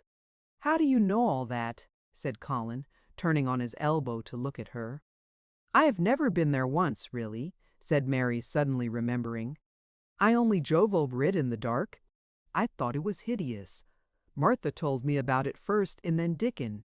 When Dickon talks about it, you feel as if you saw things and heard them, and as if you were standing in the heather with the sun shining and the gorse smelling like honey and all full of bees and butterflies." "You never see anything if you are ill," said Colin restlessly. He looked like a person listening to a new sound in the distance and wondering what it was. "You can't if you stay in a room," said Mary. "I couldn't go on the moor," he said in a resentful tone. Mary was silent for a minute, and then she said something bold. "You might sometime." He moved as if he were startled. "Go on the moor? How could I? I am going to die." "How do you know?" said Mary unsympathetically. She didn't like the way he had of talking about dying. She did not feel very sympathetic. She felt rather as if he almost boasted about it. "Oh, I've heard it ever since I remember," he answered crossly. "They're always whispering about it and thinking I don't notice. They wish I would, too." Mistress Mary felt quite contrary. She pinched her lips together. "If they wished I would," she said, "I wouldn't. Who wishes you would?" "The servants, and of course Dr. Craven, because he would get Misselthwaite and be rich instead of poor. He daren't say so, but he always looks cheerful when I am worse. When I had typhoid fever, his face got quite fat. I think my father wishes it too." "I don't believe he does," said Mary quite obstinately. That made Colin turn and look at her again. "Don't you?" he said, and then he lay back on his cushion and was still, as if he were thinking, and there was quite a long silence. Perhaps they were both of them thinking strange things children do not usually think of. "I like the grand doctor from London because he made them take the iron thing off," said Mary at last. "Did he say you were going to die?" "No. What did he say?" "He didn't whisper," Colin answered. "Perhaps he knew I hated whispering. I heard him say one thing quite aloud. He said, the lad might live if he would make up his mind to it. Put him in the humor. It sounded as if he was in a temper." "I'll tell you who would put you in the humor, perhaps," said Mary, reflecting. She felt as if she would like this thing to be settled one way or the other. "I believe Dickon would. He's always talking about live things. He never talks about dead things or things that are ill. He's always looking up in the sky to watch birds flying or looking down at the earth to see something growing. He has such round blue eyes, and they are so wide open with looking about. And he laughs such a big laugh with his wide mouth, and his cheeks are as red as cherries." She pulled her stool nearer to the sofa, and her expression quite changed at the remembrance of the wide curving mouth and wide open eyes. "See here," she said, "don't let us talk about dying. I don't like it. Let us talk about living. Let us talk and talk about Dickon. And then we will look at your pictures." It was the best thing she could have said. To talk about Dickon meant to talk about the moor, and about the cottage and the 14 people who lived in it on 16 shillings a week, and the children who got fat on the moor grass like the wild ponies, and about Dickon's mother, and the skipping rope, and the moor with the sun on it, and about pale green points sticking up out of the black sod. And it was all so alive that Mary talked more than she had ever talked before, and Colin both talked and listened as he had never done either before. And they both began to laugh over nothings as children will when they are happy together. And they laughed so that in the end they were making as much noise as if they had been two ordinary, healthy, natural 10-year-old creatures instead of a hard, little, unloving girl and a sickly boy who believed that he was going to die. They enjoyed themselves so much that they forgot the pictures and they forgot about the time. They had been laughing quite loudly over Ben Weatherstaff and his robin, and Colin was actually sitting up as if he had forgotten about his weak back when he suddenly remembered something. "Do you know there is one thing we have never once thought of?" he said. "We are cousins." It seemed so queer that they had talked so much and never remembered this simple thing that they laughed more than ever, because they had got into the humor to laugh at anything. And in the midst of the fun, the door opened and in walked Dr. Craven and Mrs. Medlock. Dr. Craven started in actual alarm, and Mrs. Medlock almost fell back because he had accidentally bumped against her. "Good Lord!" exclaimed poor Mrs. Medlock, with her eyes almost starting out of her head. "Good Lord! What is this?" said Dr. Craven, coming forward. "What does it mean?" Then Mary was reminded of the boy Rajah again. Colin answered as if neither the doctor's alarm nor Mrs. Medlock's terror were of the slightest consequence. He was as little disturbed or frightened as if an elderly cat and dog had walked into the room. "This is my cousin, Mary Lennox," he said. "I asked her to come and talk to me. I like her. She must come and talk to me whenever I send for her." Dr. Craven turned reproachfully to Mrs. Medlock. "Oh, sir," she panted, "I don't know how it's happened. There's not a servant on the place that dare to talk. They all have their orders." "Nobody told her anything," said Colin. "She heard me crying and found me herself. I am glad she came. Don't be silly, Medlock." Mary saw that Dr. Craven did not look pleased, but it was quite plain that he dare not oppose his patient. He sat down by Colin and felt his pulse. "I am afraid there has been too much excitement. Excitement is not good for you, my boy," he said. "I should be excited if she kept away," answered Colin, his eyes beginning to look dangerously sparkling. "I am better. She makes me better. The nurse must bring up her tea with mine. We will have tea together." Mrs. Medlock and Dr. Craven looked at each other in a troubled way, but there was evidently nothing to be done. "He does look rather better, sir," ventured Mrs. Medlock. But, thinking the matter over, "He looked better this morning before she came into the room. She came into the room last night. She stayed with me a long time. She sang a Hindustani song to me and it made me go to sleep," said Colin. "I was better when I wakened up. I wanted my breakfast. I want my tea now. Tell Nurse Medlock." Dr. Craven did not stay very long. He talked to the nurse for a few minutes when she came into the room and said a few words of warning to Colin. He must not talk too much. He must not forget that he was ill. He must not forget that he was very easily tired. Mary thought that there seemed to be a number of uncomfortable things he was not to forget. Colin looked fretful and kept his strained black-lashed eyes fixed on Dr. Craven's face. "I want to forget it," he said at last. "She makes me forget it. That is why I want her." Dr. Craven did not look happy when he left the room. He gave a puzzled glance at the little girl sitting on the large stool. She had become a stiff, silent child again as soon as he entered, and he could not see what the attraction was. The boy actually did look brighter, however, and he sighed rather heavily as he went down the corridor. "They're always wanting me to eat things when I don't want to," said Colin, as the nurse brought in the tea and put it on the table by the sofa. "Now, if you'll eat, I will. Those muffins look so nice and hot. Tell me about Rajas."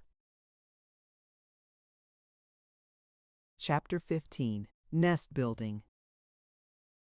After another week of rain, the high arch of blue sky appeared again, and the sun which poured down was quite hot. Though there had been no chance to see either the secret garden or Dickon, Mistress Mary had enjoyed herself very much. The week had not seemed long.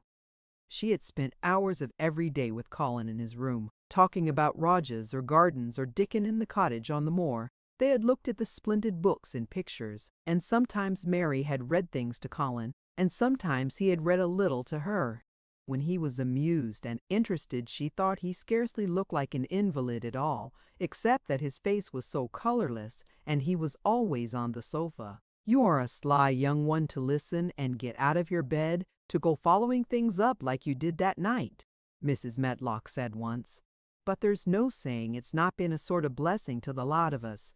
He's not had a tantrum or a whining fit since you made friends. The nurse was just going to give up the case because she was so sick of him, but she says she doesn't mind staying now you've gone on duty with her." Laughing a little, in her talks with Colin, Mary had tried to be very cautious about the secret garden. There were certain things she wanted to find out from him, but she felt that she must find them out without asking him direct questions. In the first place, as she began to like to be with him, she wanted to discover whether he was the kind of boy you could tell a secret to. He was not in the least like Dickon, but he was evidently so pleased with the idea of a garden no one knew anything about that she thought perhaps he could be trusted. But she had not known him long enough to be sure. The second thing she wanted to find out was this: if he could be trusted, if he really could, wouldn't it be possible to take him to the garden without having anyone find it out? The Grand Doctor had said that he must have fresh air, and Colin had said that he would not mind fresh air in a secret garden. Perhaps if he had a great deal of fresh air, and knew Dickon and the robin, and saw things growing, he might not think so much about dying. Mary had seen herself in the glass sometimes lately, when she had realized that she looked quite a different creature from the child she had seen when she arrived from India.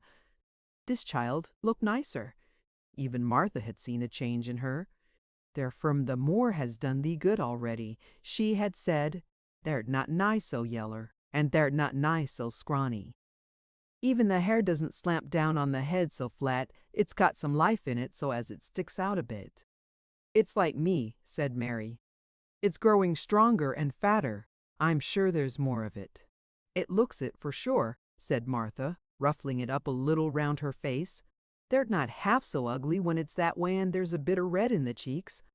If gardens and fresh air had been good for her, perhaps they would be good for Colin. But then, if he hated people to look at him, perhaps he would not like to." "See Dickon. Why does it make you angry when you are looked at?" she inquired one day. "I always hated it," he answered, "even when I was very little. Then when they took me to the seaside and I used to lie in my carriage, everybody used to stare, and ladies would stop and talk to my nurse, and then they would begin to whisper, and I knew then they were saying I shouldn't live to grow up. Then sometimes the ladies would pat my cheeks and say, 'Poor child.' Once when a lady did that, I screamed out loud and bit her hand. She was so frightened she ran away." "She thought you had gone mad like a dog," said Mary, not at all admiringly. "I don't care what she thought," said Colin, frowning. "I wonder why you didn't scream and bite me when I came into your room," said Mary. Then she began to smile slowly. "I thought you were a ghost or a dream," he said. "You can't bite a ghost or a dream, and if you scream they don't care."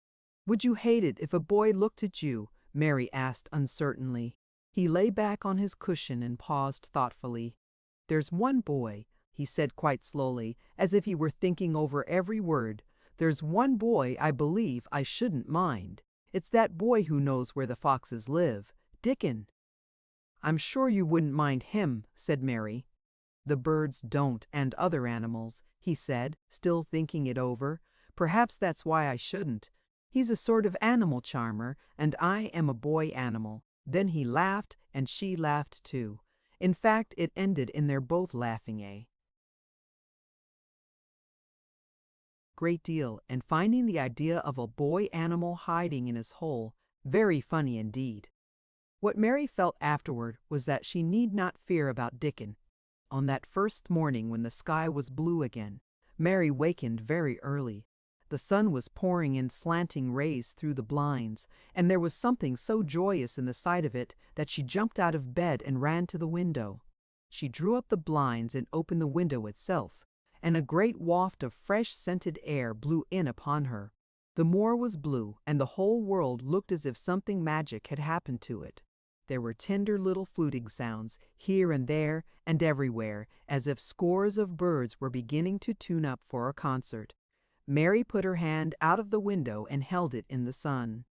"It's warm," she said. "It will make the green points push up and up and up, and it will make the bulbs and roots work and struggle with all their might under the earth." She kneeled down and leaned out of the window as far as she could, breathing big breaths and sniffing the air until she laughed because she remembered what Dickon's mother had said about the end of his nose quivering like a rabbit's. "It must be very early," she said. "The little clouds are all pink, and I've never seen the sky look like this. No one is up. I don't even hear the stable boys." A sudden thought made her scramble to her feet. "I can't wait. I am going to see the garden." She had learned to dress herself by this time, and she put on her clothes in 5 minutes. She knew a small side door which she could unbolt herself, and she flew downstairs in her stocking feet and put on her shoes in the hall. She unchained and unbolted and unlocked, and when the door was opened she sprang across the step with one bound, and there she was standing on the grass, which seemed to have turned green, and with the sun pouring down on her and warm sweet wafts about her, and the fluting and twittering and singing coming from every bush and tree. She clasped her hands for pure joy and looked up in the sky, and it was so blue and pink and pearly and white and flooded with springtime light that she felt as if she must flute and sing aloud herself, and knew that thrushes and robins and skylarks could not possibly help it. She ran around the shrubs and paths towards this secret garden. "It is all different already," she said. "The grass is greener, and things are sticking up everywhere, and things are uncurling, and green buds of leaves are showing. This afternoon I am sure Dickon will come." The long warm rain had done strange things to the herbaceous beds, which bordered the walk by the lower wall. There were things sprouting and pushing out from the roots of clumps of plants, and there were actually here and there glimpses of royal purple and yellow unfurling among the stems of crocuses. 6 months before, Mistress Mary would not have seen how the world was waking up, but now she missed nothing. When she had reached the place where the door hid itself under the ivy, she was startled by a curious loud sound. It was the caw-caw of a crow, and it came from the top of the wall, and when she looked up, there sat a big, glossy, plumaged, blue-black bird looking down at her very wisely indeed. She had never seen a crow so close before, and he made her a little nervous, but the next moment he spread his wings and flapped away across the garden. She hoped he was not going to stay inside, and she pushed the door open, wondering if he would. When she got fairly into the garden, she saw that he probably did intend to stay, because he had alighted on a dwarf apple tree, and under the apple tree was lying a little reddish animal with a bushy tail, and both of them were watching the stooping body and rust-red head of Dickon, who was kneeling on the grass working hard. Mary flew across the grass to him. "Oh, Dickon, Dickon," she cried out. "How could you get here so early? How could you? The sun has only just got up." He got up himself, laughing and glowing and tousled, his eyes like a bit of the sky. he said. I was up long before him. How could I have stayed abed? The world's all fair begun again this morning, it has. And it's workin' and hummin' and scratchin' and peepin' and nest, buildin' and breckin' out since, till you got to be out on it stead o' lyin' on your back. When the sun did jump up, more went mad for joy, and I was in the midst of Pether, and I run like mad myself, babiness, shoutin' and singin', and I come straight here. I couldn't have stayed away. Why, the garden was lyin' here waitin'. Mary put her hands on her chest, panting as if she had been running herself. "Oh, Dickon, Dickon," she said, "I'm so happy I can scarcely breathe."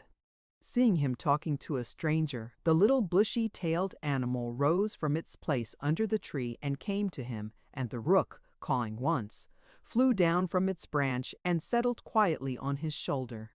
"This is the little fox cub," he said, rubbing the little reddish animal's head. "It's named Captain, and this here's Soot. Soot, he flew across the moor with me, and Captain he run, same as if thous had been after him. They both felt same as I did."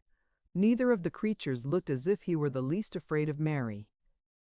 When Dickon began to walk about, Soot stayed on his shoulder, and Captain trotted quietly close to his side. "See here," said Dickon. "See how these has pushed up, and these, and look at these here." He threw himself upon his knees, and Mary went down beside him. They had come upon a whole clump of crocuses burst into purple and orange and gold. Mary bent her face down and kissed them. "You never kiss a person in that way," she said when she lifted her head. "Flowers are so different." He looked puzzled but smiled. He said, "I've kissed mother many a time that way when I come in from Thom 4 after a day's romaning in. She stood there at the door in the sun, looking so glad and comfortable."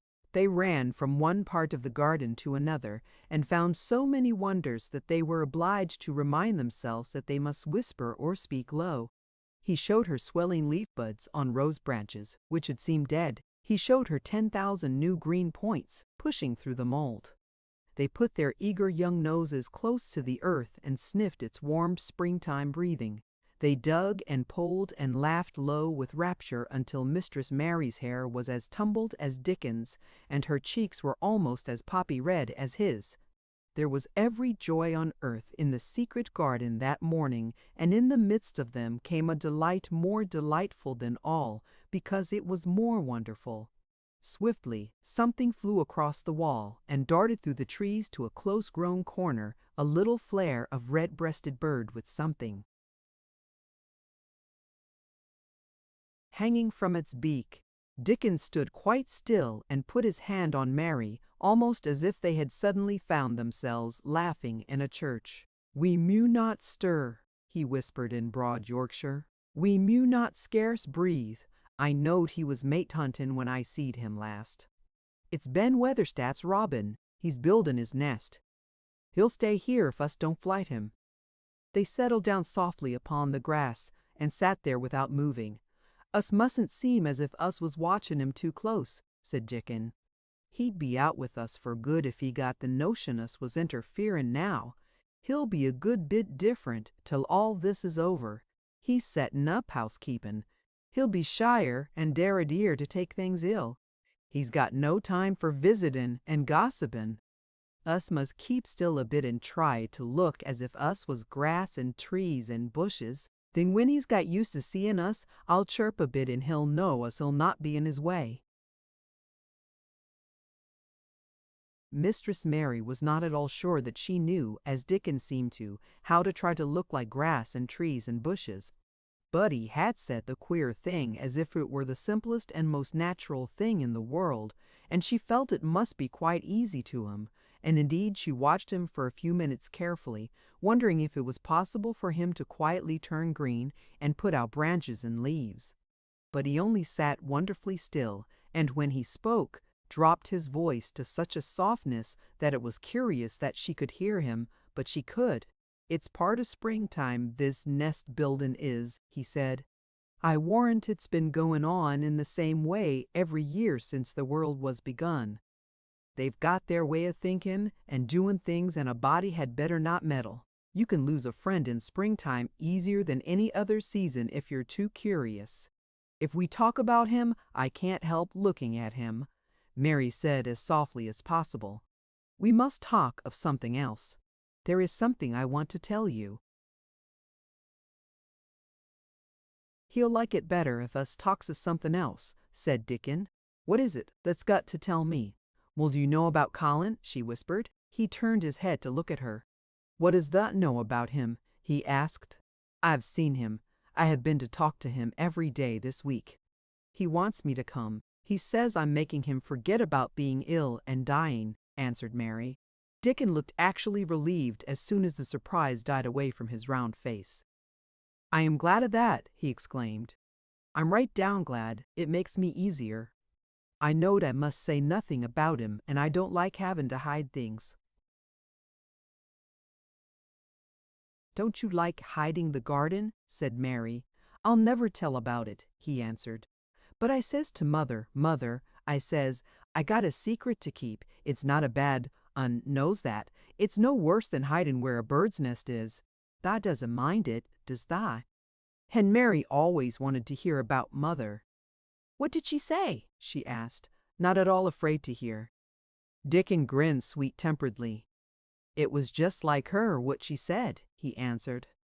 "She give my head a bit of a rub and laughed, and she says, 'Lad, tha can have all the secrets tha likes. I've knowed thee 12 year.'" "How did you know about Colin?" asked Mary.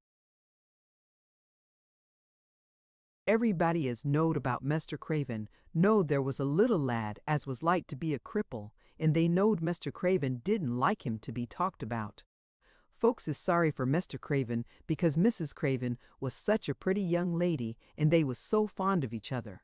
Mrs. Medlock stops in our cottage whenever she goes to Thwaite, and she doesn't mind talking to mother before us children, because she knows us has been brought up to be trusty. How did tha find out about him? Martha was in fine trouble the last time she came home. She said that hurt him frettin' and that was asking questions and she didn't know what to say."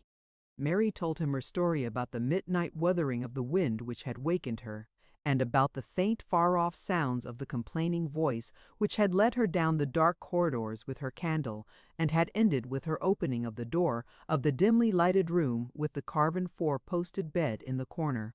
When she described the small ivory white face and the strained black-rimmed eyes, Dickon shook his head. "Them's just like his mother's eyes, only hers was always laughin', they say," he said. "They say as Mr. Craven can't bear to see him when he's awake, and it's because his eyes is so like his mother's, and yet look so different in his miserable bit of a face." "Do you think he wants to die?" whispered Mary. "No, but he wishes he'd never been born. Mother, she says that's the worst thing on earth for a child. Them as is not wanted scarce ever thrives.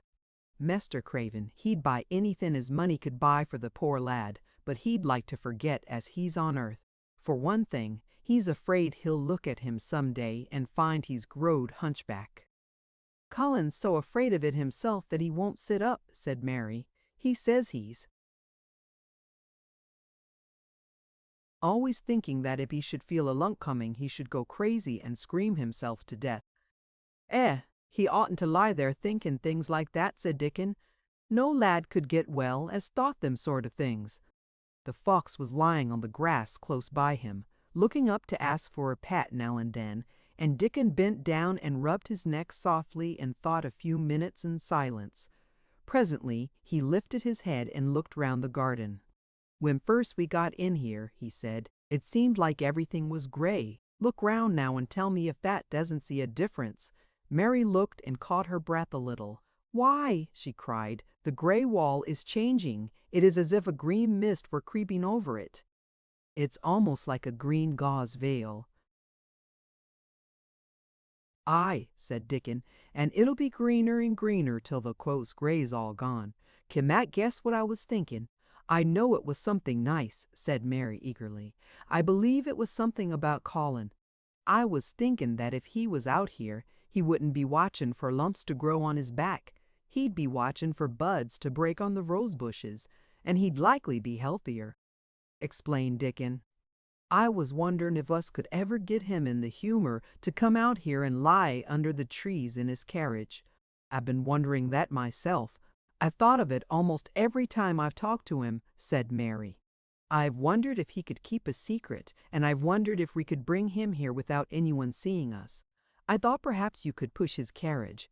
The doctor said he must have fresh air, and if he wants us to take him out, no one dare disobey him. He won't go out for other people, and perhaps they will be glad if he will go out with us. He could order the gardeners to keep away so they wouldn't find out."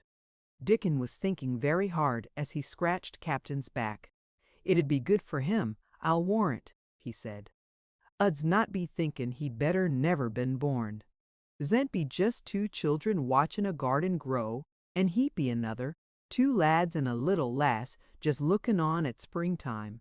I warrant it'd be better than doctor's stuff. He's been lying in his room so long, and he's always been so afraid of his back that it has made him queer," said Mary. "He knows a good many things out of books, but he doesn't know anything else. He says he has been too ill to notice things, and he hates going out of doors, and hates gardens and gardeners. But he likes to hear about this garden because it is a secret. I daren't tell him much, but he said he wanted to see it." "Us'll have him out here sometime for sure," said Dickon. "I could push his carriage well enough. Has that noticed how the robin and his mate has been working while we've been sitting here? Look at him, perched on that branch wondering where it'd be best to put that twig he's got in his beak." He made one of his low whistling calls, and the robin turned his head and looked at him inquiringly, still holding his twig. Dickon spoke to him as Ben Weatherstaff did, but Dickon's tone was one of friendly advice. "Wherever that puts it," he said, "it'll be all right. Tha knew how to build a nest before tha came out of the egg. Get on with thee, lad. Tha's got no time to lose." "Oh, I do like to hear you talk to him," Mary said, laughing delightedly. "Ben Weatherstaff scolds him and makes fun of him, and he hops about and looks as if he understood every word, and I know he likes it. Ben Weatherstaff says he is so conceited he would rather have stones thrown at him than not be noticed." Dickon laughed too and went on talking. "They knows us won't trouble thee," he said to the robin. "Us is near being wild things ourselves. Us is nest building too, bless thee. Look out the doesn't tell on us." And though the robin did not answer because his beak was occupied, Mary knew that when he flew away with his twig to his own corner of the garden, the darkness of his dew-bright eye meant that he would not tell their secret for the world. Chapter 16. "I won't," said Mary. They found a great deal to do that morning, and Mary was late in returning to the house, and was also in such a hurry to get back to her work that she quite forgot Colin until the last moment. "Tell Colin that I can't come and see him yet," she said to Martha. "I'm very busy in the garden." Martha looked rather frightened. Miss Mary," she said, "it may put him all out of humor when I tell him that." But Mary was not as afraid of him as other people were, and she was not a self-sacrificing person. "I can't stay," she answered. "Dickon's waiting for me." And she ran away. The afternoon was even lovelier and busier than the morning had been. Already nearly all the weeds were cleared out of the garden, and most of the roses and trees had been pruned or dug about. Dickon had brought a spade of his own, and he had taught Mary to use all her tools, so that by this time it was plain that though the lovely wild place was not likely to become a gardener's garden, it would be a wilderness of growing things before the springtime was over. "There'll be apple blossoms and cherry blossoms overhead," Dickon said, working away with all his might, "and there'll be peach and plum trees in bloom against the ack walls, and there'll be a carpet o' flowers. The little fox and the rook were as happy and busy as they were, and the robin and his mate flew backward and forward like tiny streaks of lightning. Sometimes the rook flapped his black wings and soared away over the treetops in the park. Each time he came back and perched near Dickon and cawed several times as if he were relating his adventures, and Dickon talked to him just as he had talked to the robin. Once, when Dickon was so busy that he did not answer him at first, Soot flew onto his shoulders and gently tweaked his ear with his large beak. When Mary wanted to rest a little, Dickon sat down with her under a tree, and once he took his pipe out of his pocket and played the soft, strange little notes, and 2 squirrels appeared on the wall and looked and listened. "That's a good bit stronger than that was," Dickon said, looking at her as she was digging. "Ba's beginning to look different for sure." Mary was glowing with exercise and good spirits. "I'm getting fatter and fatter every day," she said quite exultantly. "Mrs. Medlock will have to get me some bigger dresses. Martha says my hair is growing thicker. It isn't so flat and stringy." The sun was beginning to set and sending deep gold-colored rays slanting under the trees when they parted. "It'll be fine tomorrow," said Dickon. "I'll be at work by sunrise." "So will I," said Mary. She ran back to the house as quickly as her feet would carry her. She wanted to tell Colin about Dickon's fox cub and the rook, and about what the springtime had been doing. She felt sure he would like to hear. So it was not very pleasant when she opened the door of her room to see Martha standing waiting for her with a doleful face. "What is the matter?" she asked. "What did Colin say when you told him I couldn't come?" Said Martha. "I wish they'd gone. He was nigh going into one of his tantrums. There's been a nice to-do all afternoon to keep him quiet. He would watch the clock all time." Mary's lips pinched themselves together. She was no more used to considering other people than Colin was, and she saw no reason why an ill-tempered boy should interfere with the thing she liked best. She knew nothing about the pitifulness of people who had been ill and nervous, and who did not know that they could control their tempers and need not make other people ill and nervous too. When she had had a headache in India, she had done her best to see that everybody else also had a headache or something quite as bad, and she felt she was quite right. But of course now she felt that Colin was quite wrong. He was not on his sofa when she went into his room. He was lying flat on his back in bed, and he did not turn his head toward her as she came in. This was a bad beginning, and Mary marched up to him with her stiff manner. "Why didn't you get up?" she said. "I did get up this morning when I thought you were coming," he answered, without looking at her. "I made them put me back in bed this afternoon. My back ached and my head ached, and I was tired. Why didn't you come?" "I was working in the garden with Dickon," said Mary. Colin frowned and condescended to look at her. "I won't let that boy come here if you go and stay with him instead of coming to talk to me," he said. Mary flew into a fine passion. She could fly into a passion without making a noise. She just grew sour and obstinate and did not care what happened. "If you send Dickon away, I'll never come into this room again," she retorted. "You'll have to if I want you," said Colin. "I won't," said Mary. "I'll make you," said Colin. "They shall drag you in." "Shall they, Mr. Rajah?" said Mary fiercely.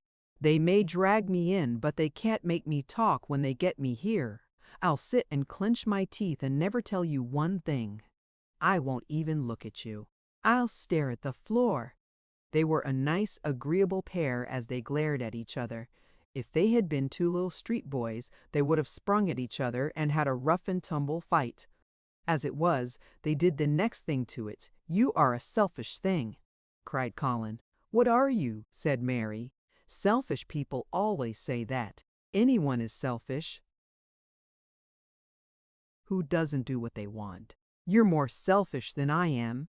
You're the most selfish boy I ever saw." "I'm not," snapped Colin. "I'm not as selfish as your fine Dickon is. He keeps you playing in the dirt when he knows I am all by myself.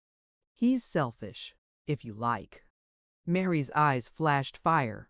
"He's nicer than any other boy that ever lived," she said. He's like an angel."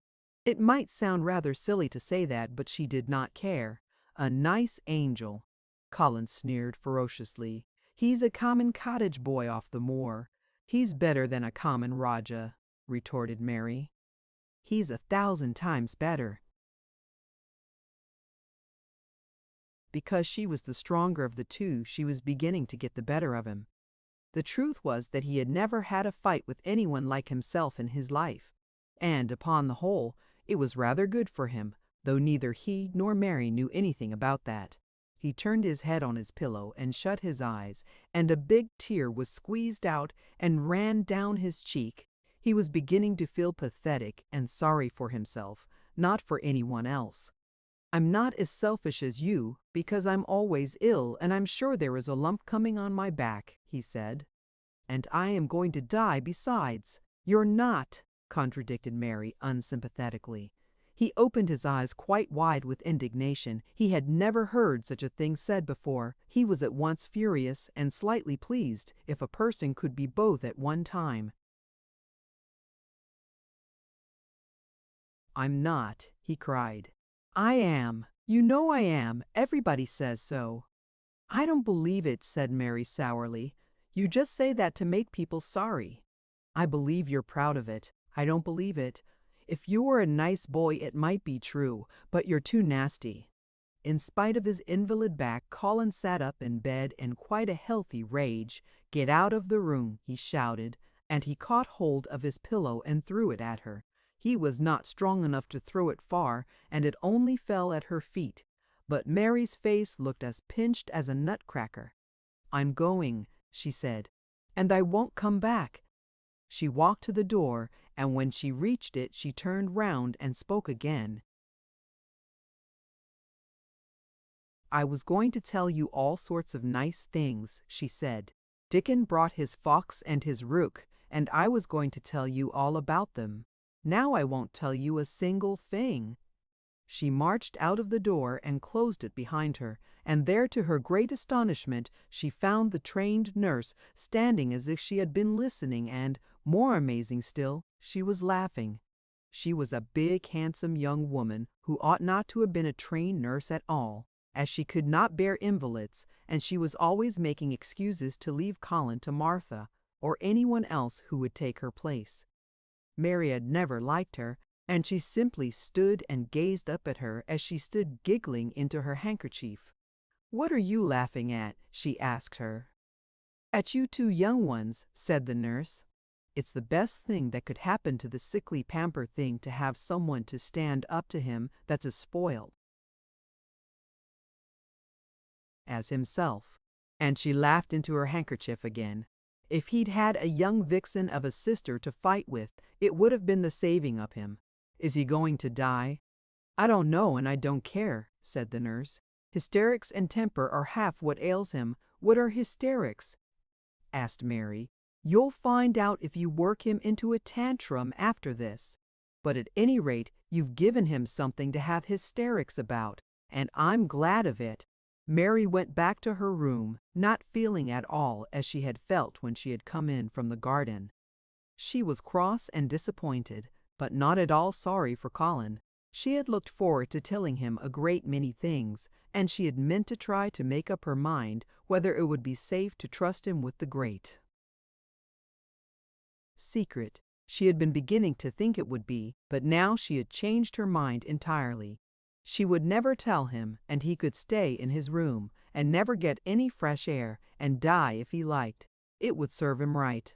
She felt so sour and unrelenting that for a few minutes she almost forgot about Dickon and the green veil creeping over the world and the soft wind blowing down from the moor. Martha was waiting for her, and the trouble in her face had been temporarily replaced by interest and curiosity. There was a wooden box on the table, and its cover had been removed and revealed that it was full of neat packages. "Mr. Craven sent it to you," said Martha. "It looks as if it had picture books in it." Mary remembered what he had asked her the day she had gone to his room. "Do you want anything, dolls, toys, books?" She opened the package, wondering if he had sent a doll, and also wondering what she should do with it if he had. But he had not sent one. There were several beautiful books such as Colin had, and 2 of them were about gardens and were full of pictures. There were 2 or 3 games, and there was a beautiful little writing case with a gold monogram on it, and a gold pen and inkstand. Everything was so nice that her pleasure began to crowd her anger out of her mind. She had not expected him to remember her at all, and her hard little heart grew quite warm. "I can write better than I can print," she said, "and the first thing I shall write with that pen will be a letter to tell him I am much obliged." If she had been friends with Colin, she would have run to show him her presents at once, and they would have looked at the pictures and read some of the gardening books and perhaps tried playing the games, and he would have enjoyed himself so much he would never once have thought he was going to die or have put his hand on his spine to see if there was a lump coming. He had a way of doing that which she could not bear. It gave her an uncomfortable, frightened feeling because he always looked so frightened himself. He said that if he felt even quite a little lump some day, he should know his hunch had begun to grow. Something he had heard Mrs. Medlock whispering to the nurse had given him the idea, and he had thought over it in secret until it was quite firmly fixed in his mind. Mrs. Medlock had said his father's back had begun to show its crookedness in that way when he was a child. He had never told anyone but Mary that most of his tantrums, as they called them, grew out of his hysterical hidden fear. Mary had been sorry for him when he had told her. "He always began to think about it when he was cross or tired," she said to herself. "And he has been cross today. Perhaps he has been thinking about it all afternoon." She stood still, looking down at the carpet and thinking. "I said I would never go back again." She hesitated, knitting her brows. "But perhaps, just perhaps, I will go and see if he wants me in the morning. Perhaps he'll try to throw his pillow at me again, but I think I'll go." Chapter 17. A Tantrum. She had got up very early in the morning and had worked hard in the garden, and she was tired and sleepy. So as soon as Martha had brought her supper and she had eaten it, she was glad to go to bed.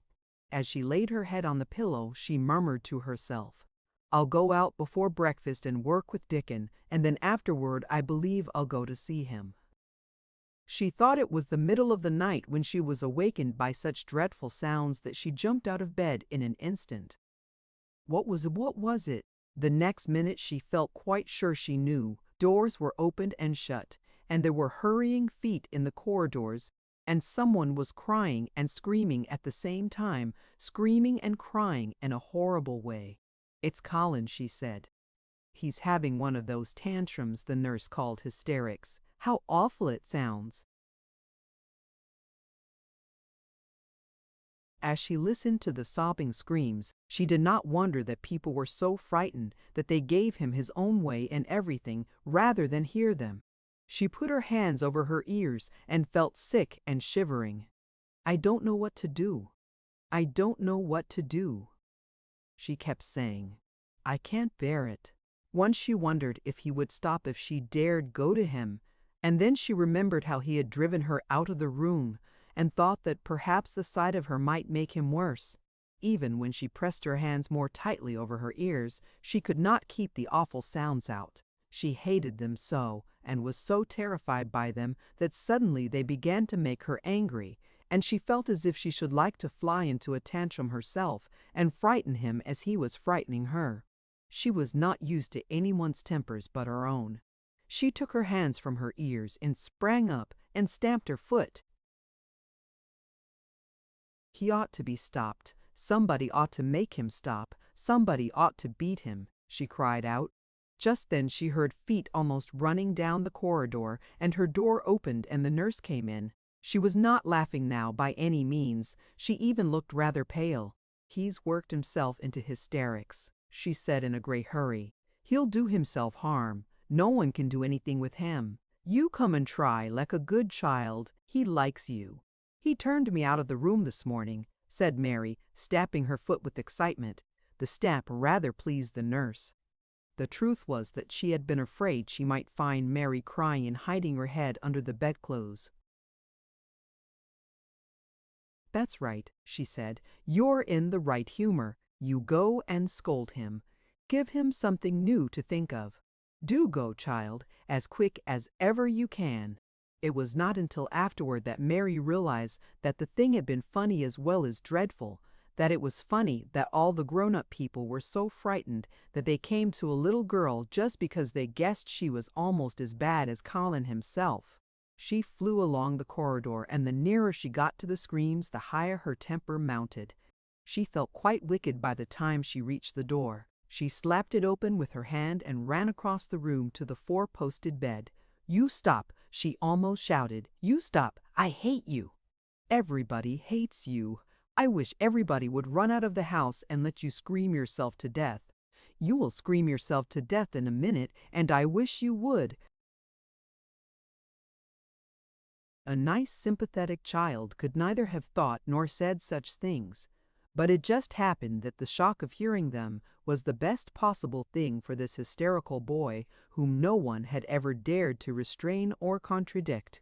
He had been lying on his face beating his pillow with his hands, and he actually almost jumped around. He turned so quickly at the sound of the furious little voice. His face looked dreadful, white and red and swollen, and he was gasping and choking, but savage little Mary did not care an atom. "If you scream another scream," she said, "I'll scream too, and I can scream louder than you can, and I'll frighten you. I'll frighten you."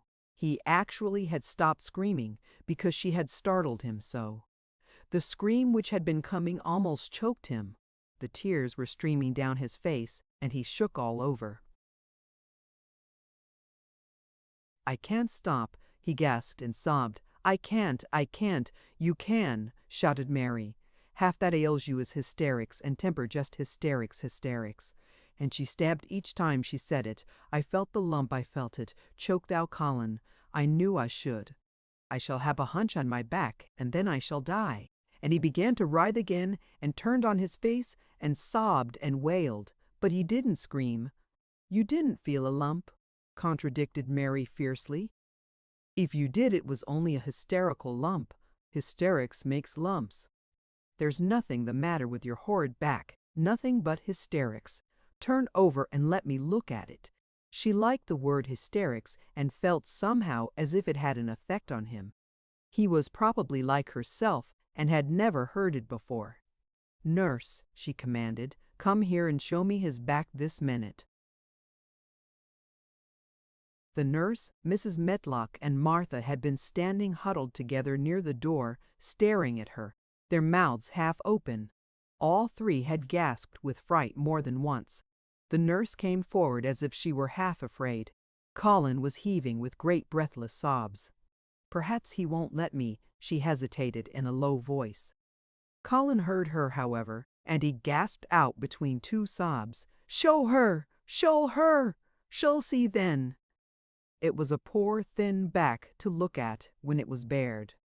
Every rib could be counted and every joint of the spine, though Mistress Mary did not count them, as she bent over and examined them with a solemn, savage little face. She looked so sour and old-fashioned that the nurse turned her head aside to hide the twitching of her mouth. There was just a minute's silence, for even Colin tried to hold his breath while Mary looked up and down his spine and down and up as intently as if she had been the great doctor from London.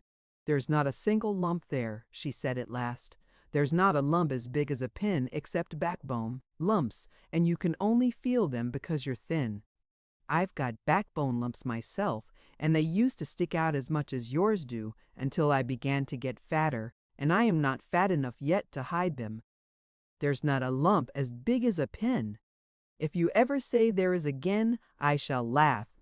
No one but Colin himself knew what effect those crossly spoken childish words had on him.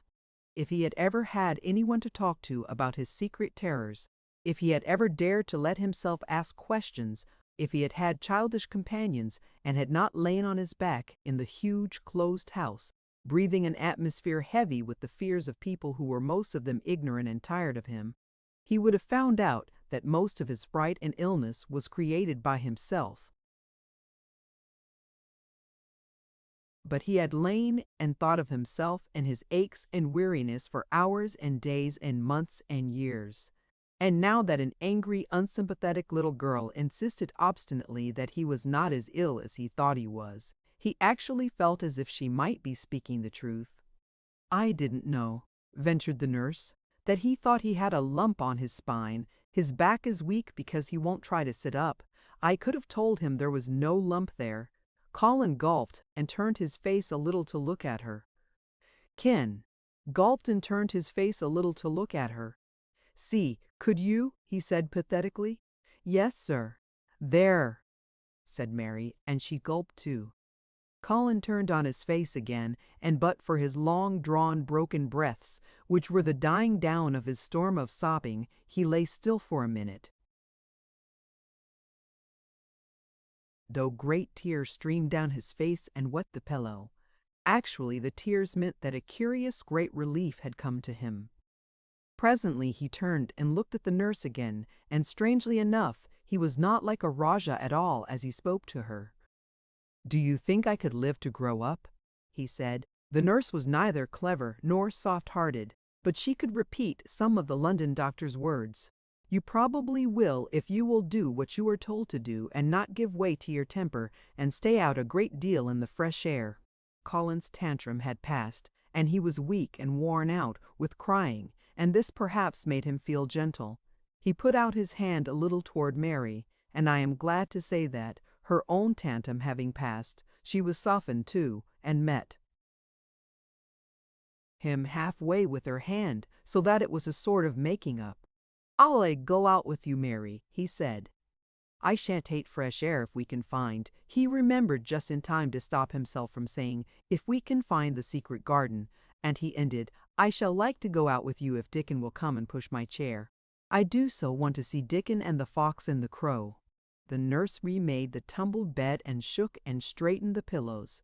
Then she made Colin a cup of beef tea and gave a cup to Mary, who really was very glad to get it after her excitement. Mrs. Medlock and Martha gladly slipped away, and after everything was neat and calm and in order, the nurse looked as if she would very gladly slip away also. She was a healthy young woman who resented being robbed of her sleep, and she yawned quite openly as she looked at Mary, who had pushed her big footstool close to the four-posted bed and was holding Colin's hand. "You must go back and get your sleep out," she said. "He'll drop off after a while if he's not too upset. Then I'll lie down myself in the next room. Would you like me to sing you that song I learned from my ayah?" Mary whispered to Colin. His hand pulled hers gently, and he turned his tired eyes on her appealingly. "Oh, yes," he answered. "It's such a soft song. I shall go to sleep in a minute." "I will put him to sleep," Mary said to the yawning nurse. "You can go if you like." "Well," said the nurse with an attempt at reluctance, "if he doesn't go to sleep in half an hour, you must call me." "Very well," answered Mary. The nurse was out of the room in a minute, and as soon as she was gone, Colin pulled Mary's hand again. "I almost told," he said, "but I stopped myself in time. I won't talk and I'll go to sleep, but you said you had a whole lot of nice things to tell me. Have you? Do you think you have found out anything at all about the way into the secret garden?" Mary looked at his poor little tired face and swollen eyes, and her heart relented. "Yes," she answered, "I think I have, and if you will go to sleep I will tell you tomorrow." His hand quite trembled. "Oh, Mary," he said. "Oh, Mary, if I could get into it I think I should live to grow up.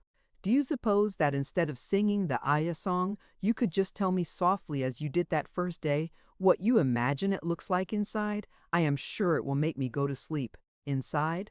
I am sure it will make me go to sleep." "Yes," answered Mary. "Shut your eyes." He closed his eyes and lay quite still, and she held his hand and began to speak very slowly and in a very low voice. I think it has been left alone so long that it has grown all into a lovely tangle. I think the roses have climbed and climbed and climbed until they hang from the branches and walls and creep over the ground almost like a strange gray mist. Some of them have died, but many are alive, and when the summer comes, there will be curtains and fountains of roses. I think the ground is full of daffodils and snowdrops and lilies and iris working their way out of the dark. Now the spring has begun, perhaps. The soft drone of her voice was making him stiller and stiller, and she saw it and went on. Perhaps they are coming up through the grass. Perhaps there are clusters of purple crocuses and gold ones even now. Perhaps the leaves are beginning to break out and uncurl, and perhaps the gray is changing, and a green gauze veil is creeping and creeping over everything, and the birds are coming to look at it because it is so safe and still. And perhaps, very softly and slowly indeed, the robin has found a mate and is building a nest. And Colin was asleep. Chapter 18. The Munot Wastes No Time. Of course, Mary did not waken early the next morning. She slept late because she was tired, and when Martha brought her breakfast, she told her that though Colin was quite quiet, he was ill and feverish as he always was after he had worn himself out with a fit of crying. Mary ate her breakfast slowly as she listened. He says he wishes that would please go and see him as soon as that can, Martha said. It's queer what a fancy he's took to thee. That did give it him last night, for sure didn't that? Nobody else would have dared to do it. Eh, poor lad. He's been spoiled till salt won't save him. Mother says as the two worst things as can happen to a child is never to have his own way or always to have it. She doesn't know which is the tworst. The was in a fine temper itself too. But he says to me when I went into his room, "Please ask Miss Mary if she'll please come and talk to me." Think o' him saying please. Will you go, miss? I'll run and see Dickon first, said Mary. No, I'll go and see Colin first and tell. No, I'll go and see Colin first and tell. Him. I know what I'll tell him, with a sudden inspiration. She had her hat on when she appeared in Colin's room, and for a second he looked disappointed. He was in bed, his face was pitifully white, and there were dark circles round his eyes. I'm glad you came, he said. My head aches and I ache all over because I'm so tired. Are you going somewhere? Mary went and leaned against his bed. I won't be long, she said. I'm going to Dickon, but I'll come back. Colin, it's something about the garden. His whole face brightened and a little color came into it. Oh, is it? He cried out. I dreamed about it all night. I heard you say something about gray changing into green, and I dreamed I was standing in a place all filled with trembling little green leaves, and there were birds on nests everywhere, and they looked so soft and still. I'll lie and think about it until you come back. In 5 minutes, Mary was with Dickon in their garden. The fox and the crow were with him again, and this time he had brought 2 tame squirrels. I came over on the pony this morning, he said. He is a good little chap, Jump is. I brought these 2 in my pockets.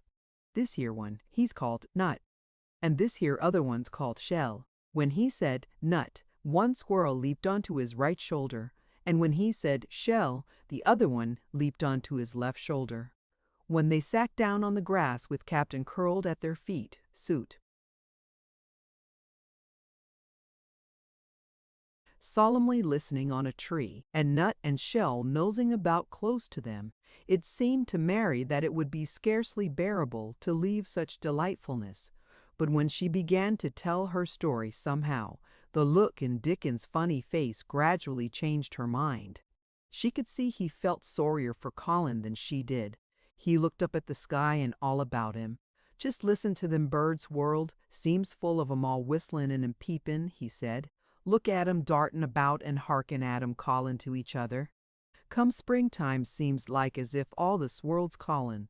The leaves is uncurlin' so you can see 'em, and, my word, this nice smells there is about. Sniffing with his happy turned-up nose, and that poor lad lyin' shut up and seein' so little that he gets to thinkin' o' things as sets him screamin'. My, we mun get him out here. We mun get him watchin' and listenin' and sniffin' up there and get him just soaked through with sunshine, and we mun not lose no time about it. When he was very much interested, he often spoke quite broad Yorkshire, though at other times he tried to modify his dialect so that Mary could better understand. But she loved his broad Yorkshire and had in fact been trying to learn to speak it herself. So she spoke a little now.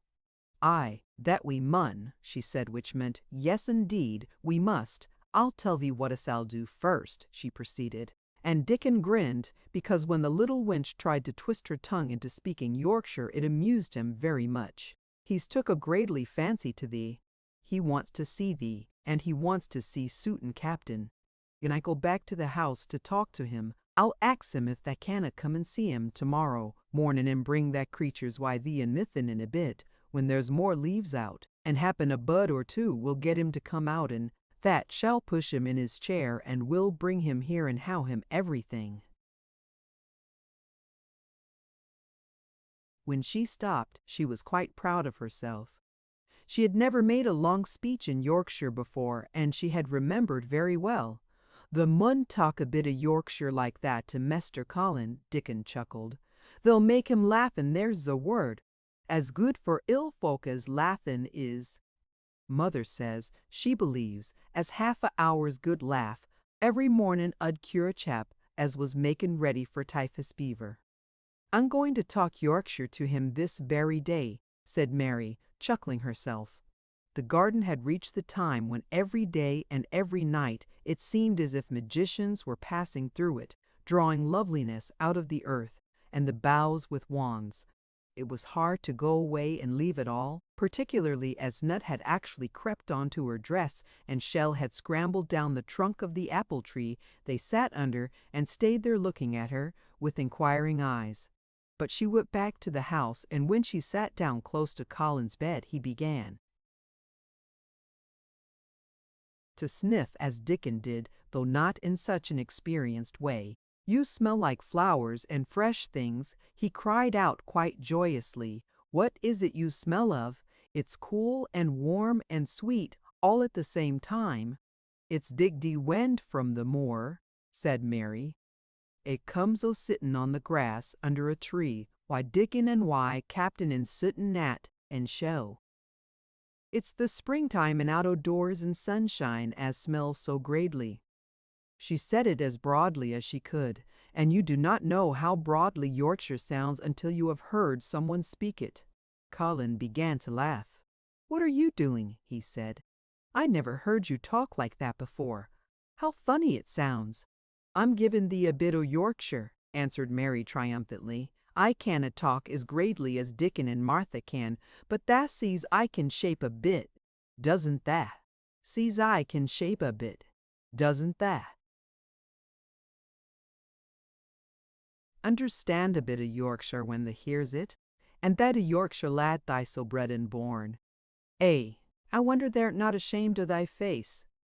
And then she began to laugh too, and they both laughed until they could not stop themselves, and they laughed until the room echoed, and Mrs. Medlock, opening the door to come in, drew back into the corridor and stood listening amazed.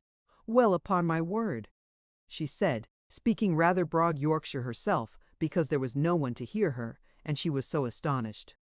"Whoever heard the Dykely? Whoever on earth would have thought it? There was so much to talk about."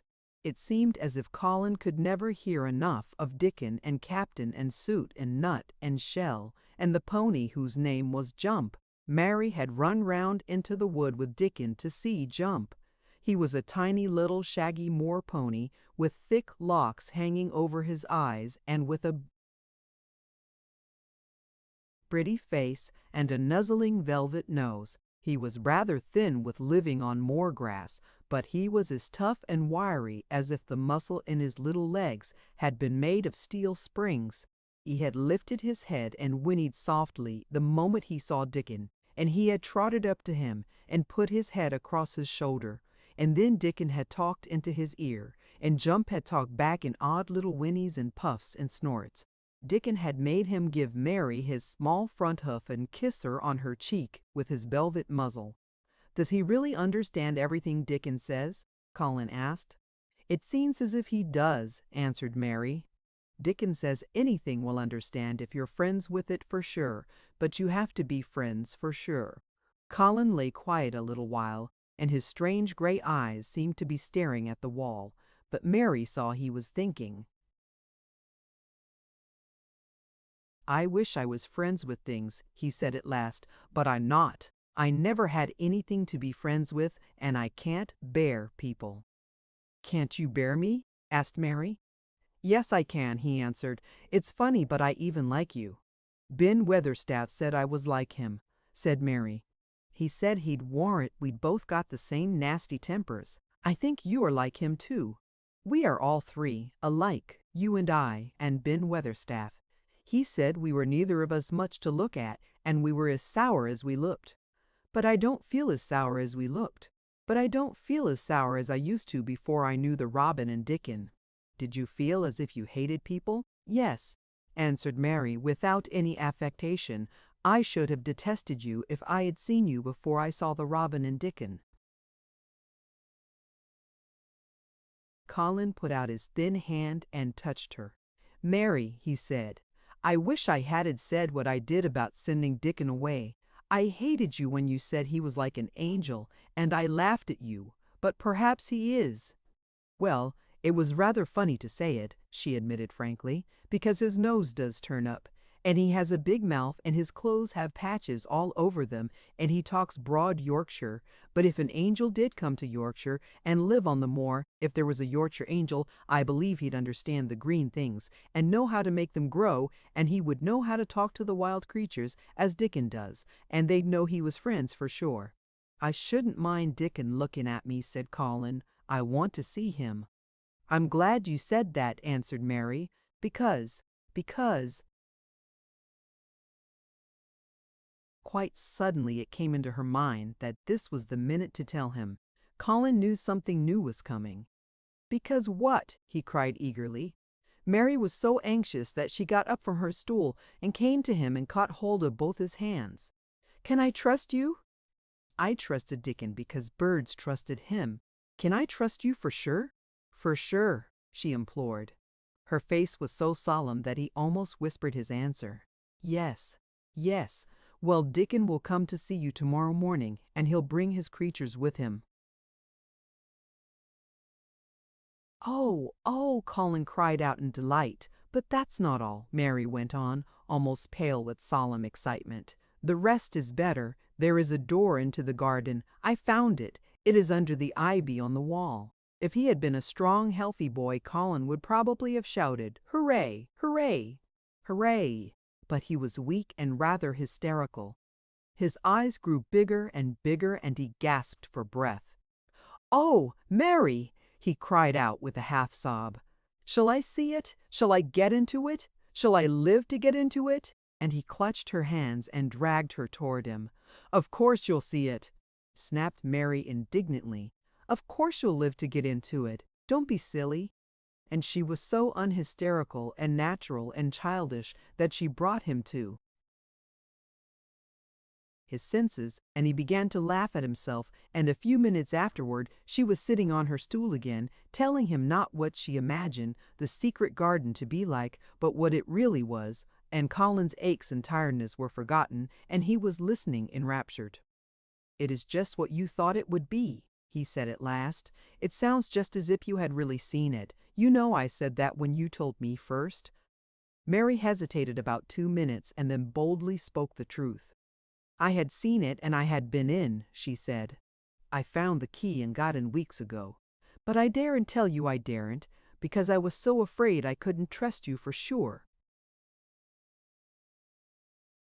Chapter 19. It Has Come. Of course, Dr. Craven had been sent for the morning after Colin had had his tantrum.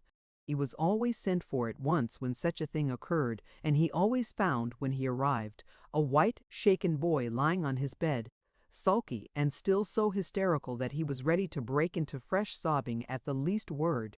In fact, Dr. Craven dreaded and detested the difficulties of these visits. On this occasion he was away from Misselthwaite Manor until afternoon. "How is he?" he asked Mrs. Medlock rather irritably when he arrived. "He will break a blood vessel in one of those fits some day. The boy is half insane with hysteria and self-indulgence." "Well, sir," answered Mrs. Medlock, "you'll scarcely believe your eyes when you see him. That plain sour-faced child, that's almost as bad as himself, has just bewitched him. How she's done it there's no telling. The Lord knows she's nothing to look at, and you scarcely ever hear her speak, but she did what none of us dare do. She just flew at him like a little cat last night and stamped her feet and ordered him to stop screaming, and somehow she startled him so that he actually did stop, and this afternoon we'll just come up and see, sir. It's past crediting." The scene which Dr. Craven beheld when he entered his patient's room was indeed rather astonishing to him. As Mrs. Medlock opened the door, he heard laughing and chattering. Colin was on his sofa in his dressing gown, and he was sitting up quite straight looking at a picture in one of the garden books and talking to the plain child, who at that moment could scarcely be called plain at all because her face was so glowing with enjoyment. "Those long spires of blue ones will have a lot of those," Colin was announcing. "They're called delphiniums. Dickon says they're larkspurs made big and grand," cried Mistress Mary. "There are clumps there already." Then they saw Dr. Craven and stopped. Mary became quite still and Colin looked fretful. "I am sorry to hear you were ill last night, my boy," Dr. Craven said a trifle nervously. He was rather a nervous man. "I'm better now, much better," Colin answered, rather like a Rajah. "I'm going out in my chair in a day or two if it is fine. I want some fresh air." Dr. Craven sat down by him and felt his pulse and looked at him curiously. "It must be a very fine day," he said, "and you must be very careful not to tire yourself." "Fresh air won't tire me," said the young Rajah. As there had been occasions when the same young gentleman had shrieked aloud with rage and had insisted that fresh air would give him cold and kill him. It is not to be wondered at that his doctor felt somewhat startled. "I thought you did not like fresh air," he said.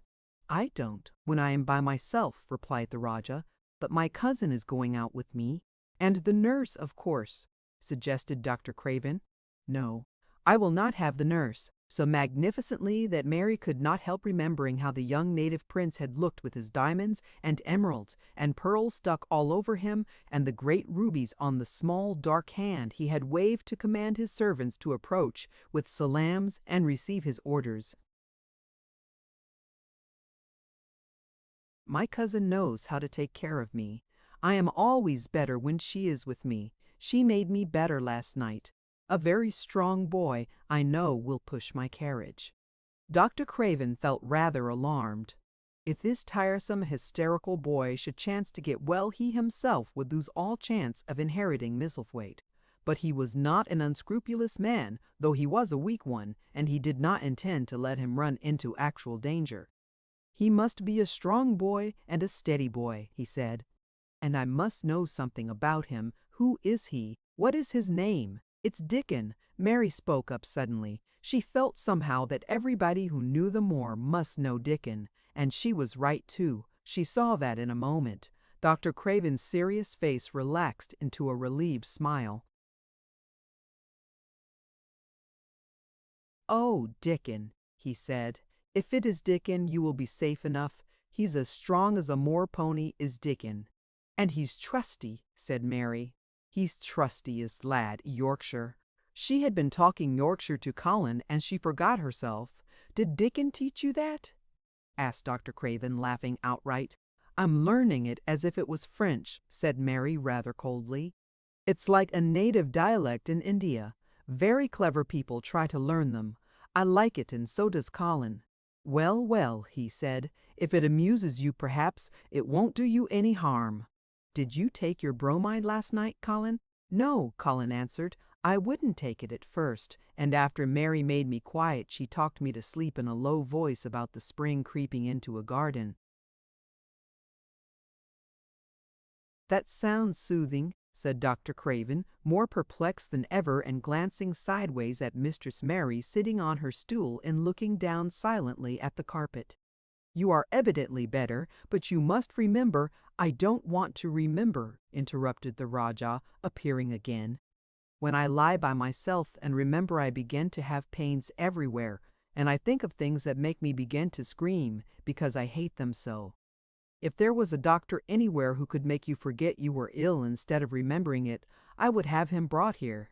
And he waved a thin hand, which ought really to have been covered with royal signet rings made of rubies. "It is because my cousin makes me forget that she makes me better." Dr. Craven had never made such a short stay after a tantrum. Usually he was obliged to remain a very long time and do a great many things. This afternoon he did not give any medicine or leave any new orders, and he was spared any disagreeable scenes. When he went downstairs he looked very thoughtful, and when he talked to Mrs. Medlock in the library she felt that he was a much puzzled man. "Well, sir," she ventured, "could you have believed it? It is certainly a new state of affairs," said the doctor. "And there's no denying it is better than the old one." "I believe Susan Sowerby's right, I do that," said Mrs. Medlock. "I stopped in her cottage on my way to Thwaite yesterday and had a bit of talk with her. And she says to me, 'Well, Sarah Ann, she mayn't be a good child, and she mayn't be a pretty one, but she's a child, and children needs children. We went to school together, Susan Sowerby and me.'" "She's the best sick nurse I know," said Dr. Craven. "When I find her in a cottage, I know the chances are that I shall save my patient." Mrs. Medlock smiled. She was fond of Susan Sowerby. "She's got away with her, has Susan," she went on quite volubly. "I've been thinking all morning of one thing she said yesterday. She says, 'Once when I was giving Judd a bit of a preach after they'd been fighting, I sees to 'em all. When I was at school my geography told as theys world was shaped like a orange and I found out before I was 10 that that whole orange doesn't belong to nobody. No one owns more than his bit of a quarter, and there's times it seems like there's not eno quarters to go around. But don't you none of you think as you own whole orange, or you'll find out you're mistaken, and you won't find it out without hard knocks. What children learns from children,' she says, 'is that there's no sense in grabbing at the whole orange peel and all. If you do, you'll likely not get even tips in them's too bitter to eat.'" "She's a shrewd woman," said Dr. Craven, putting on his coat. "Well, she's got a way of saying things," ended Mrs. Medlock, much pleased. "Sometimes I've said to her, Susan, if you was a different woman and didn't talk such broad Yorkshire, I've seen the times when I should have said you was clever." That night Colin slept without once awakening, and when he opened his eyes in the morning he lay still and smiled without knowing it. Smiled because he felt so curiously comfortable. It was actually nice to be awake, and he turned over and stretched his limbs luxuriously. He felt as if tight strings which had held him had loosened themselves and let him go. He did not know that Dr. Craven would have said that his nerves had relaxed and rested themselves. Instead of lying and staring at the wall and wishing he had not awakened, his mind was full of the plans he and Mary had made yesterday, of pictures of the garden and of Dickon and his wild creatures. It was so nice to have things to think about. And he had not been awake more than 10 minutes when he heard feet running along the corridor, and Mary was at the door. The next minute she was in the room and had run across to his bed, bringing with her a waft of fresh air full of the scent of the morning. "You've been out! You've been out! There's that nice smell of leaves!" he cried. She had been running, and her hair was loose and blown, and she was bright with the air and pink cheek, though he could not see it. "It's so beautiful," she said, a little breathless with her speed. "You never saw anything so beautiful. It has come." I thought it had come that other morning, but it was only coming. It is here now. It has come, the spring. Dickon says so." "Has it?" cried Colin, and though he really knew nothing about it, he felt his heart beat. He actually sat up in bed. "Open the window," he added, laughing half with joyful excitement and half at his own fancy. "Perhaps we may hear golden trumpets." And though he laughed, Mary was at the window in a moment, and in a moment more it was opened wide, and freshness and softness and scents and bird songs were pouring through. "That's fresh air," she said. "Lie on your back and draw in long breaths of it." That's what Dickon does when he's lying on the moor. He says he feels it in his veins, and it makes him strong, and he feels as if he could live forever and ever. Breathe it and breathe it. She was only repeating what Dickon had told her, but she caught Colin's fancy. "Forever and ever. Does it make him feel like that?" he said. And he did as she told him, drawing in long, deep breaths over and over again, until he felt that something quite new and delightful was happening to him. Mary was at his bedside again. "Things are crowding up out of the earth," she ran on in a hurry. "And there are flowers uncurling and buds on everything, and the green veil has covered nearly all the gray, and the birds are in such a hurry about their nests, for fear they may be too late, that some of them are even fighting for places in the secret garden. And the rose bushes look as wick can be, and there are primroses in the lanes and woods, and the seeds we planted are up, and Dickon has brought the fox and the crow and the squirrels and a newborn lamb." And then she paused for breath. The newborn lamb Dickon had found 3 days before lying by its dead mother among the gorse bushes on the moor. It was not the first motherless lamb he had found, and he knew what to do with it. He had taken it to the cottage wrapped in his jacket, and he had let it lie near the fire, and had fed it with warm milk. It was a soft thing, with a darling silly baby face and legs, rather long for its body. Dickon had carried it over the moor in his arms, and its feeding bottle was in his pocket with the squirrel. And when Mary had sat under a tree with its limp warmness huddled on her lap, she had felt as if she were too full of strange joy to speak. "A lamb! A lamb! A living lamb who lay on your lap like a baby." She was describing it with great joy, and Colin was listening and drawing in long breaths of air when the nurse entered. She started a little at the sight of the open window. She had sat stifling in the room many a warm day because her patient was sure that open windows gave people cold. "Are you sure you are not chilly, Master Colin?" she inquired. "No," was the answer. "I am breathing long breaths of fresh air. It makes you strong. I am going to get up to the sofa for breakfast. My cousin will have breakfast with me." The nurse went away, concealing a smile, to give the order for 2 breakfasts. She found the servants' hall a more amusing place than the invalid's chamber, and just now everybody wanted to hear the news from upstairs. There was a great deal of joking about the unpopular young recluse who, as the cook said, had found his master, and good for him. The servants' hall had been very tired of the tantrums, and the butler, who was a man with a family, had more than once expressed his opinion that the invalid would be all the better for a good hiding. When Colin was on his sofa and the breakfast for 2 was put upon the table, he made an announcement to the nurse in his most Rajah-like manner. "A boy, and a fox, and a crow, and 2 squirrels, and a newborn lamb are coming to see me this morning. I want them brought upstairs as soon as they come," he said. "You are not to begin playing with the animals in the servants' hall and keep them there. I want them here." The nurse gave a slight gasp and tried to conceal it with a cough. "Yes, sir," she answered. "I'll tell you what you can do," added Colin, waving his hand. "You can tell Martha to bring them here. The boy is Martha's brother. His name is Dickon, and he is an animal charmer." "I hope the animals won't bite, Master Colin," said the nurse. "I told you he was a charmer," said Colin austerely. "Charmers' animals never bite." "There are snake charmers in India," said Mary, "and they can put their snakes' heads in their mouths." "Goodness!" shuddered the nurse. They ate their breakfast with the morning air pouring in upon them. Colin's breakfast was a very good one, and Mary watched him with serious interest. "You will begin to get fatter just as I did," she said.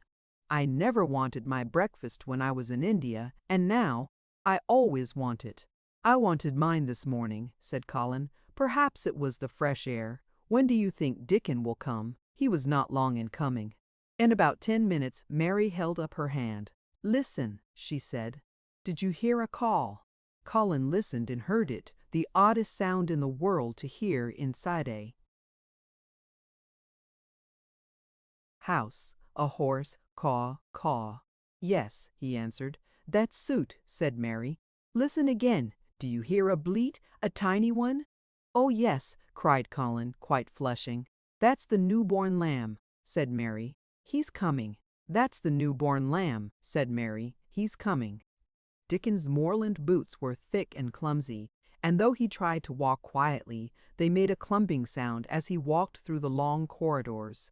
Mary and Colin heard him marching until he passed through the tapestry door onto the soft carpet of Colin's own passage. "If you please, sir," announced Martha, opening the door. "If you please, sir, here's Dickon and his creatures." Dickon came in, smiling his nicest wide smile. The newborn lamb was in his arms, and the little red fox trotted by his side. Nut sat on his left shoulder, and Soot on his right, and Shell's head and paws peeped out of his coat pocket. Colin slowly sat up and stared as he had stared when he first saw Mary, but this was a stare of wonder and delight. The truth was that in spite of all he had heard, he had not in the least understood what this boy would be like, and that his fox and his crow and his squirrels and his lamb were so near to him and his friendliness that they seemed almost to be part of himself. Colin had never talked to a boy in his life, and he was so overwhelmed by his own pleasure and curiosity that he did not even think of speaking. But Dickon did not feel the least shy or awkward. He had not felt embarrassed, because the crow had not known his language and had only stared and had not spoken to him the first time they met. Creatures were always like that until they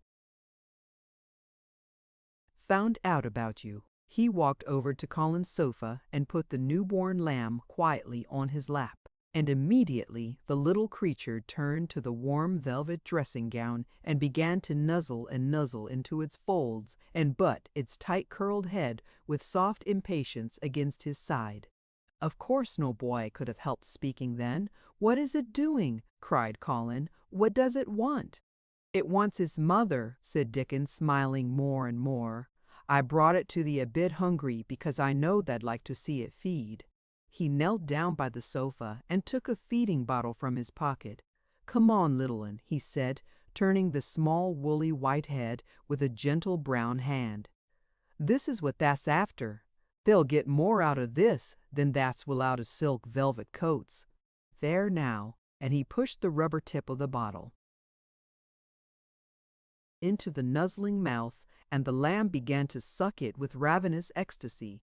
After that there was no wondering what to say. By the time the lamb fell asleep, questions poured forth and Dickon answered them all.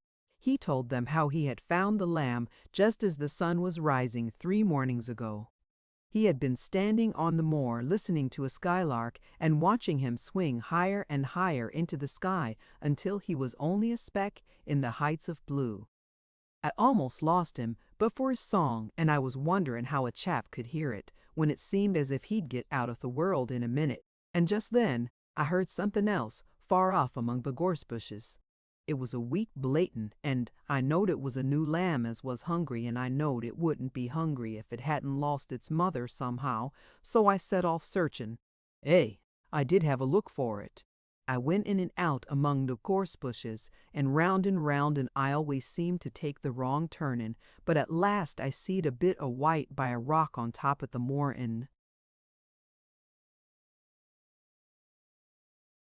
I climbed up and found the little unhalf-dead why cold and clemmin. While he talked, Sut flew solemnly in and out of the open window and cawed remarks about the scenery, while Nut and Shell made excursions into the big trees outside and ran up and down trunks and explored branches. Cactus curled up near Dickon, who sat on the hearthrug from preference. They looked at the pictures in the gardening books, and Dickon knew all the flowers by their country names and knew exactly which ones were already growing in the secret garden. "I couldna say that their name," he said, pointing to one under which was written Aquilegia, "but us calls that a columbine, and that there one, it's a snapdragon, and they both grow wild in hedges, but these is garden ones, and hey, you're bigger and grander. There's some big clumps o' columbine in the garden. They'll look like a bed o' blue and white butterflies flutterin' when they're out." "I'm going to see them," cried Colin. "I am going to see them." "Aye, that mun," said Mary quite seriously, "and that mun not lose no time about it." Chapter 20. I Shall Live Forever and Ever and Ever. But they were obliged to wait more than a week because first there came some very windy days, and then Colin was threatened with a cold, which two things happening, one after the other would no doubt have thrown him into a rage. But that there was so much careful and mysterious planning to do, and almost every day Dickon came in, if only for a few minutes, to talk about what was happening on the moor, and in the lanes and hedges, and on the borders of streams.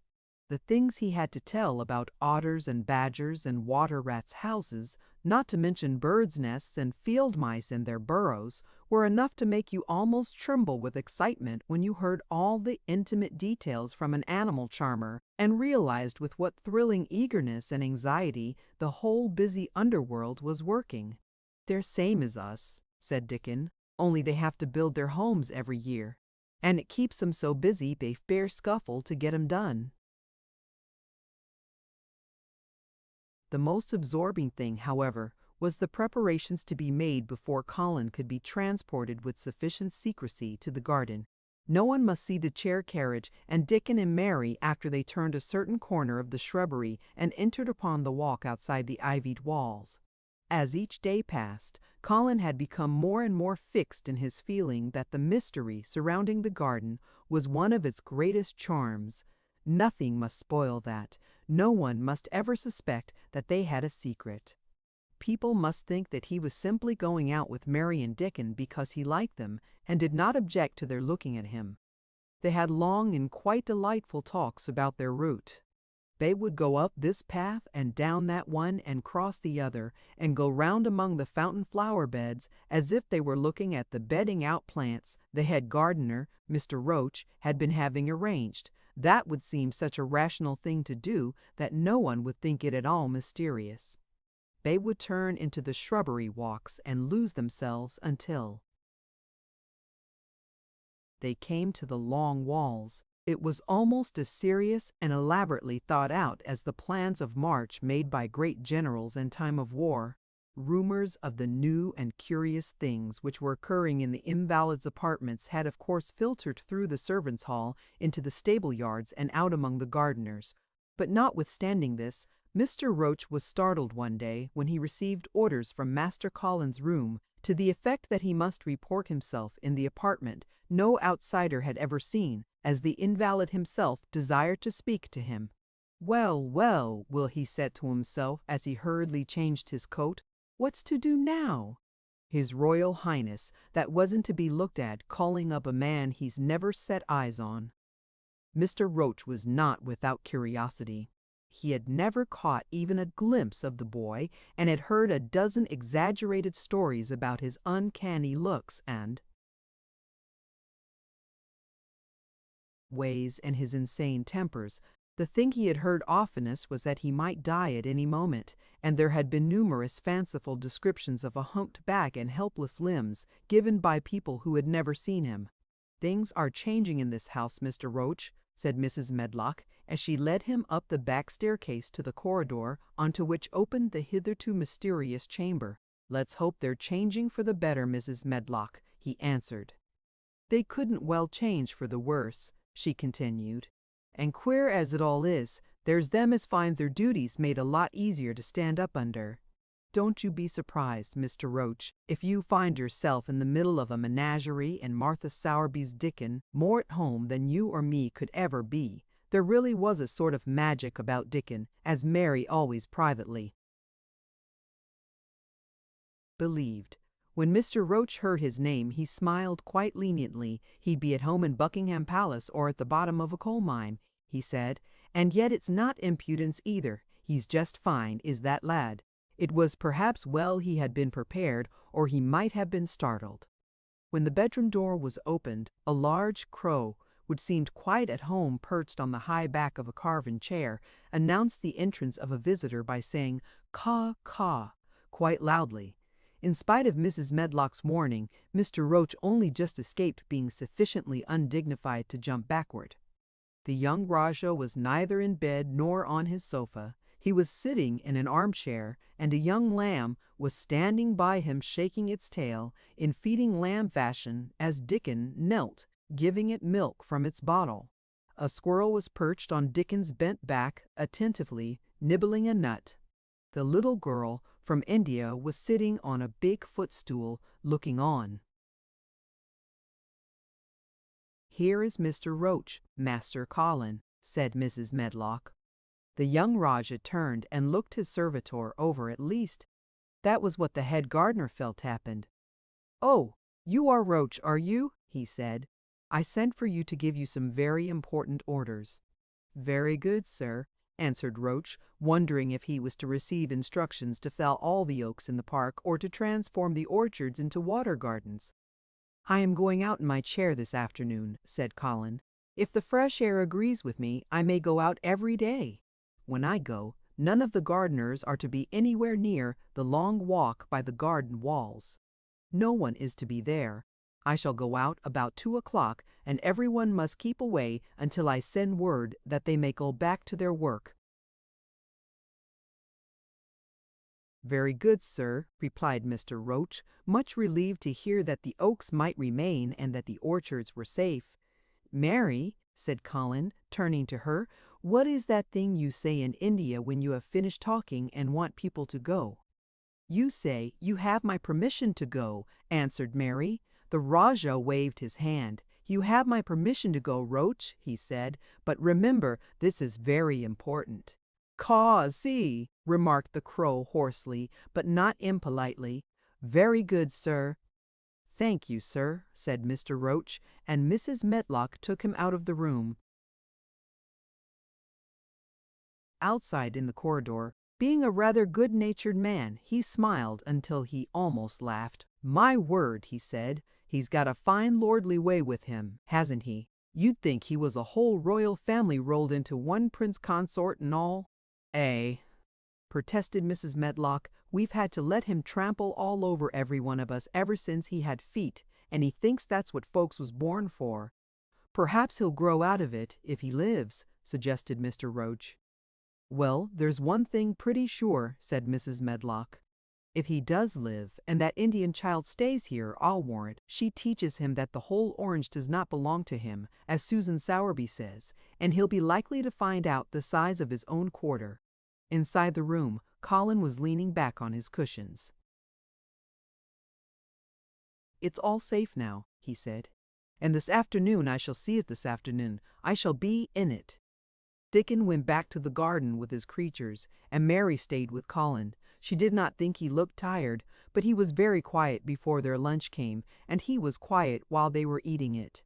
She wondered why and asked him about it. "What big eyes you've got, Colin," she said. "When you are thinking they get as big as saucers, what are you thinking about now?" "I can't help thinking about what it will look like," he answered. "The garden?" asked Mary. "The springtime," he said. "I was thinking that I've really never seen it before. I scarcely ever went out, and when I did go I never looked at it. I didn't even think about it. I never saw it in India because there wasn't any," said Mary. Shut in and morbid as his life had been, Colin had more imagination than she had, and at least he had spent a good deal of time looking at wonderful books and pictures. That morning when you ran in and said, It's come. It's come. You made me feel quite queer. It sounded as if things were coming with a great procession in big bursts and wafts of music. I've a picture like it in one of my books. Crowds of lovely people and children, with garlands and branches with blossoms on them, everyone laughing and dancing and crowding and playing on pipes. That was why I said, perhaps we shall hear golden trumpets, and told you to throw open the window. How funny, said Mary. That's really just what it feels like. And if all the flowers and leaves and green things and birds and wild creatures dance past at once, what a crowd it would be. I'm sure they'd dance and sing and flute, and that would be the wafts of music. They both laughed, but it was not because the idea was laughable, but because they both so liked it. A little later the nurse made Colin ready.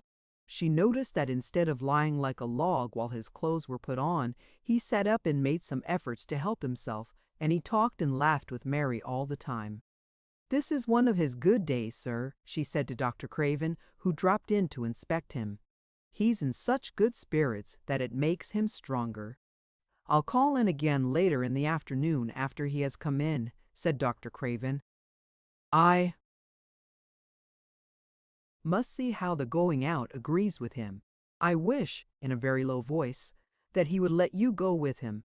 I'd rather give up the case this moment, sir, than even stay here while it's suggested," answered the nurse, with sudden firmness.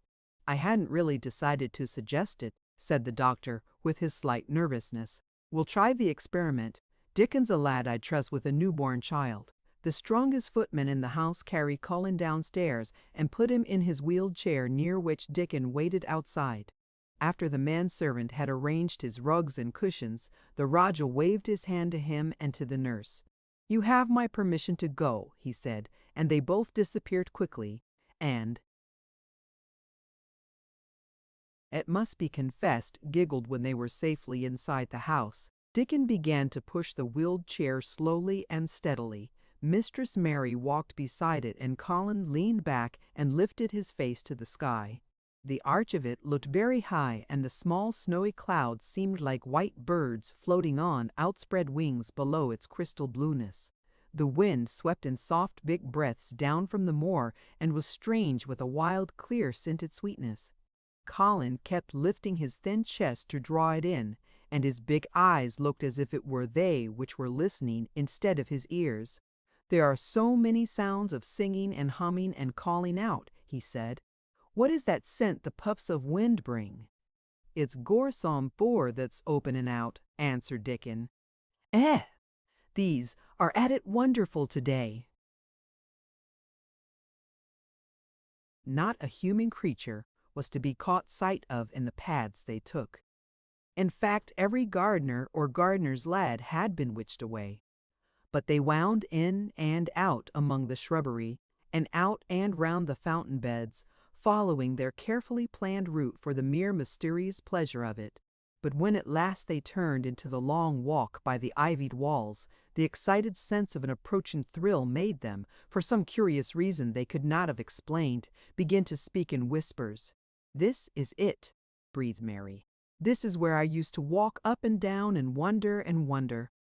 "Is it?" cried Colin, and his eyes began to search the ivy with eager curiousness. "But I can see nothing," he whispered. "There is no door." "That's what I thought," said Mary. Then there was a lovely breathless silence, and the chair wheeled on. "That is the garden where Ben Weatherstaff works," said Mary. "Is it?" said Colin. A few yards more, and Mary whispered again. "This is where the robin flew over the wall," she said. "Is it?" cried Colin. "Oh! I wish he'd come again." "And that," said Mary with solemn delight, pointing under a big lilac bush, "is where he perched on the little heap of earth and showed me the key." Then Colin sat up. "Where? Where?" "There," he cried, and his eyes were as big as the wolf's and red. Riding Hood, when Red Riding Hood felt called upon to remark on them. Dickon stood still and the wheeled chair stopped. "And this," said Mary, stepping on to the bed close to the ivy, is where I went to talk to him when he chirped at me from the top of the wall. And this is the ivy the wind blew back, and she took hold of the hanging green curtain. Oh, is it, gasped Colin. And here is the handle, and here is the door. Dickon, push 'em in quickly. And Dickon did it with one strong, steady, splendid push. But Colin had actually dropped back against his cushions, even though he gasped with delight. And he had covered his eyes with his hands and held them there, shutting out everything until they were inside, and the chair stopped as if by magic, and the door was closed. Not till then did he take them away, and look round and round and round as Dickon and Mary had done. And over walls and earth and trees and swinging sprays and tendrils the fair green veil of tender little leaves had crept, and in the grass under the trees and the gray urns in the alcoves, and here and there everywhere were touches or splashes of gold and purple and white, and the trees were showing pink and snow above his head, and there were fluttering of wings and faint, sweet pipes, and humming and scents and scents. The sun fell warm upon his face like a hand with of lively cupped malitalach, and in wonder Mary and Dickon stood and stared at him. He looked so strange and different because a pink glow of color had actually crept all over him, ivory face and neck and hands and all. I shall get well, I shall get well, I shall get well, he cried out. Mary, Dickon! I shall get well, and I shall live forever and ever and ever. Chapter 21. Ben Weatherstaff. One of the strange things about living in the world is that it is only now and then one is quite sure one is going to live forever and ever and ever. One knows it sometimes when one gets up at the tender solemn dawn time and goes out and stands alone and throws one's head far back and looks up and watches the pale sky slowly changing and flushing and marvelous unknown things happening until the east almost makes one cry out, and one's heart stands still at the strange unchanging majesty of the rising of the sun, which has been happening every morning for thousands and thousands of years. One knows it then for a moment or so, and one knows it sometimes when one stands by oneself in a wood at sunset, and the mysterious deep gold stillness slanting through and under the branches seems to be saying slowly, again and again, something one cannot quite hear, however much one tries. Then sometimes the immense quiet of the dark blue at night, with millions of stars waiting and watching, makes one sure. And sometimes a sound of far-off music makes it true, and sometimes a look in someone's eyes. And it was like that with Colin when he first saw and heard and felt the springtime inside the 4 high walls of the hidden garden. That afternoon the whole world seemed to devote itself to being perfect and radiantly beautiful and kind to one boy. Perhaps out of pure heavenly goodness, the spring came and crowded everything it possibly could into that one place. More than once Dickon paused in what he was doing and stood still with a sort of growing wonder in his eyes, shaking his head softly. It is gradely," he said. "I'm 12 going on 13, and there's a lot o' afternoons in 13 years, but seems to me like I never seed one as gradely as this air." "Aye, it is a gradely one," said Mary, and she sighed for mere joy. "I'll warrant it's the gradelest one as ever was in this world." "Dost that think," said Colin with dreamy carefulness, "as happen it was made like this are all a purpose for me?" "My word," cried Mary admiringly, "that there is a bit o' good Yorkshire. Third Chopin first rate that art." And delight reigned. They drew the chair under the plum tree, which was snow white with blossoms and musical with bees. It was like a king's canopy, a fairy king's. There were flowering cherry trees near, and apple trees whose buds were pink and white, and here and there one had burst open wide. Between the blossoming branches of the canopy bits of blue sky looked down like wonderful eyes. Mary and Dickon worked a little here and there, and Colin watched them. They brought him things to look at, buds which were opening, buds which were tight, closed, bits of twig, whose leaves were just showing green, the feather of a woodpecker which had dropped on the grass, the empty shell of some bird early hatched. Dickon pushed the chair slowly round and round the garden, stopping every other moment to let him look at wonder springing out of the earth or trailing down from trees. It was like being taken in state round the country of a magic king and queen, and shown all the mysterious riches it contained. "I wonder if we shall see the robin," said Colin. "They'll see him often enow after a bit," answered Dickon. "When the Dex hatches out the little chap, he'll be kep' so busy it'll make his head swim. They'll see him flyin' backward and for'ard carryin' worms nigh as big as hempsel, and that much noise goin' on in nests when he gets there as fair flusters him so as he scarce knows which big mouth to drop the first piece in, and gapin' beaks and cocks on every side. Mother says as when she sees his work a robin has to keep them gapin' beaks filled. She feels like she was a lady with nothin' to do.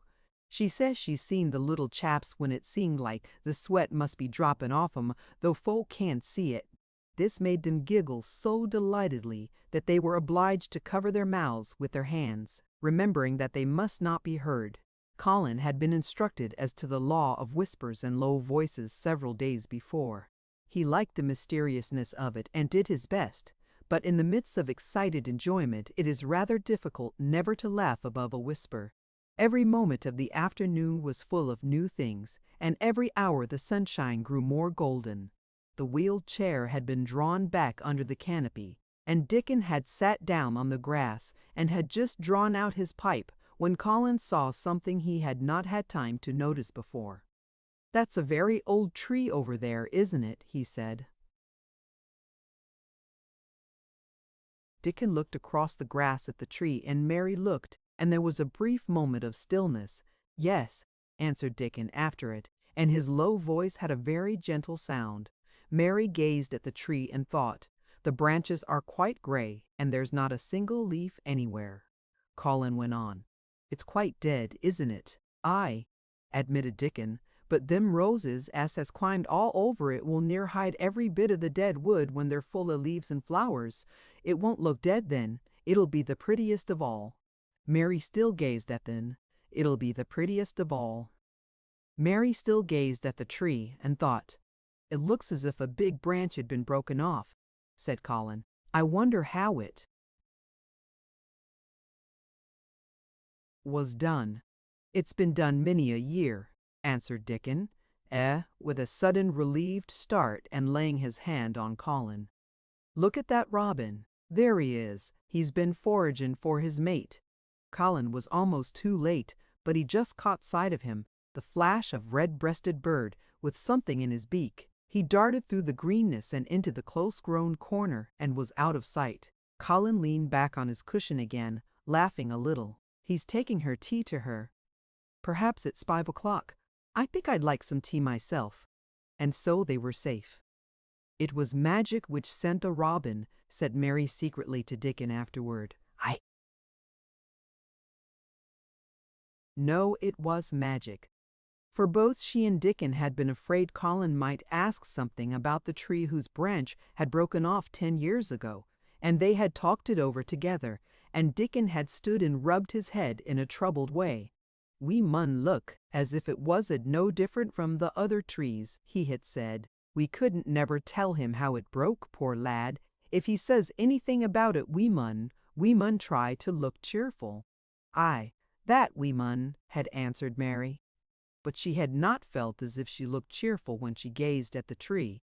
She wondered and wondered in those few moments if there was any reality in that other thing Dickon had said.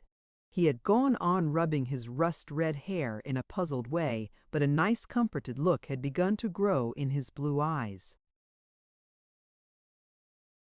Mrs. Craven was a very lovely young lady, he had gone on rather hesitatingly, and mother, she thinks maybe she's about Misselthwaite many a time looking after Mester Colin, same as all mothers do when they're took out of the world. They have to come back that sees.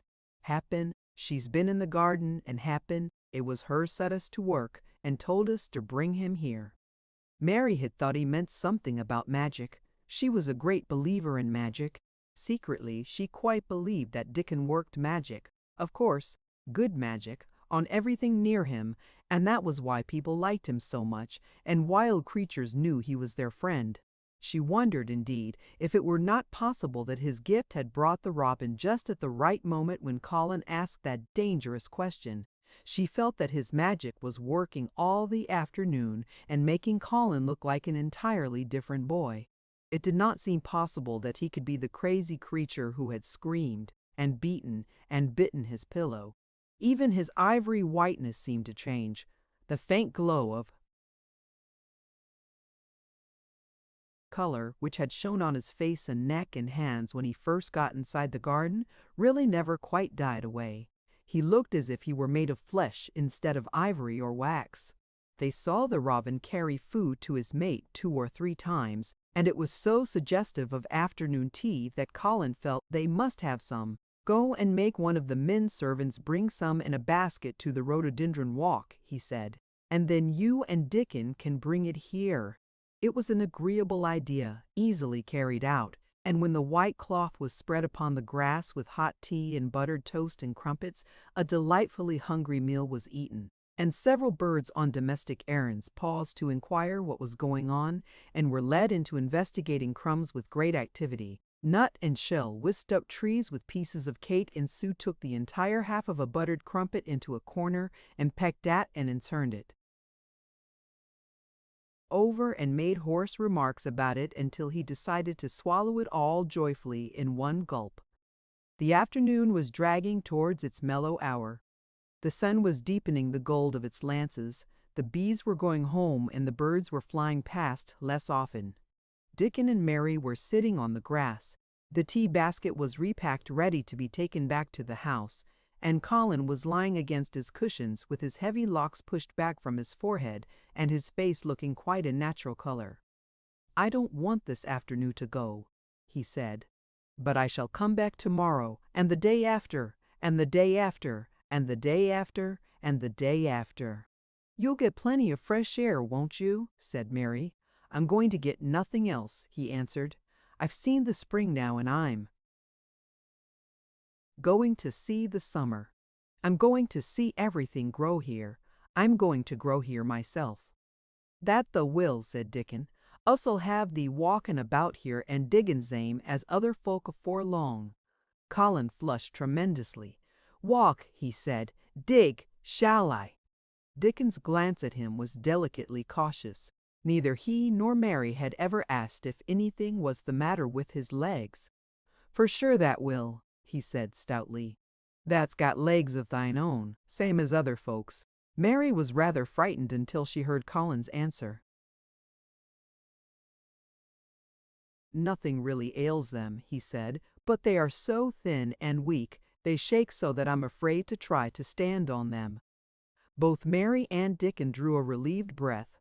"When that stops being afraid thou'lt stand on 'em," Dickon said with renewed cheer. "And thou'lt stop being afraid in a bit." "I shall," said Colin, and he lay still as if he were wondering about things. They were really very quiet for a little while. The sun was dropping lower. It was that hour when everything stills itself, and they really had had a busy and exciting afternoon. Colin looked as if he were resting luxuriously. Even the creatures had ceased moving about and had drawn together and were resting near them. Soot had perched on a low branch and drawn up one leg and dropped the gray film drowsily over his eyes. Mary privately thought he looked as if he might snore in a minute. In the midst of this stillness it was rather startling when Colin half lifted his head and exclaimed in a loud, suddenly alarmed whisper, "Who is that man?" Dickon and Mary scrambled to their feet. "Man!" they both cried in low, quick voices. Colin pointed to the high wall. "Look!" he whispered excitedly. "Just look!" Mary and Dickon wheeled about and looked. There was Ben Weatherstaff's indignant face glaring at them over the wall from the top of a ladder. He actually shook his fist at Mary. "If I wasn't a Batchelder, and tha was a wench o' mine," he cried, "I'd give thee a hidden." He mounted another step threateningly, as if it were his energetic intention to jump down and deal with her, but as she came toward him, he evidently thought better of it, and stood on the top step of his ladder shaking his fist down at her. "I never thought much of thee," he harangued. "I couldna abide thee the first time I set eyes on thee." A scrawny buttermilk-faced young besom, allus asking questions and poking the nose where it wasna wanted. "I never knowed how that got so thick, why me, if it hadn't been for the robin drat him, Ben Weatherstaff," called out Mary, finding her breath. She stood below him and called up to him with a sort of gasp. "Ben Weatherstaff, it was the robin who showed me the way." Then it did seem as if Ben really would scramble down on her side of the wall, he was so outraged. "The young bad un!" he called down at her, "layin' that badness on a robin, not but what he's impotent enough or anything. Him showin' thee thint anyway, him!" The young not. She could see his next words burst out, because he was overpowered by curiosity. "However I this world did dog get in? It was the robin who showed me the way," she protested obstinately. "He didn't know he was doing it, but he did.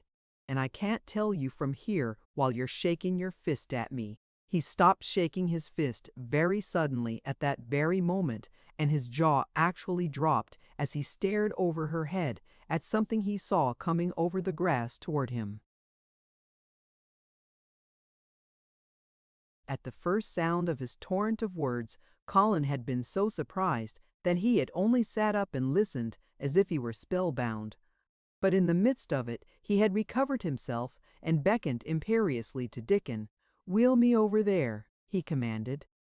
"Wheel me quite close and stop right in front of him." And this, if you please, this is what Ben Weatherstaff beheld and which made his jaw drop.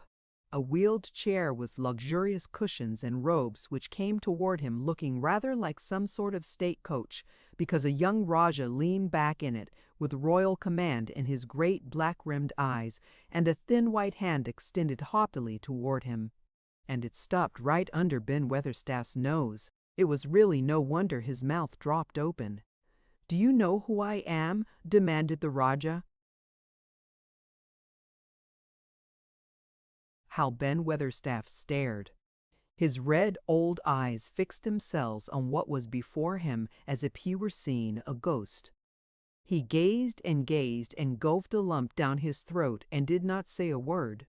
"Do you know who I am?" demanded Colin still more imperiously. "Answer!" Ben Weatherstaff put his gnarled hand up and passed it over his eyes and over his forehead, and then he did answer in a queer shaky voice. "Who thou art," he said. "Aye, that I do why, that mother's eyes staring at me out o' thy face. Lord knows how thou come here, but thou'rt poor cripple." Colin forgot that he had ever had a back. His face flushed scarlet, and he sat bolt upright. "I'm not a cripple," he cried out furiously. "I'm not." "He's not," cried Mary, almost shouting up the wall in her fierce indignation. "He's not got a lump as big as a pin. I looked, and there was none there, not one." Ben Weatherstaff passed his hand over his forehead again and gazed as if he could never gaze enough. His hand shook, and his mouth shook, and his voice shook. He was an ignorant old man and a tactless old man, and he could only remember the things he had heard. "The Thah hasn't got a crooked back," he said hoarsely. "No," shouted Colin, "the Thah hasn't got crooked legs," quavered Ben, more hoarsely yet. It was too much. The strength which Colin usually threw into his tantrums rushed through him now in a new way. Never yet had he been accused of crooked legs, even in whispers, and the perfectly simple belief in their existence, which was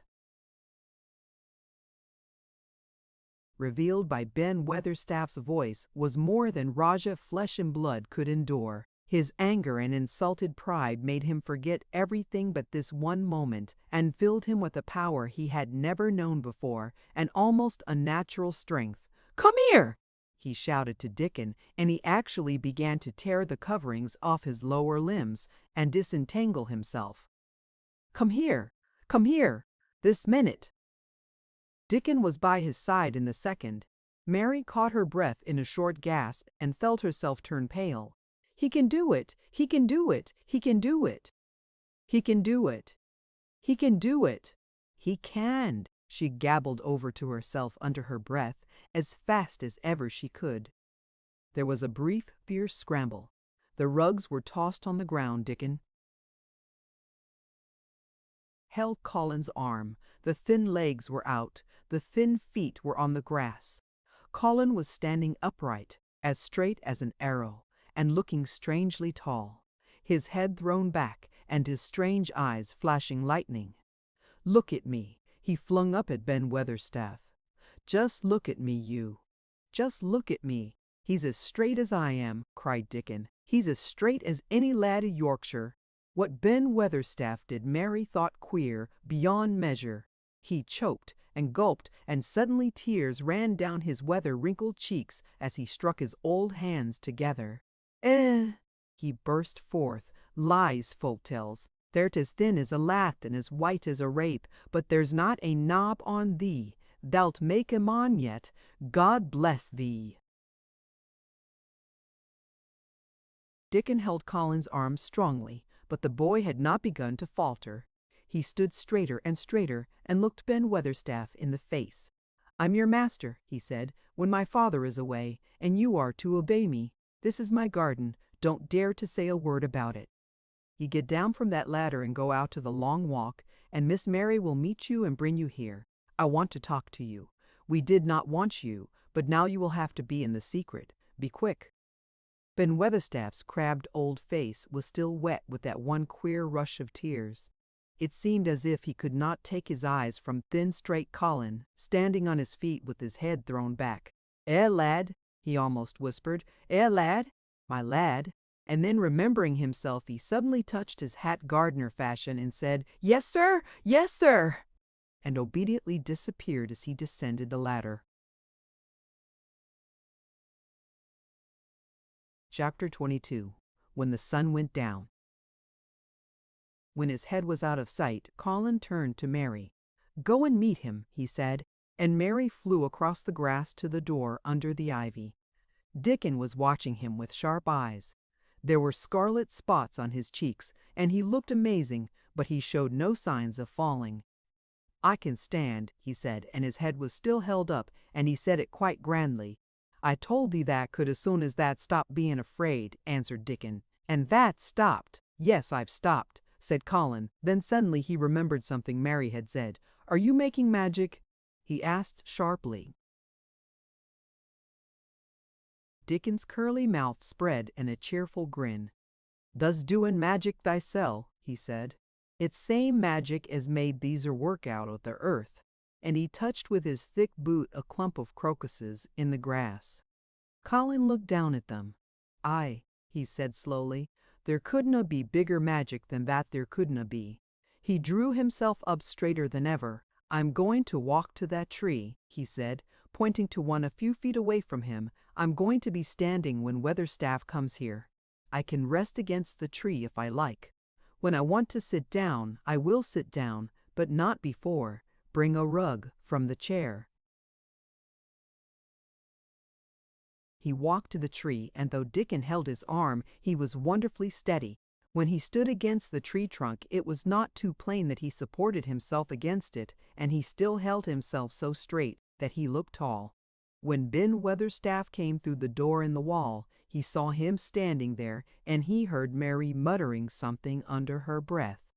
"What art sayin'?" he asked, rather testily, because he did not want his attention distracted from the long, thin, straight boy figure and proud face.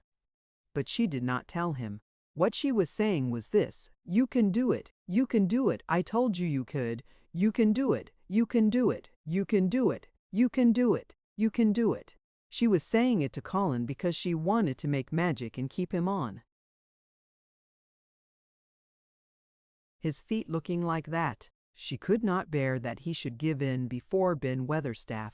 He did not give in. She was uplifted by a sudden feeling that he looked quite beautiful in spite of his thinness. He fixed his eyes on Ben Weatherstaff in his funny, imperious way. "Look at me," he commanded. "Look at me all over. Am I a hunchback? Have I got crooked legs?" Ben Weatherstaff had not quite got over his emotion, but he had recovered a little and answered almost in his usual way. "Not that," he said. "Not a thought sort.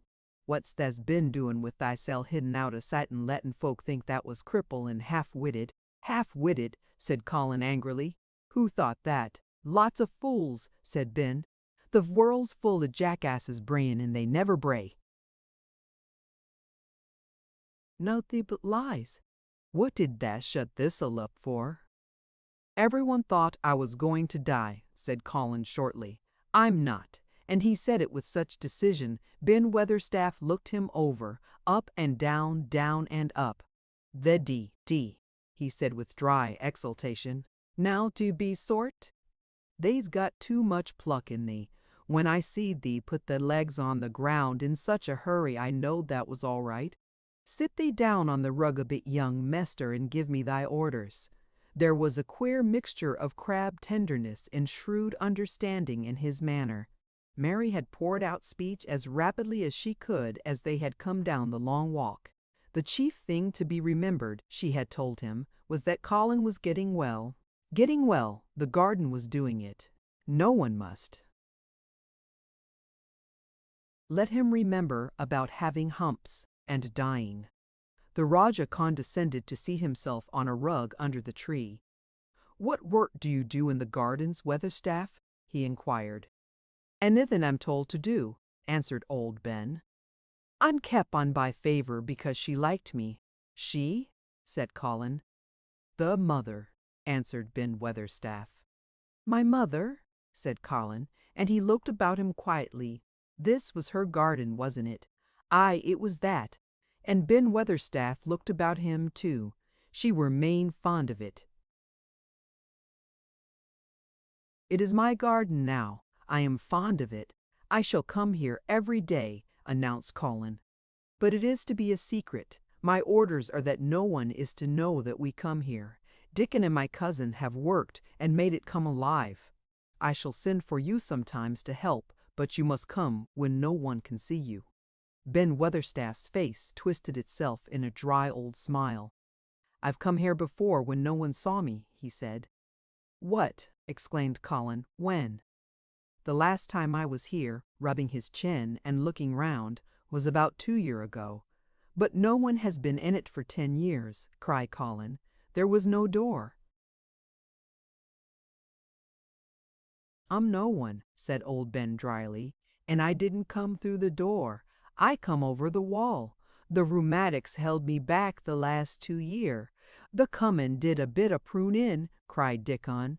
"I couldn't make out how it had been done." "She was so fond of it, she was," said Ben Weatherstaff slowly.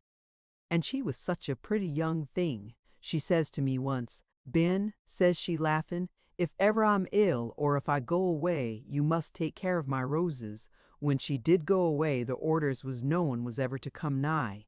But I come with grumpy obstinacy. Over the wall I come until the rheumatics stopped me, and I did a bit of work once a year. She'd gave her order first." "It wouldn't have been as wick as it is if tha hadn't done it," said Dickon. "I did wonder." "I'm glad you did it, Weatherstaff," said Colin. "You'll know how to keep the secret." "I'll know, sir," answered Ben, "and it'll be easier for a man wi' rheumatics to come in at door." On the grass near the tree, Mary had dropped her trowel. Colin stretched out his hand and took it up. An odd expression came into his face, and he began to scratch at the earth. His thin hand was weak enough, but presently, as they watched him, Mary with quite breathless interest, he drove the end of the trowel into the soil and turned some over. "You can do it! You can do it!" said Mary to herself. "I tell you, you can." Dickon's round eyes were full of eager curiousness, but he said not a word. Ben Weatherstaff looked on with interested face. Colin persevered. After he had turned a few trowelfuls of soil, he spoke exultantly to Dickon in his best Yorkshire. That said, I'd have me walking about here, same as other folk, and that said that had me digging. I thought was just lain to please me. This is only Thur's first day, and I've walked and here I am, digging. Ben Weatherstaff's mouth fell open again when he heard him, but he ended by chuckling. He said, that sounds as if the got wits enow. They're a Yorkshire lad for sure, and nor digging too. How'd thou like to plant a bit of something? I can get thee a rose and a pot. Go and get it, said Colin, digging excitedly. Quick, quick! It was done quickly enough indeed. Ben Weatherstaff went his way forgetting rheumatics. Dickon took his spade and dug the hole deeper and wider than a new digger with thin white hands could make it. Mary slipped out to run and bring back a watering can. When Dickon had deepened the hole, Colin went on turning the soft earth over and over. He looked up at the sky, flushed and glowing with a strangely new exercise, slight as it was. I want to do it before the sun goes quite down, he said. Mary thought that perhaps the sun held back a few minutes just on purpose. Ben Weatherstaff brought the rose in its pot from the greenhouse. He hobbled over the grass as fast as he could. He had begun to be excited too. He knelt down by the hole and broke the pot from the mold. Here, lad, he said, handing the plant to Colin. Set it in the earth thistle, same as the king does when he goes to a new place. The thin white hand shook a little, and Colin's flush grew deeper as he set the rose in the mold and held it, while old Ben made firm the earth. It was filled in and pressed down and made steady. Mary was leaning forward on her hands and knees. Soot had flown down and marched forward to see what was being done. Nut and Shell chattered about it from a cherry tree. It's planted, said Colin at last, and the sun is only slipping over the edge. Help me up, Dickon. I want to be standing when it goes. That's part of the magic. And Dickon helped him, and the magic or whatever it was so gave him strength that when the sun did slip over the edge and end the strange, lovely afternoon for them, there he actually stood on his 2 feet, laughing. Chapter 23, Magic. Dr. Craven had been waiting some time at the house when they returned to it. He had indeed begun to wonder if it might not be wise to send someone out to explore the garden paths. When Colin was brought back to his room, the poor man looked him over seriously. You should not have stayed so long, he said. You must not overexert yourself. I am not tired at all, said Colin. It has made me well. Tomorrow I am going out in the morning as well as in the afternoon. I am not sure that I can allow it, answered Dr. Craven. I am afraid it would not be wise. It would not be wise to try to stop me, said Colin quite seriously. I am going. Even Mary had found out that one of Colin's chief peculiarities was that he did not know in the least what a rude little brute he was with, his way of ordering people about. He had lived on a sort of desert island all his life, and as he had been the king of it, he had made his own manners and had had no one to compare himself with. Mary had indeed been rather like him herself, and since she had been at Misselthwaite had gradually discovered that her own manners had not been of the kind which is usual or popular. Having made this discovery, she naturally thought it of enough interest to communicate to Colin. So she sat and looked at him curiously for a few minutes after Dr. Craven had gone. She wanted to make him ask her why she was doing it, and of course she did. "What are you looking at me for?" he said. "I'm thinking that I am rather sorry for Dr. Craven." "So am I," said Colin calmly, but not without an air of some satisfaction. He won't get Misselthwaite at all now and not going to die. "I'm sorry for him because of that, of course," said Mary, "but I was thinking just then that it must have been very horrid to have had to be polite for 10 years to a boy who was always rude. I would never have done it. Am I rude?" Colin inquired undisturbedly. "If you had been his own boy, and he had been a slapping sort of man," said Mary, "he would have slapped you." "But he daren't," said Colin. "No, he daren't, answered Mistress Mary, thinking the thing out quite without prejudice. Nobody ever dared to do anything you didn't like, because you were going to die and things like that. You were such a poor thing. But, announced Colin stubbornly, I am not going to be a poor thing. I won't let people think I'm one. I stood on my feet this afternoon. It is always having your own way that has made you so queer, Mary went on, thinking aloud. Colin turned his head, frowning.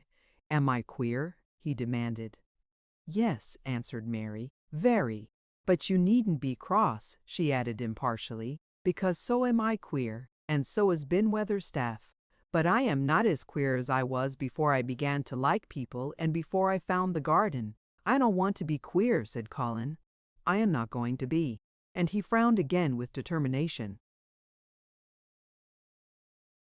He was a very proud boy. He lay thinking for a while, and then Mary saw his beautiful smile begin and gradually change his whole face. I shall stop being queer, he said, if I go every day to the garden. There is magic in there. Good magic in your. Mary, I am sure there is. So am I, said Mary. Even if it isn't real magic, Colin said, we can pretend it is. Something is there. Something. It's magic, said Mary.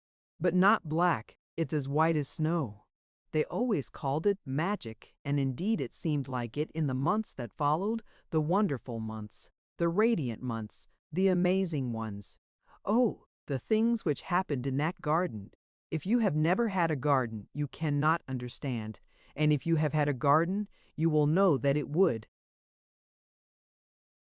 take a whole book to describe all that came to pass there. At first it seemed that green things would never cease pushing their way through the earth.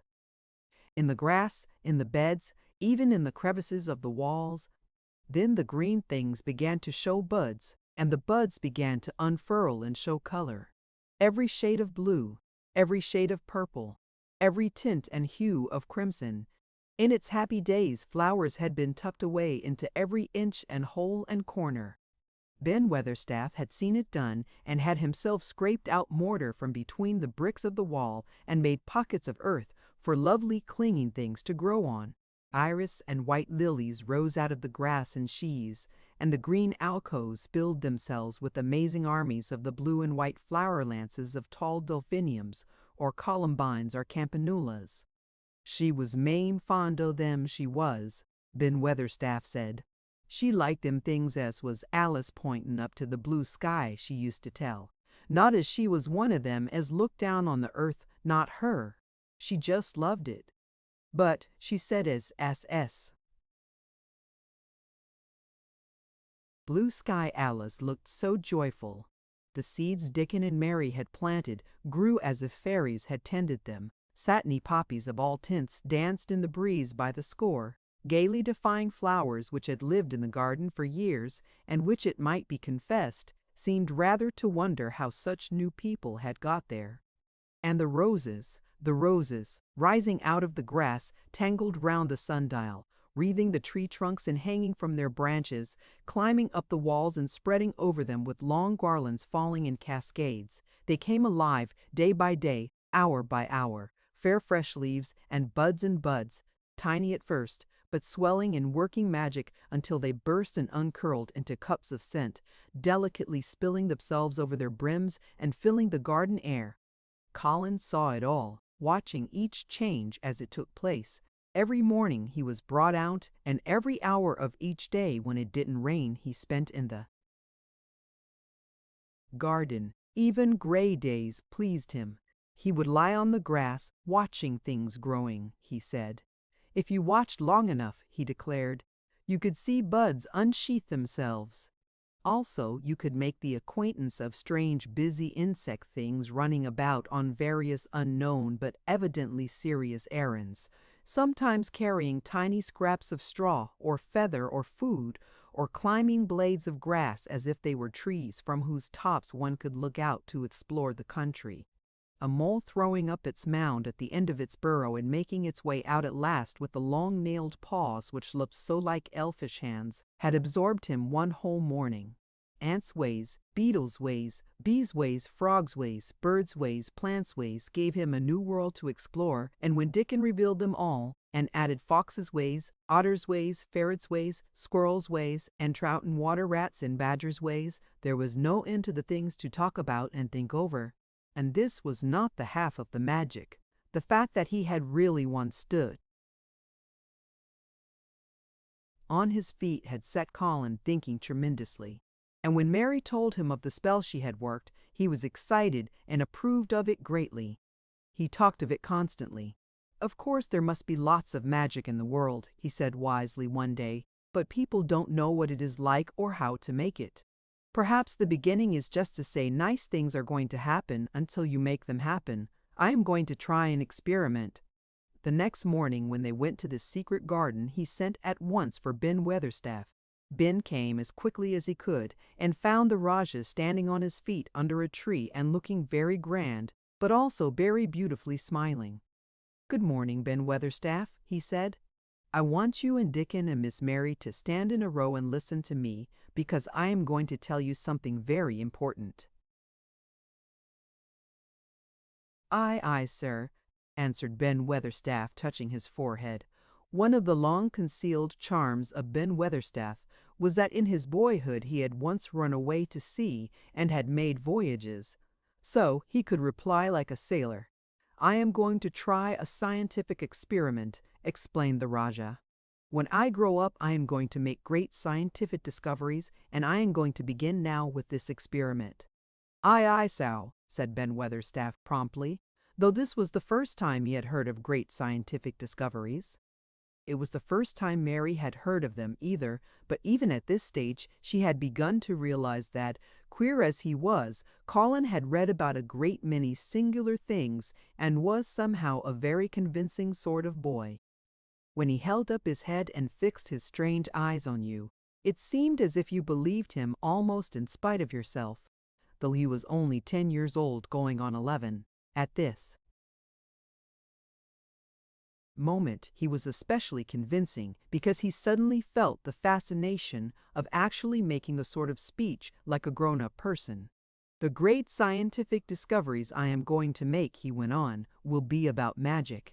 Magic is a great thing, and scarcely anyone knows anything about it except a few people in old books, and Mary a little, because she was born in India where there are fakirs.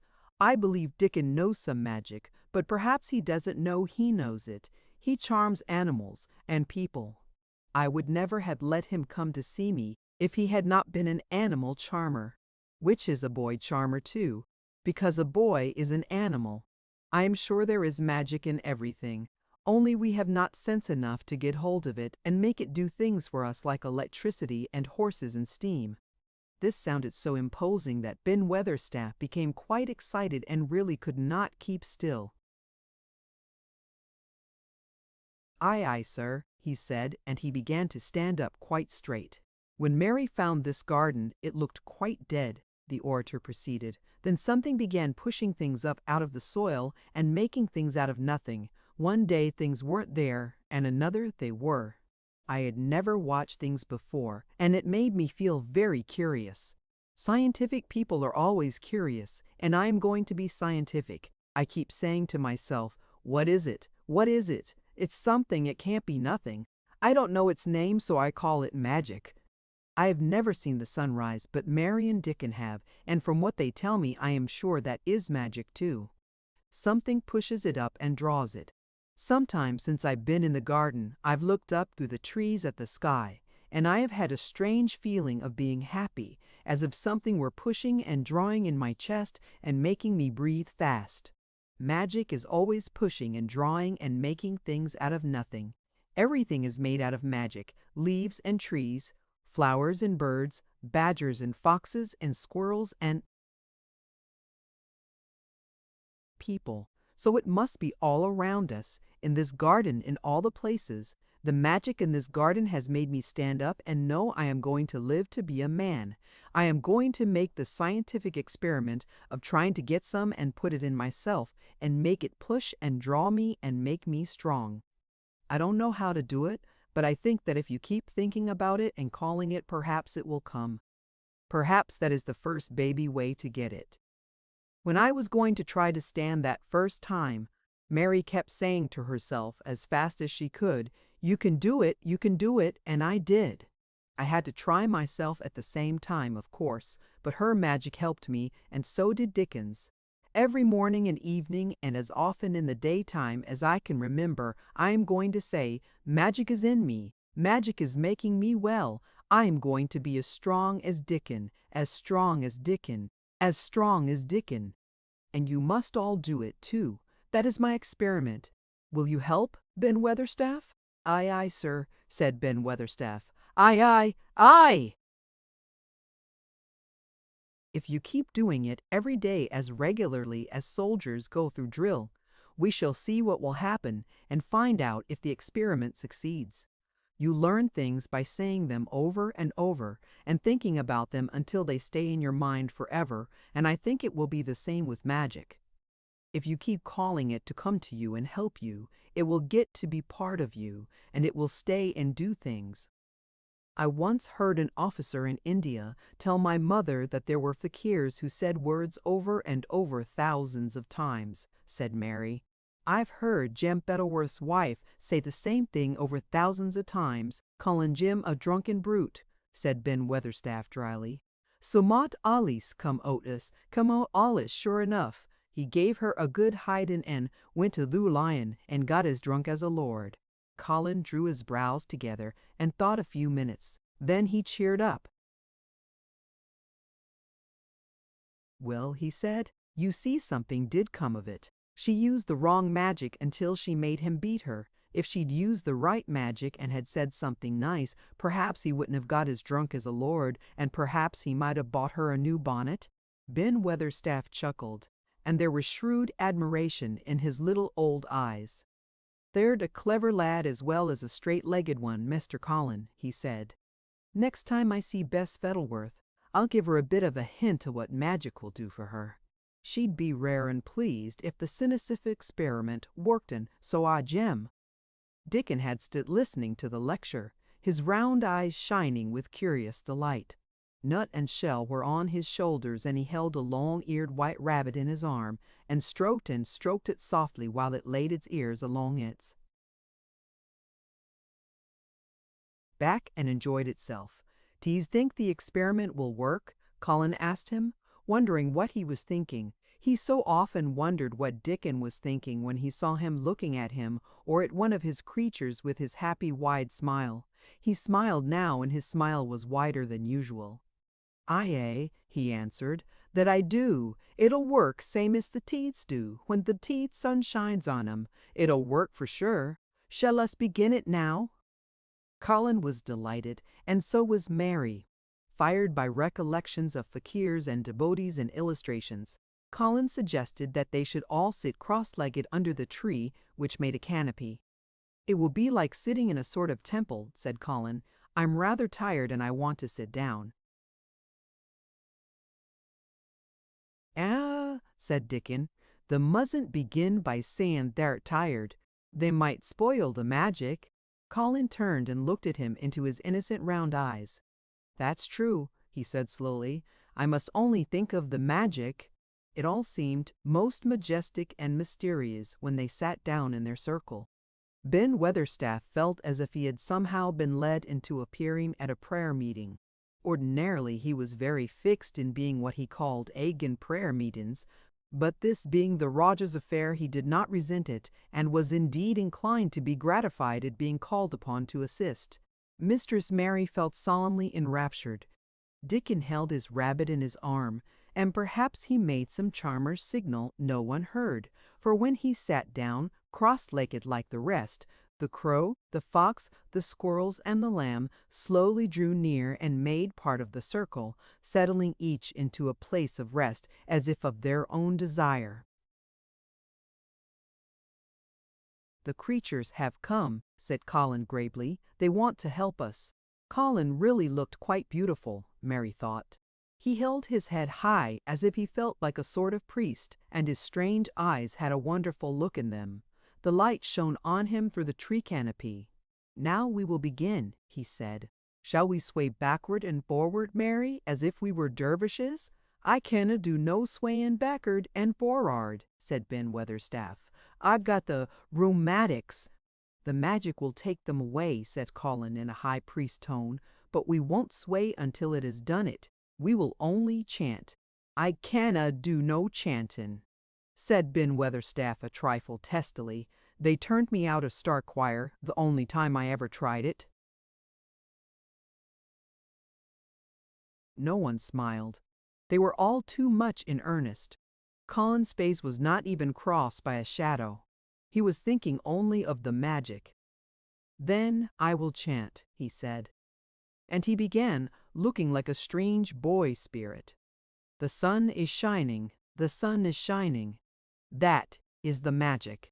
The flowers are growing, the roots are stirring. That is the magic. Being alive is the magic. Being strong is the magic. The magic is in me. The magic is in me. It is in me. It is in me. It is in me. It is in me. It is in every one of us. It's in Ben Weatherstaff's back. Magic, magic. Come and help. He said it a great many times, not 1,000 times, but quite a goodly number. Mary listened entranced. She felt as if it were at once queer and beautiful, and she wanted him to go on and on. Ben Weatherstaff began to feel soothed into a sort of dream which was quite agreeable. The humming of the bees in the blossoms mingled with the chanting voice and drowsily melted into a doze. Dickon sat cross-legged with his rabbit asleep on his arm and a hand resting on the lamb's back. Soot had pushed away a squirrel and huddled close to him on his shoulder. The gray film dropped over his eyes. At last, Colin stopped. Now I am going to walk round the garden, he announced. Ben Weatherstaff's head had just dropped forward and he lifted it with a jerk. You have been asleep, said Colin. Now to the sword, mumbled Ben. Those over-ear sermon was good enow, but I'm bound to get out a fourth over-ear's collection. He was not quite awake yet. You're not in church, said Colin. Not me, said Ben, straightening himself. Who said I were? I heard every bit. A bit? You said magic was in my back. Vaster calls it rheumatics. The Roger waved his hand. That was the wrong magic, he said. You will get better. You have my permission to go to your work, but come back tomorrow. I'd like to see thee walk round the garden, grunted Ben. It was not an unfriendly grunt, but it was a grunt. In fact, being a stubborn old party and not having entire faith in magic, he had made up his mind that if he were sent away he would climb his ladder and look over the wall, so that he might be ready to hobble back if there were any stumbling. The Rajah did not object to his staying, and so the procession was formed. It really did look like a procession. Colin was at its head with Dickon on one side and Mary on the other. Ben Weatherstaff walked behind, and the creatures trailed after them, the lamb and the fox cub keeping close to Dickon, the white rabbit hopping along or stopping to nibble, and Soot following with the solemnity of a person who felt himself in charge. It was a procession which moved slowly but with dignity. Every few yards it stopped to rest. Colin leaned on Dickon's arm, and privately Ben Weatherstaff kept a sharp lookout. But now and then Colin took his hand from its support and walked a few steps alone. His head was held up all the time, and he looked very grand. The magic is in me, he kept saying. The magic is in me strong. I can feel it. I can feel it. It seemed very certain that something was upholding and uplifting him. He sat on the seats in the alcoves, and once or twice he sat down on the grass, and several times he paused in the path and leaned on Dickon, but he would not give up until he had gone all round the garden. When he returned to the canopy tree, his cheeks were flushed and he looked triumphant. I did it! The magic worked! He cried. That is my first scientific discovery. What will Dr. Craven say? Broke out Mary.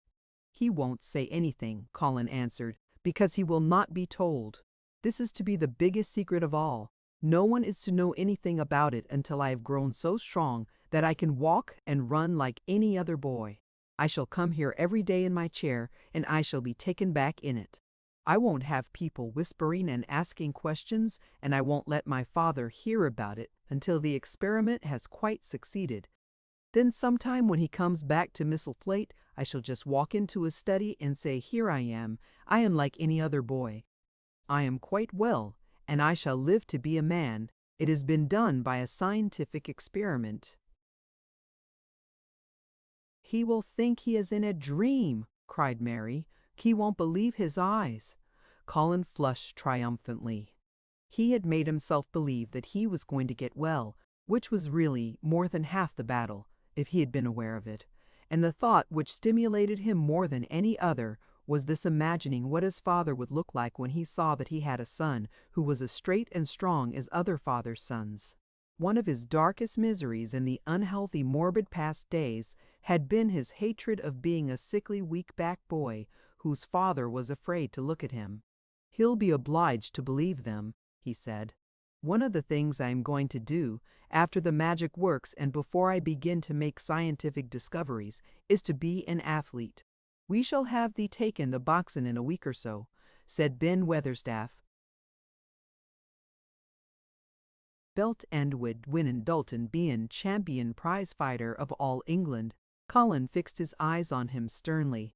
"Weatherstaff," he said, "that is disrespectful. You must not take liberties because you are in the secret. However much the magic works, I shall not be a prize fighter. I shall be a scientific discoverer." Ax pardon, sir," answered Ben, touching his forehead in salute. "I ought to have seed it wasn't a joking matter." But his eyes twinkled, and secretly he was immensely pleased.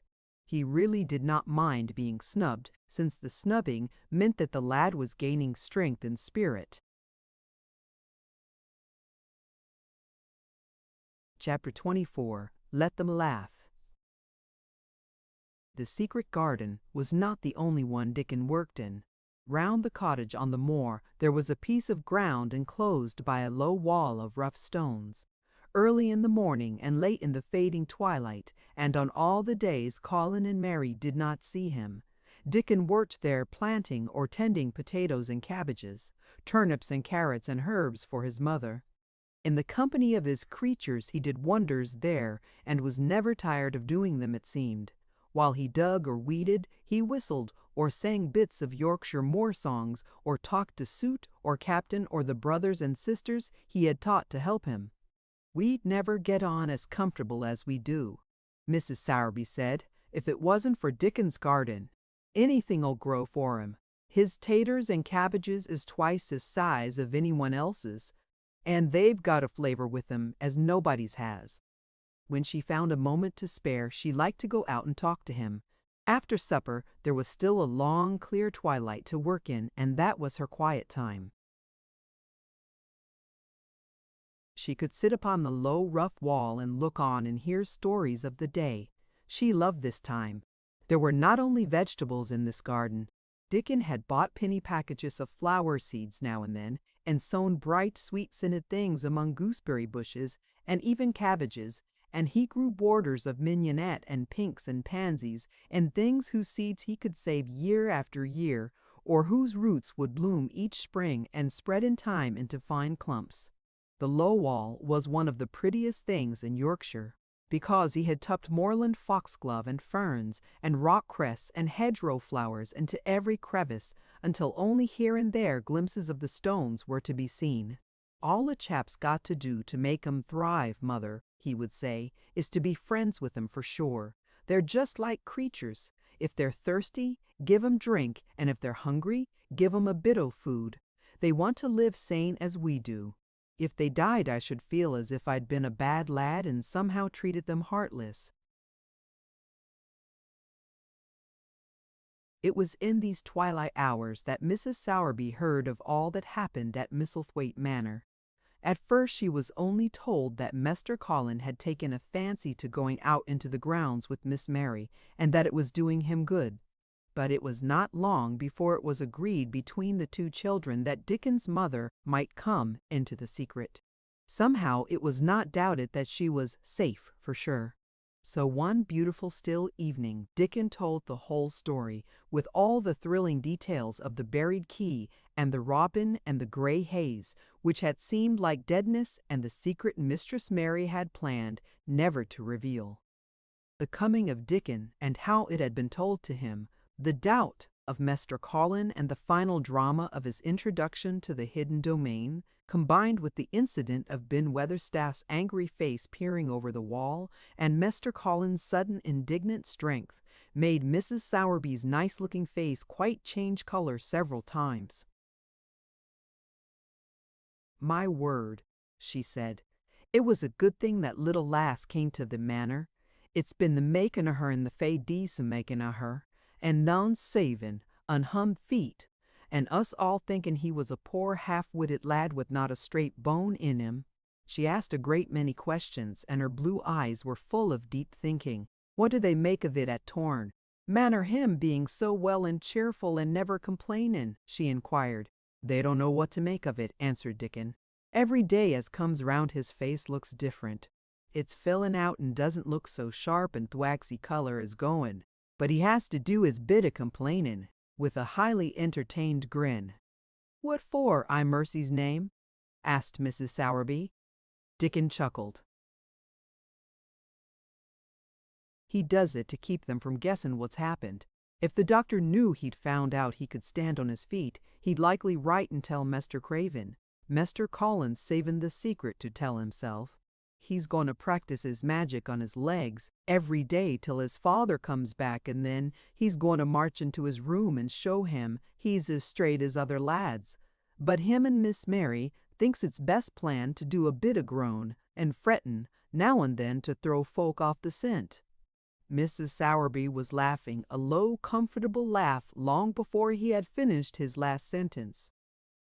She said, "that pair's enjoying theirselves, I'll warrant. They'll get a good bit of acting out of it, and there's nothing children likes as much as play acting. Let's hear what they do, Dickon lad."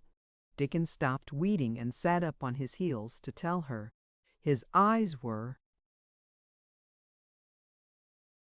twinkling with fun. "Mr. Colin is carried down to his chair every time he goes out," he explained, "and he flies out at John, the footman, for not carrying him careful enough. He makes himself as helpless looking as he can, and never lifts his head until we're out of sight of the house. And he grunts and frets a good bit when he's being settled into his chair. Him and Miss Mary's both got to enjoying it. And when he groans and complains, she'll say, 'Poor Colin, does it hurt you so much? Are you so weak as that, poor Colin?' But the trouble is that sometimes they can scarce keep from bursting out laughing.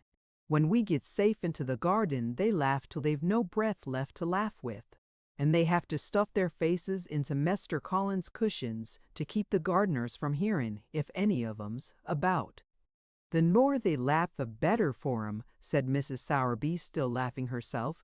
"Good healthy child lappin's better than pills, any day o' the year. That pair'll plump up for sure." "They are plumping up," said Dickon. "They're that hungry, they don't know how to get enough to eat without making talk. Mr. Colin says if he keeps sending for more food, they won't believe he's an invalid at all. Miss Mary says she'll let him eat her share, but he says that if she goes hungry, she'll get thin Anthy mun, both get fat at once." Mrs. Sowerby laughed so heartily at the revelation of this difficulty that she quite rocked backward and forward in her blue cloak, and Dickon laughed with her. "I'll tell 'ee what, lad," Mrs. Sowerby said when she could speak. "I've thought of a way to help 'em. When that goes to 'em in Thorns shall take a pail o' good new milk, and I'll bake 'em a crusty cottage loaf or some buns wi' currants in 'em, same as you children like. Nothing's so good as fresh milk and bread. Then they could take off the edge of their hunger while they were in their garden, and the fine food they get indoors polish off its corners." Mother," said Dickon admiringly, "what a wonder that art. But always sees a way out of things. They was quite in a pother yesterday. They didn't see how they was to manage without ordering up more food. They felt that empty inside. Their 2 young uns growing fast, and health's coming back to both of 'em.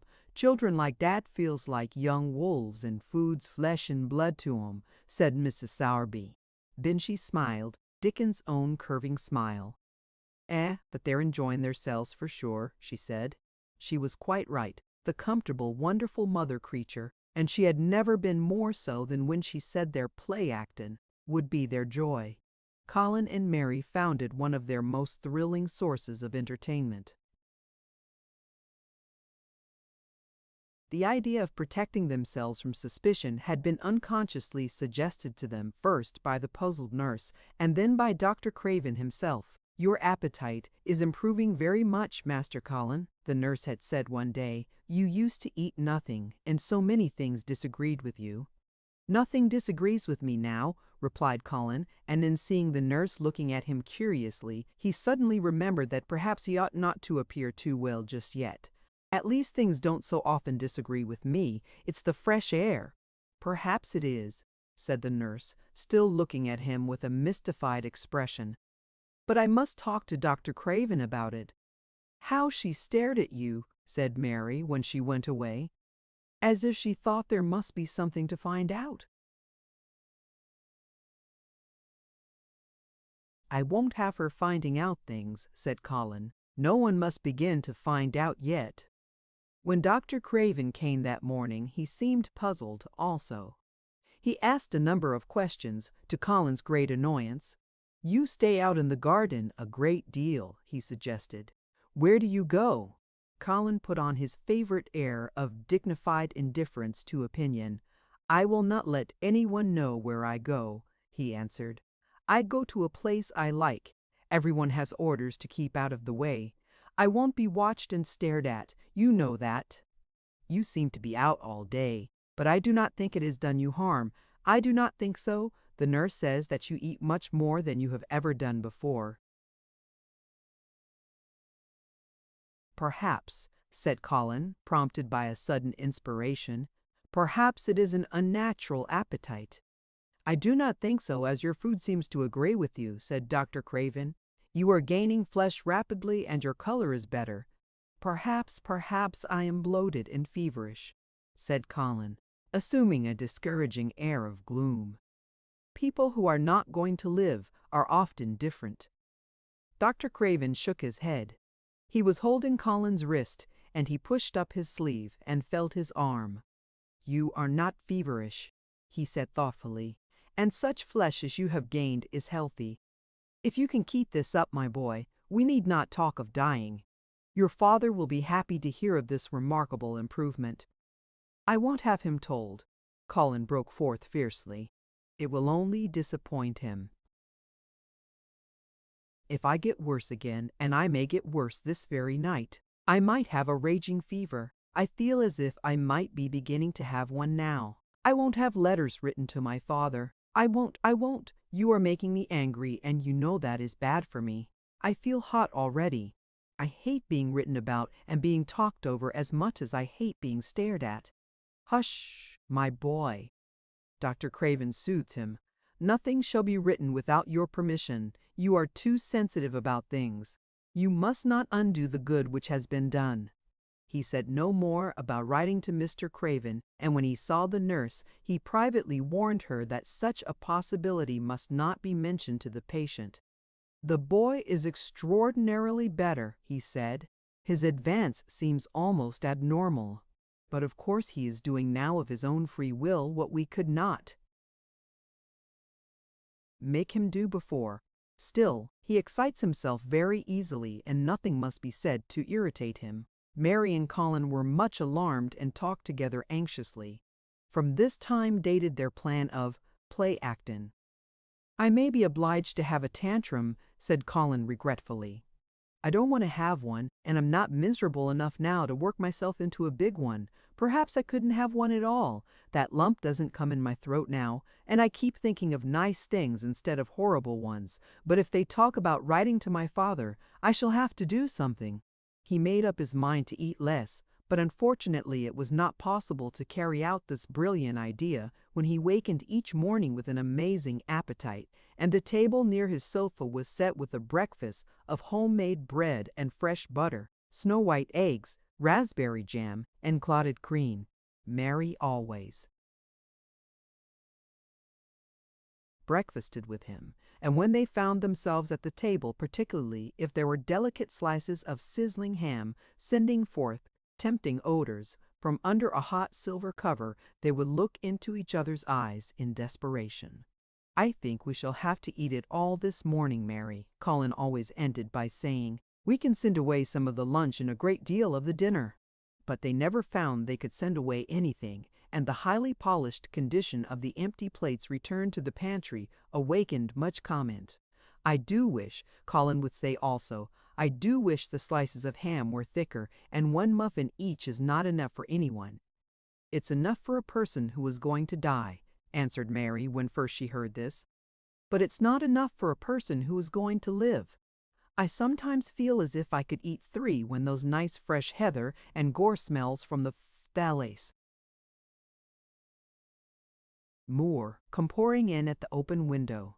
The morning that Dickon, after they had been enjoying themselves in the garden for about 2 hours, went behind a big rose bush and brought forth 2 tin pails and revealed that one was full of rich new milk with cream on the top of it, and that the other held cottage, made currant buns, folded in a clean blue and white napkin, buns so carefully tucked in that they were still hot, there was a riot of surprised joyfulness. What a wonderful thing for Mrs. Sowerby to think of! What a kind, clever woman she must be! How good the buns were! And what delicious fresh milk! "Magic is in her just as it is in Dickon," said Colin. "It makes her think of ways to do nice things. She is a magic person. Tell her we are grateful, Dickon, extremely grateful." He was given to using rather grown-up phrases at times. He enjoyed them. He liked this so much that he improved upon it. "Tell her she has been most bounteous, and our gratitude is extreme." And then, forgetting his grandeur, he fell to and stuffed himself with buns and drank milk out of the pail in copious draughts, in the manner of any hungry little boy who had been taking unusual exercise and breathing in moorland air, and whose breakfast was more than 2 hours behind him. This was the beginning of many agreeable incidents of the same kind. They actually awoke to the fact that as Mrs. Sowerby had 14 people to provide food for, she might not have enough to satisfy 2 extra appetites every day, so they asked her to let them send some of their shillings to buy things. Dickon made the stimulating discovery that in the wood in the park outside the garden where Mary had first found him piping to the wild creatures, there was a deep little hollow where you could build a sort of tiny oven with stones and roast potatoes and eggs in it. Roasted eggs were a previously unknown luxury, and very hot potatoes with salt and fresh butter in them were fit for a woodland king, besides being deliciously satisfying. You could buy both potatoes and eggs and eat as many as you liked, without feeling as if you were taking food out of the mouths of 14 people. Every beautiful morning the magic was worked by the mystic circle under the plum tree, which provided a canopy of thickening green leaves after its brief blossom time was ended. After the ceremony, Colin always took his walking exercise, and throughout the day he exercised his newly found power at intervals. Each day he grew stronger and could walk more steadily, and cover more ground, and each day his belief in the magic grew stronger as well it might. He tried one experiment after another as he felt himself gaining strength, and it was Dickon who showed him the best things of all.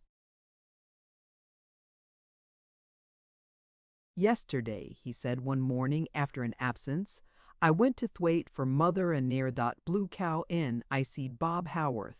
He's the strongest chap on the moor. He's a champion wrestler, and he can jump higher than any other chap and throw the hammer farther.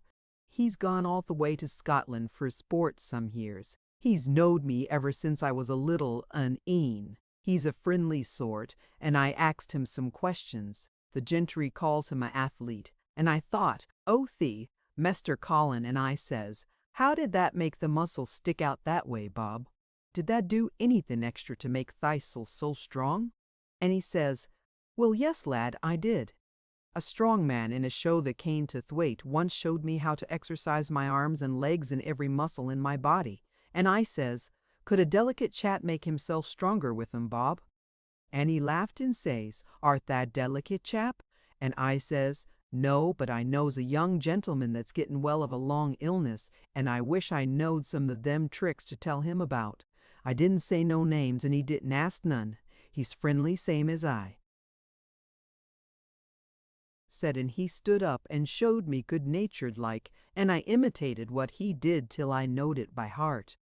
Colin had been listening excitedly. "Can you show me?" he cried. "Will you? Aye, to be sure," Dickon answered, getting up. "But he says that moon do 'em gentle at first, and be careful not to tire thysel. Rest in between times and take deep breaths and don't overdo." "I'll be careful," said Colin. "Show me, show me, show me! Dickon, you are the most magic boy in the world." Dickon stood up on the grass and slowly went through a carefully practical but simple series of muscle exercises. Colin watched them with widening eyes. He could do a few while he was sitting down. Presently he did a few gently while he stood upon his already steadied feet. Mary began to do them also. Soot, who was watching the performance, became much disturbed and left his branch and hopped about restlessly because he could not do them too. From that time, the exercises were part of the day's duties as much as the magic was. It became possible for both Colin and Mary to do more of them each time they tried, and such appetites were the results that, but for the basket Dickon put down behind the bush each morning when he arrived, they would have been lost. But the little oven in the hollow and Mrs. Sowerby's bounties were so satisfying that Mrs. Medlock and the nurse and Dr. Craven became mystified again. You can trifle with your breakfast and seem to disdain your dinner if you are full to the brim with roasted eggs and potatoes and richly frothed new milk and oatcakes and buns and heather honey and clotted cream. "They are eating next to nothing," said the nurse. "They'll die of starvation if they can't be persuaded to take some nourishment. And yet see how they look." "Look!" exclaimed Mrs. Medlock indignantly. I'm moithered to death with them. They're a pair of young satins, bursting their jackets one day and the next turning up their noses at the best meals cook can tempt them with. Not a mouthful of that lovely young fowl and bread sauce that they set a fork into yesterday, and the poor woman fair invented a pudding for them and back it sent. She almost cried. She's afraid she'll be blamed if they starve themselves into their graves. Dr. Craven came and looked at Colin long and carefully. He wore an extremely worried expression when the nurse talked with him and showed him the almost untouched tray of breakfast she had saved for him to look at, but it was even more worried when he sat down by Colin's sofa and examined him. He had been called to London on business and had not seen the boy for nearly 2 weeks. When young things begin to gain health, they gain it rapidly. The waxen tinge had left Colin's skin, and a warm rose showed through it. His beautiful eyes were clear, and the hollows under them and in his cheeks and temples had filled out. His once dark, heavy locks had begun to look as if they sprang healthily from his forehead and were soft and warm with life. His lips were fuller and of a normal color. In fact, as an imitation of a boy who was a confirmed invalid, he was a disgraceful sight. Dr. Craven held his chin in his hand and thought him over. "I am sorry to hear that you do not eat anything," he said. "That will not do. You will lose all you have gained, and you have gained amazingly. You ate so well a short time ago." "I told you it was an unnatural appetite," answered Colin. Mary was sitting on her stool nearby, and she suddenly made a very queer sound, which she tried so violently to repress that she ended by almost choking. "What is the matter?" said Dr. Craven, turning to look at her. Mary became quite severe in her manner. "It was something between a sneeze and a cough," she replied with reproachful dignity, "and it got into my throat. But," she said afterward to Colin, "I couldn't stop myself. It just burst out because all at once I couldn't help remembering that last big potato you ate, and the way your mouth stretched when you bit through that thick, lovely crust with jam and clotted cream on it. Is there any way in which those children can get food secretly?" Dr. Craven inquired of Mrs. Medlock. "There's no way unless they dig it out of the earth or pick it off the trees," Mrs. Medlock answered. "They stay out in the grounds all day and see no one but each other. And if they want anything different to eat from what's sent up to them, they need only ask for it." "Well," said Dr. Craven, "so long as going without food agrees with them, we need not disturb ourselves. The boy is a new creature." "So is the girl," said Mrs. Medlock. "She's begun to be downright pretty since she's filled out and lost her ugly little sour look. Her hair's grown thick and healthy looking, and she's got a bright color. The glummest, ill-natured little thing she used to be, and now her and Master Colin laugh together like a pair of crazy young ones." "Perhaps they're growing fat on that." "Perhaps they are," said Dr. Craven. "Let them laugh." Chapter 25. The Curtain. And the secret garden bloomed and bloomed, and every morning revealed new miracles. In the robin's nest there were eggs, and the robin's mate sat upon them, keeping them warm with her feathery little breast and careful wings. At first she was very nervous, and the robin himself was indignantly watchful. Even Dickon did not go near the close-grown corner in those days, but waited until by the quiet working of some mysterious spell he seemed to have conveyed to the soul of the little pair that in the garden there was nothing which was not quite like themselves, nothing which did not understand the wonderfulness of what was happening to them, the immense, tender, terrible, heart-breaking beauty and solemnity of eggs. If there had been one person in that garden who had not known through all his or her innermost being that if an egg were taken away or hurt the whole world would whirl round and crash through space and come to an end, if there had been even one who did not feel it and act accordingly, there could have been no happiness even in that golden springtime air. But they all knew it and felt it, and the robin and his mate knew they knew it. At first the robin watched Mary and Colin with sharp anxiety. For some mysterious reason he knew he need not watch Dickon. The first moment he set his dew-bright black eye on Dickon, he knew he was not a stranger, but a sort of robin without beak or feathers. He could speak robin, which is a quite distinct language, not to be mistaken for any other. To speak robin to a robin is like speaking French to a Frenchman. Dickon always spoke it to the robin himself, so the queer gibberish he used when he spoke to humans did not matter in the least. The robin thought he spoke this gibberish to them because they were not intelligent enough to understand feathered speech. His movements also were robin. They never startled one by being sudden enough to seem dangerous or threatening.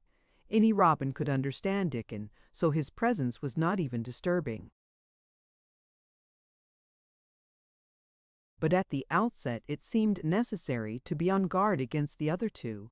In the first place, the boy creature did not come into the garden on his legs. He was pushed in on a thing with wheels, and the skins of wild animals were thrown over him. That in itself was doubtful. Then when he began to stand up and move about, he did it in a queer, unaccustomed way, and the others seemed to have to help him. The robin used to secrete himself in a bush and watch this anxiously, his head tilted first on one side and then on the other. He thought that the slow movements might mean that he was preparing to pounce, as cats do. When cats are preparing to pounce, they creep over the ground very slowly.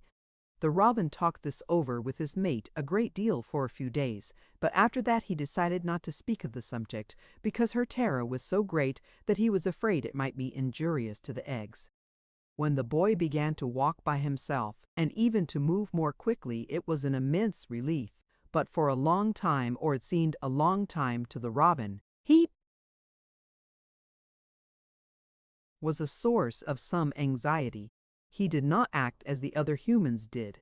He seemed very fond of walking, but he had a way of sitting or lying down for a while and then getting up in a disconcerting manner to begin again. One day the robin remembered that when he himself had been made to learn to fly by his parents, he had done much the same sort of thing, He had taken short flights of a few yards and then had been obliged to rest. So it occurred to him that this boy was learning to fly, or rather to walk. He mentioned this to his mate, and when he told her that the eggs would probably conduct themselves in the same way after they were fledged, she was quite comforted, and even became eagerly interested, and derived great pleasure from watching the boy over the edge of her nest, though she always thought that the eggs would be much cleverer and learn more quickly. But then she said indulgently that humans were always more clumsy and slow than eggs, and most of them never seemed really to learn to fly at all. You never met them in the air or on treetops. After a while, the boy began to move about as the others did. But all three of the children at times did unusual things. They would stand under the trees and move their arms and legs and heads about in a way which was neither walking, nor running, nor sitting down. They went through these movements at intervals every day, and the robin was never able to explain to his mate what they were doing or trying to do. He could only say that he was sure that the eggs would never flap about in such a manner, but as the boy who could speak robin so fluently was doing the thing with them, birds could be quite sure that the actions were not of a dangerous nature.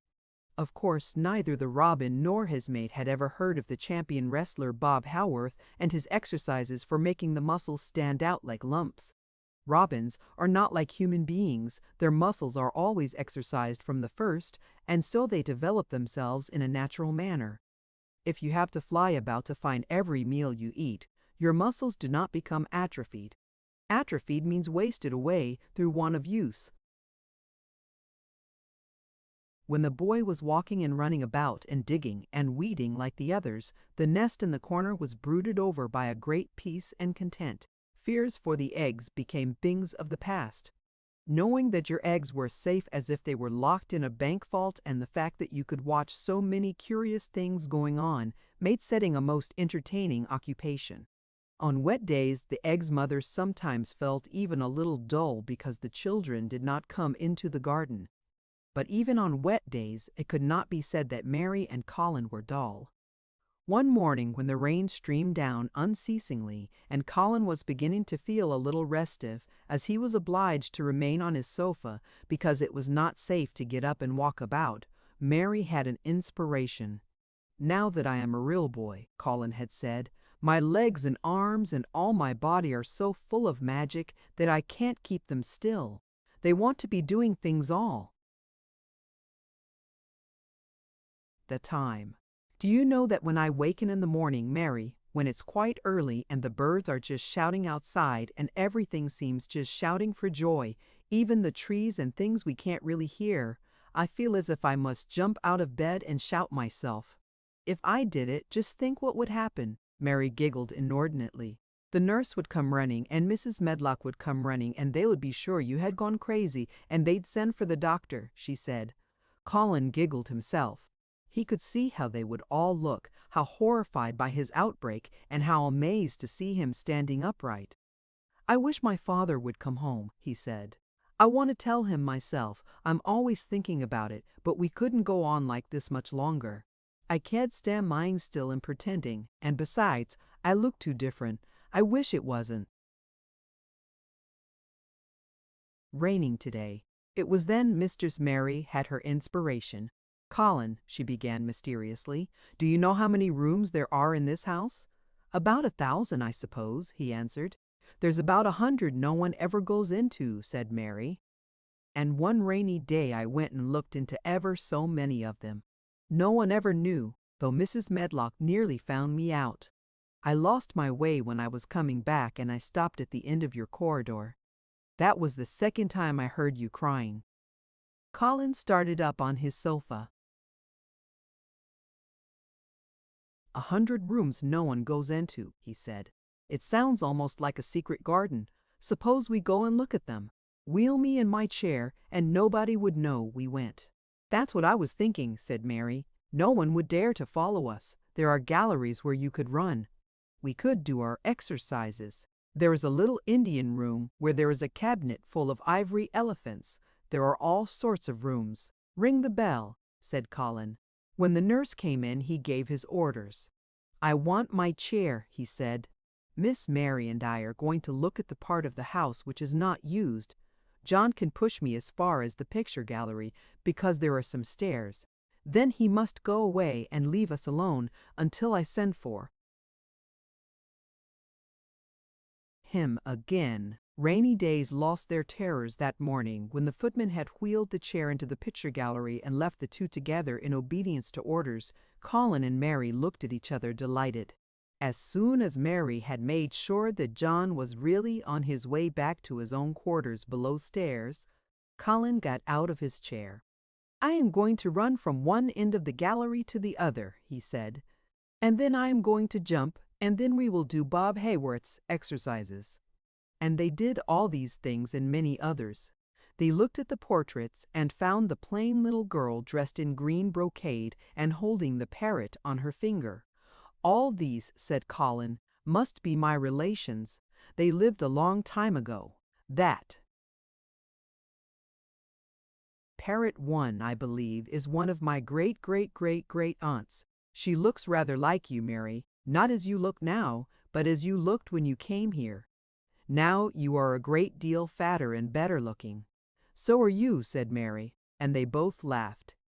They went to the Indian room and amused themselves with the ivory elephants. They found the rose-colored brocade boudoir and the hole in the cushion the mouse had left. But the mice had grown up and run away, and the hole was empty. They saw more rooms and made more discoveries than Mary had made on her first pilgrimage. They found new corridors and corners, and flights of steps, and new old pictures they liked, and weird old things they did not know the use of. It was a curiously entertaining morning, and the feeling of wandering about in the same house with other people, but at the same time feeling as if one were miles away from them, was a fascinating thing. "I'm glad we came," Colin said. "I never knew I lived in such a big, queer old place. I like it. We will ramble about every rainy day. We shall always be finding new queer corners and things." That morning they had found among other things such good appetites that when they returned to Colin's room, it was not possible to send the luncheon away untouched. When the nurse carried the tray downstairs, she slapped it down on the kitchen dresser so that Mrs. Loomis, the cook, could see the highly polished dishes and plates. "Look at that," she said. "This is a house of mystery, and those two children are the greatest mysteries in it." "If they keep that up every day," said the strong young footman John, "their daha be small. Wonder that he weighs twice as much today as he did a month ago. I should have to give up my place in time for fear of doing my muscles an injury." That afternoon Mary noticed that something new had happened in Colin's room. She had noticed it the day before, but had said nothing because she thought the change might have been made by chance. She said nothing today, but she sat and looked fixedly at the picture over the mantel. She could look at it because the curtain had been drawn aside. That was the change she noticed. "I know what you want me to tell you," said Colin after she had stared a few minutes. "I always know when you want me to tell you something. You are wondering why the curtain is drawn back. I am going to keep it like that." "Why?" asked Mary. "Because it doesn't make me angry anymore to see her laughing. I wakened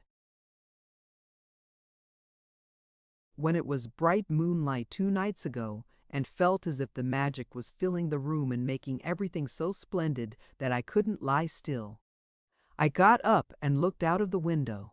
The room was quite light, and there was a patch of moonlight on the curtain, and somehow that made me go and pull the cord. She looked right down at me as if she were laughing because she was glad I was standing there. It made me like to look at her.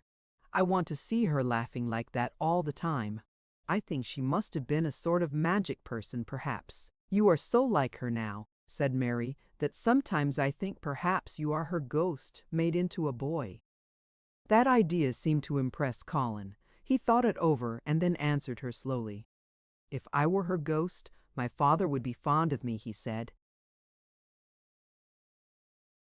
"Do you want him to be fond of you?" inquired Mary. "I used to hate it because he was not fond of me. If he grew fond of me, I think I should tell him about the magic. It might make him more cheerful. Chapter 26. Its Mother. Their belief in the magic was an abiding thing. After the morning's incantations, Colin sometimes gave them magic lectures. I like to do it, he explained, because when I grow up and make great scientific discoveries, I shall be obliged to lecture about them, and so this is practice. I can only give short lectures now because I am very young, and besides, Ben Weatherstaff would feel as if he were in church and he would go to sleep. The best thing about lecturing, said Ben, is that a chap can get up and say aught he pleases, and no other chap can answer him back. I wouldn't be agin lecturin' a bit mysel sometimes. But when Colin held forth under his tree, old Ben fixed devouring eyes on him and kept them there. He looked him over with critical affection. It was not so much the lecture which interested him as the legs which looked straighter and stronger each day, the boyish head which held itself up so well, the once sharp chin and hollow cheeks which had filled and rounded out, and the eyes which had begun to hold the light he remembered in another pair. Sometimes, when Colin felt Ben's earnest gaze meant that he was much impressed, he wondered what he was reflecting on, and once, when he had seemed quite entranced, he questioned him. "What are you thinking about, Ben Weatherstaff?" he asked. "I was thinking," answered Ben, "as that warrant that's gone up 3 or 4 pound this week. I was looking at the caps and the shoulders. I'd like to get thee on a pair of scales." "It's the magic and Mrs. Sowerby's buns and milk and things," said Colin. "You see, the scientific experiment has succeeded." That morning Dickon was too late to hear the lecture. When he came he was ruddy with running, and his funny face looked more twinkling than usual. As they had a good deal of weeding to do after the rains, they fell to work. They always had plenty to do after a warm, deep-sinking rain. The moisture, which was good for the flowers, was also good for the weeds, which thrust up tiny blades of grass and points of leaves which must be pulled up before their roots took too firm hold. Colin was as good at weeding as anyone in these days, and he could lecture while he was doing it. "The magic works best when you work yourself," he said this morning. "You can feel it in your bones and muscles. I am going to read books about bones and muscles, but I am going to write a book about magic. I am making it up now. I keep finding out things." It was not very long after he had said this that he laid down his trowel and stood up on his feet. He had been silent for several minutes, and they had seen that he was thinking out lectures, as he often did. When he dropped his trowel and stood upright, it seemed to Mary and Dickon as if a sudden strong thought had made him do it. He stretched himself out to his tallest height, and he threw out his arms exultantly.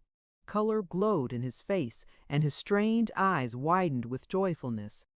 All at once he had realized something to the full. "Mary, Dickon," he cried, "just look at me." They stopped their weeding and looked at him. "Do you remember that first morning you brought me in here?" he demanded. Dickon was looking at him very hard. Being an animal charmer, he could see more things than most people could, and many of them were things he never talked about. He saw some of them now in this boy. "Aye, that we do," he answered. Mary looked hard too, but she said nothing. "Just this minute," said Colin. "All at once I remembered it myself when I looked at my hand digging with the trowel, and I had to stand up on my feet to see if it was real. And it is real. I'm well, I'm well." "Aye, that thart," said Dickon. "I'm well, said Colin again, and his face went quite red all over. He had known it before, in a way. He had hoped it, and felt it, and thought about it. But just at that minute, something had rushed all through him, a sort of rapturous belief and realization, and it had been so strong that he could not help calling out, "I shall live forever and ever and ever!"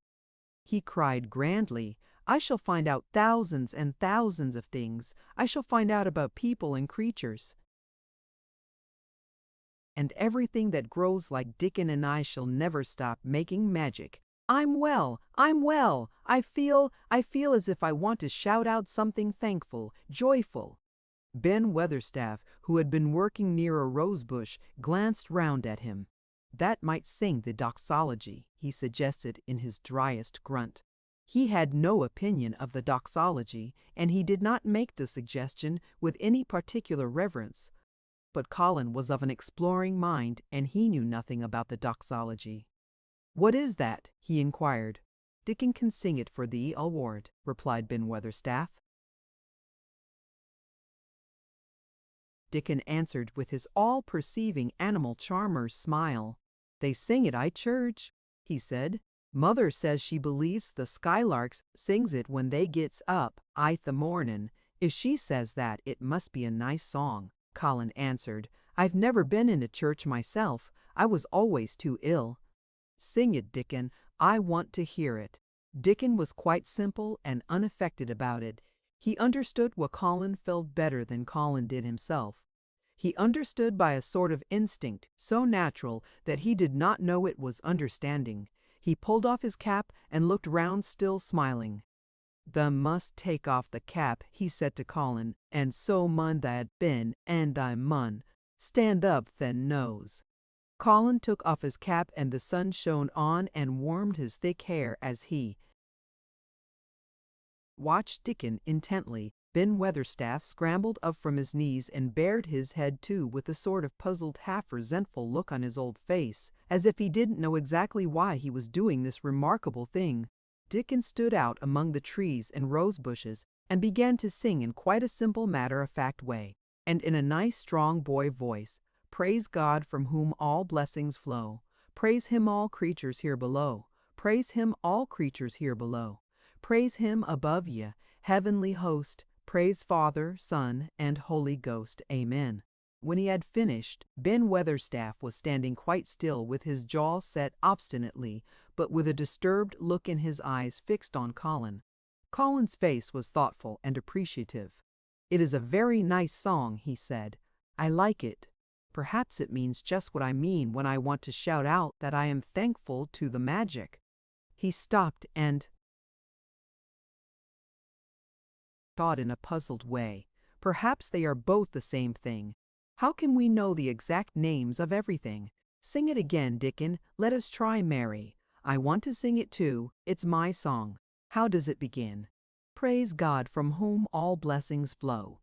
And they sang it again, and Mary and Colin lifted their voices as musically as they could, and Dickon swelled quite loud and beautiful, and at the second line Ben Weatherstaff raspingly cleared his throat, and at the third line he joined in with such vigor that it seemed almost savage. And when the amen came to an end, Mary observed that the very same thing had happened to him, which had happened when he found out that Colin was not a cripple. His chin was twitching, and he was staring and winking, and his leathery lubble "I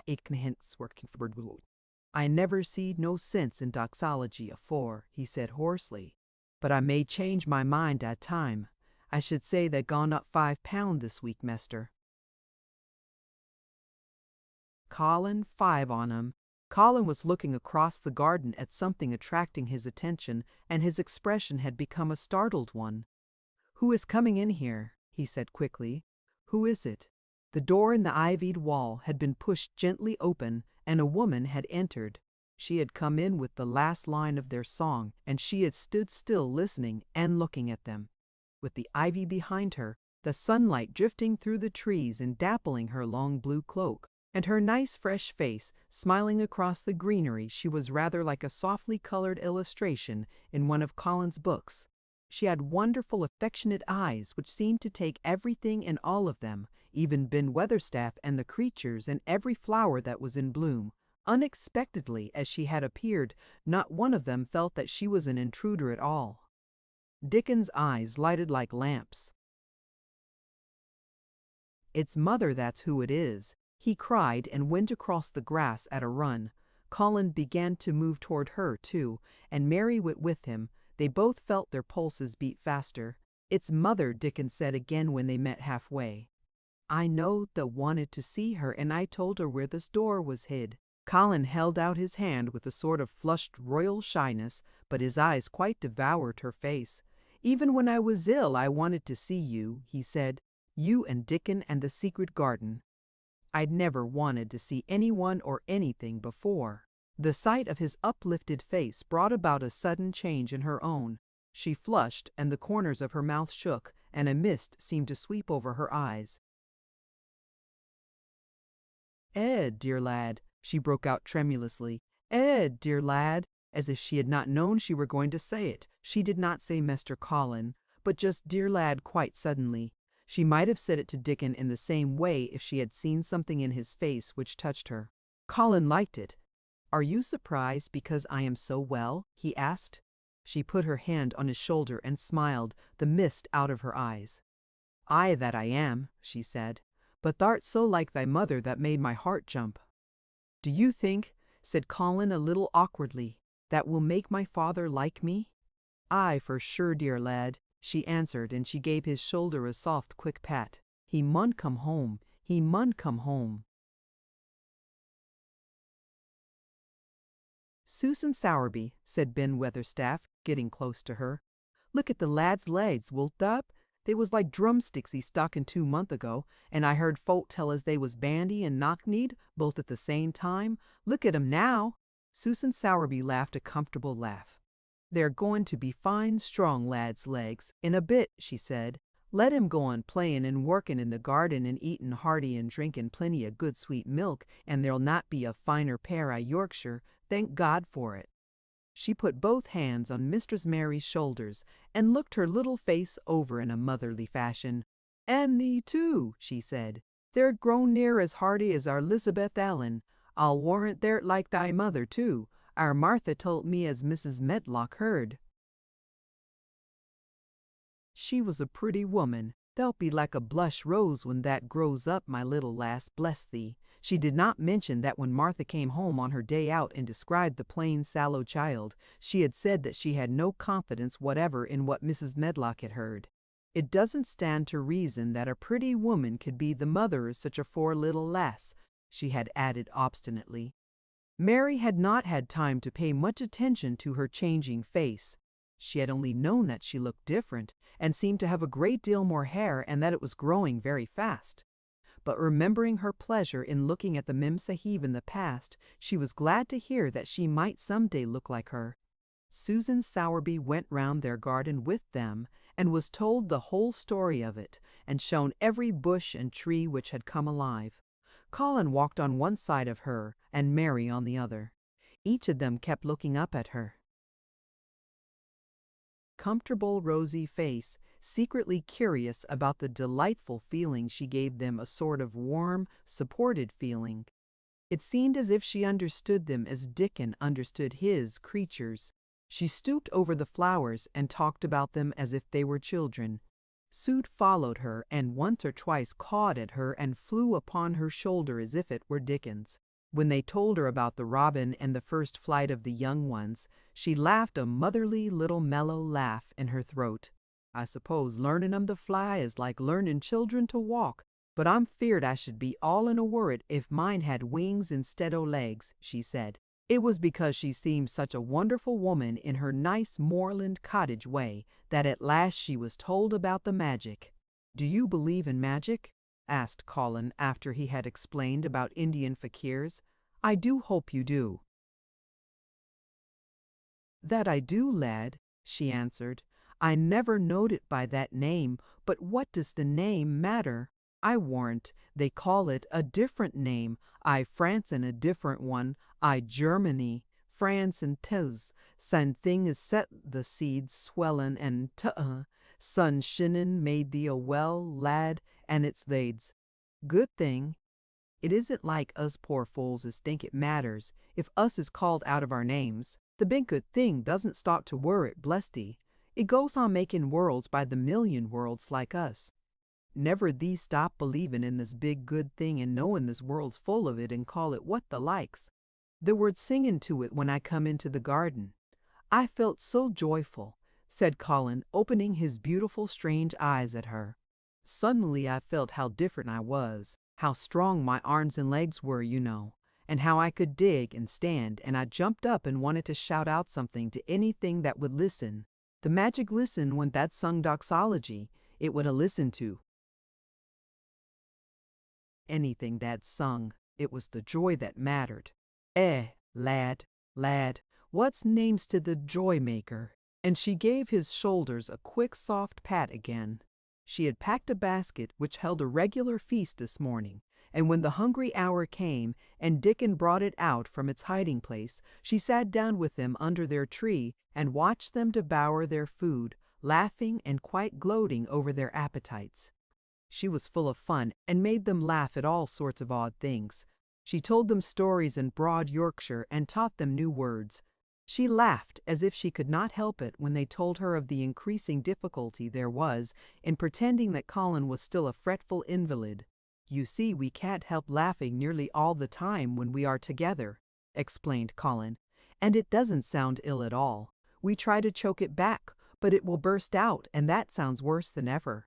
"There's one thing that comes into my mind so often," said Mary, "and I can scarcely ever hold in when I think of it suddenly. I keep thinking, suppose Colin's face should get to look like a full moon.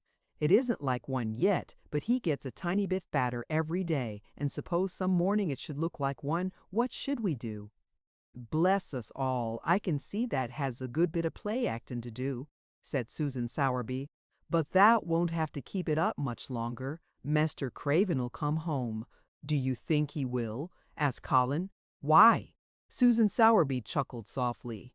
"I suppose it 'ud nigh break thy heart if he found out before that told him in the own way," she said. "Th's laid awake nights planning it. I couldn't bear anyone else to tell him," said Colin. "I think about different ways every day. I think now I just want to run into his room." "That'd be a fine start for him," said Susan Sowerby. "I'd like to see his face, lad. I would that he munch come back, that he mun." One of the things they talked of was the visit they were to make to her cottage. They planned it all. They were to drive over the moor and lunch out of doors among the heather. They would see all the 12 children and Dickon's garden and would not come back until they were tired. Susan Sowerby got up at last to return to the house and Mrs. Medlock. It was time for Colin to be wheeled back also. But before he got into his chair he stood quite close to Susan and fixed his eyes on her with a kind of bewildered adoration, and he suddenly caught hold of the fold of her blue cloak and held it fast. "You are just what I wanted," he said. "I wish you were my mother, as well as Dickens." All at once Susan Sowerby bent down and drew him with her warm arms close against the bosom under the blue cloak, as if he had been Dickens's brother. The quick mist swept over her eyes. "And dear lad," she said, "thy own mother's in this air very garden, I do believe. She couldna keep out of it. Thy father munt come back to thee, he munt." Chapter 27. In the Garden.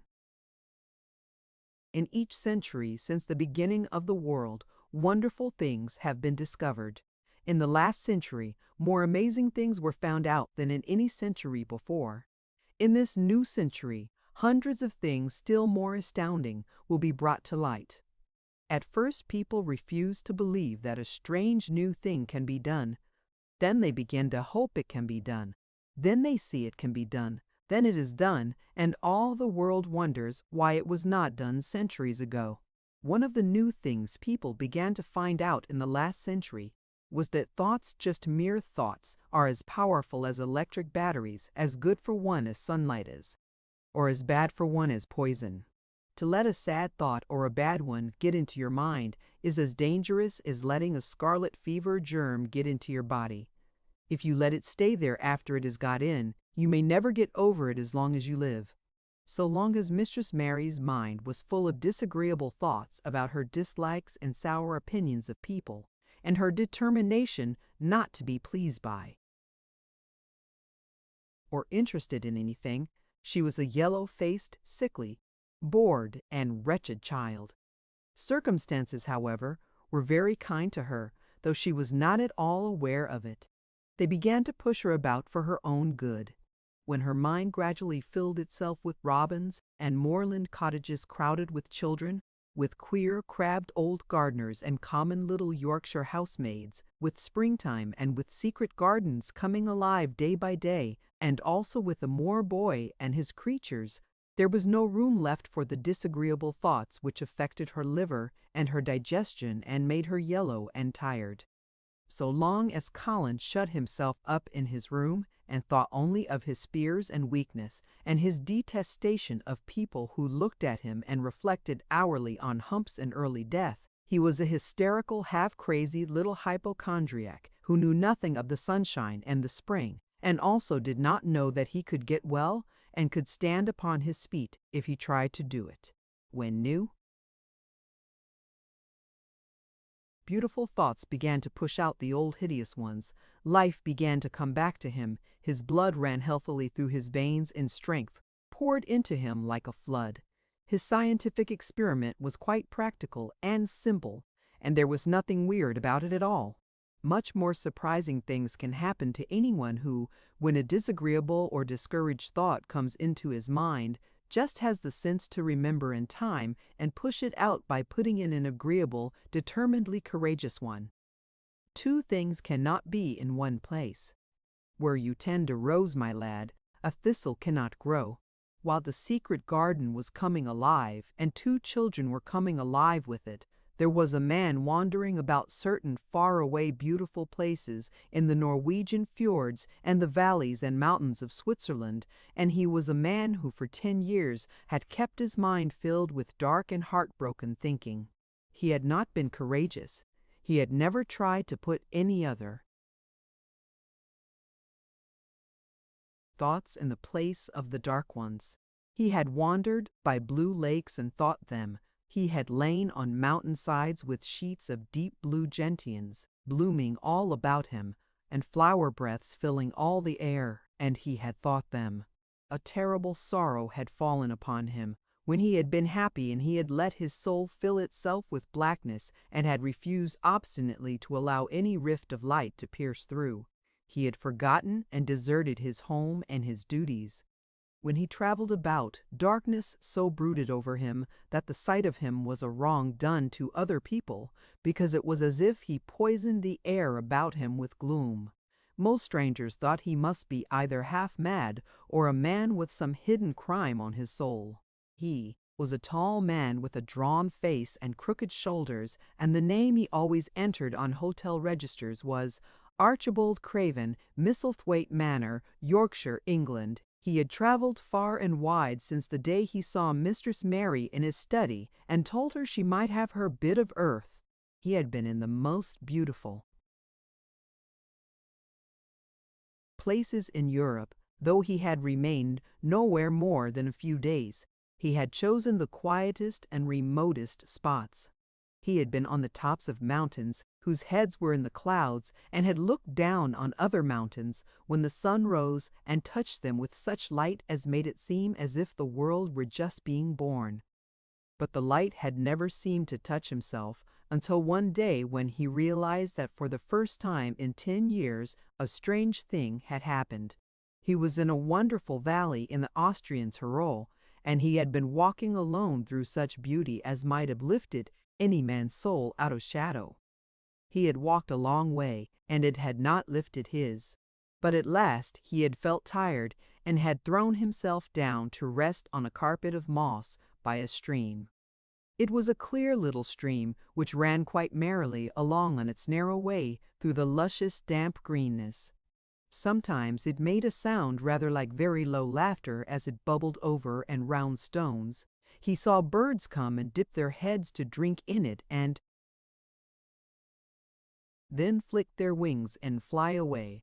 It seemed like a thing alive, and yet its tiny voice made the stillness seem deeper. The valley was very, very still.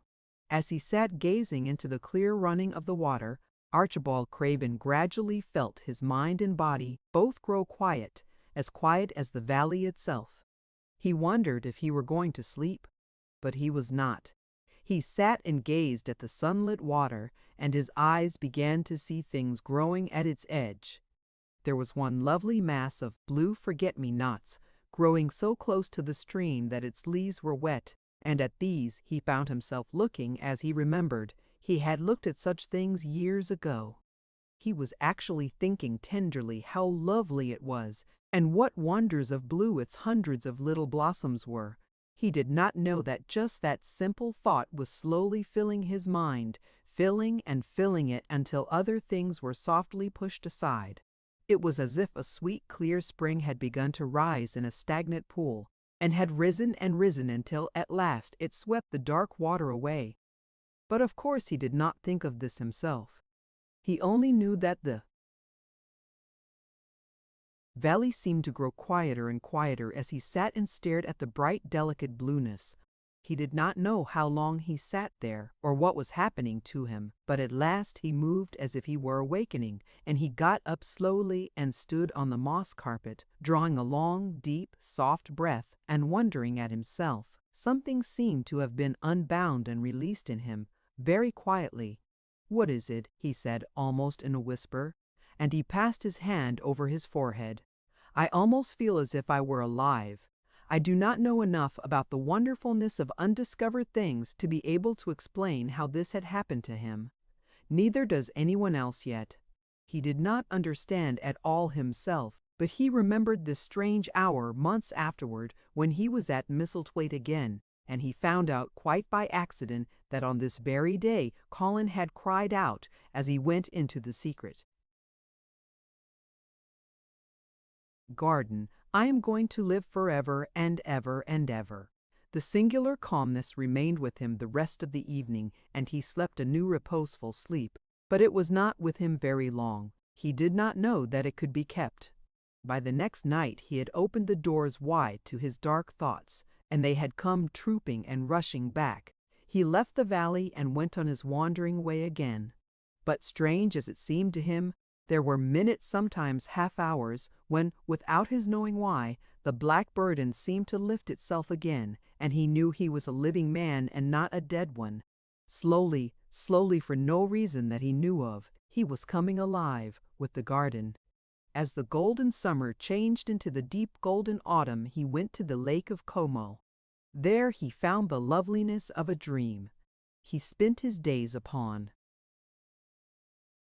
the crystal blueness of the lake, or he walked back into the soft, thick verdure of the hills and tramped until he was tired so that he might sleep.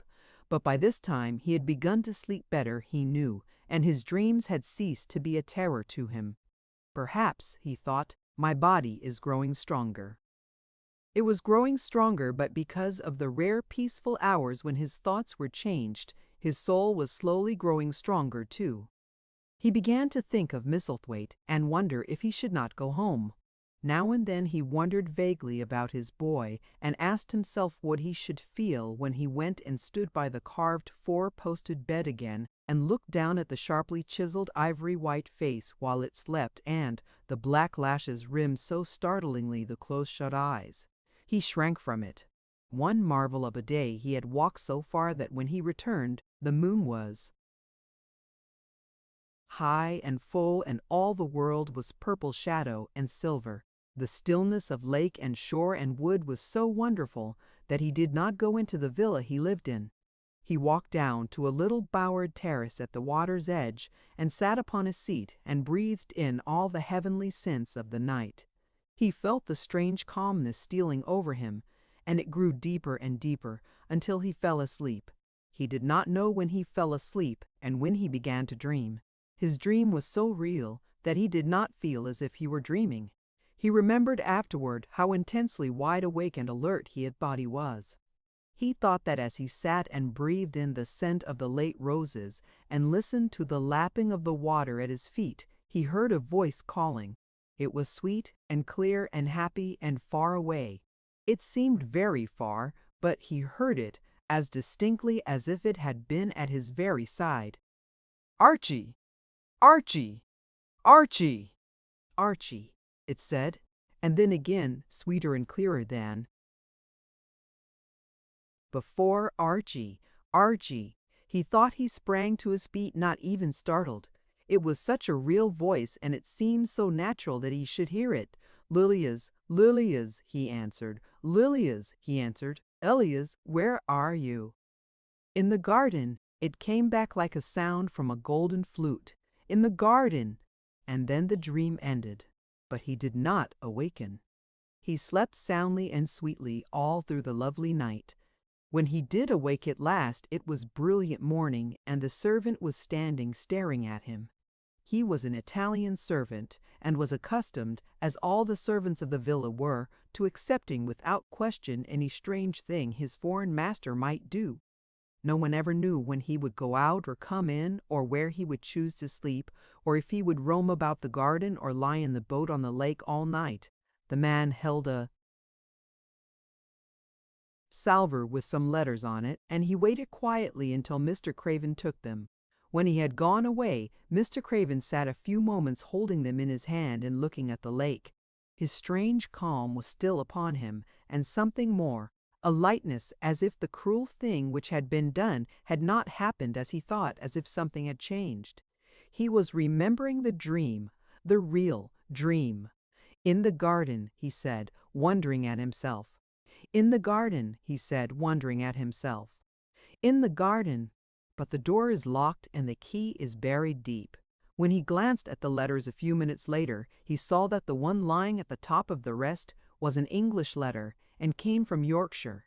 It was directed in a plain woman's hand, but it was not a hand he knew. He opened it, scarcely thinking of the writer, but the first words attracted his attention at once. Dear Sir, I am Susan Sowerby, that made bold to speak to you once on the moor. It was about Miss Mary I spoke. I will make bold to speak again. Please, sir, I would come home if I was you. I think you would be glad to come, and if you will excuse me, sir, I think your lady would ask you to come if she was here.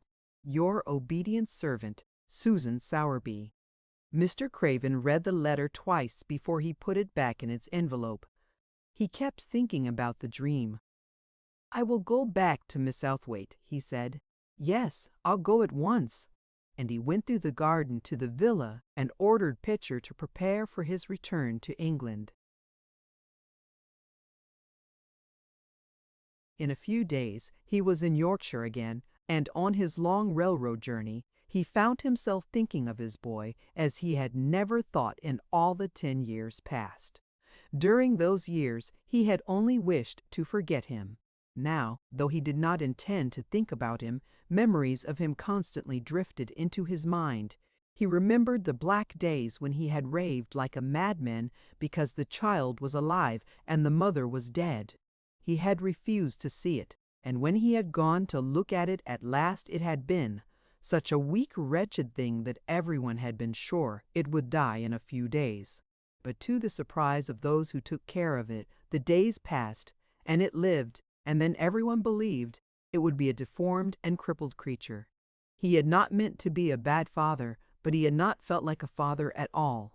He had supplied doctors and nurses and luxuries, but he had shrunk from the mere thought of the boy, and had buried himself in his own misery. The first time, after a year's absence, he returned to Misselthwaite, and the small, miserable-looking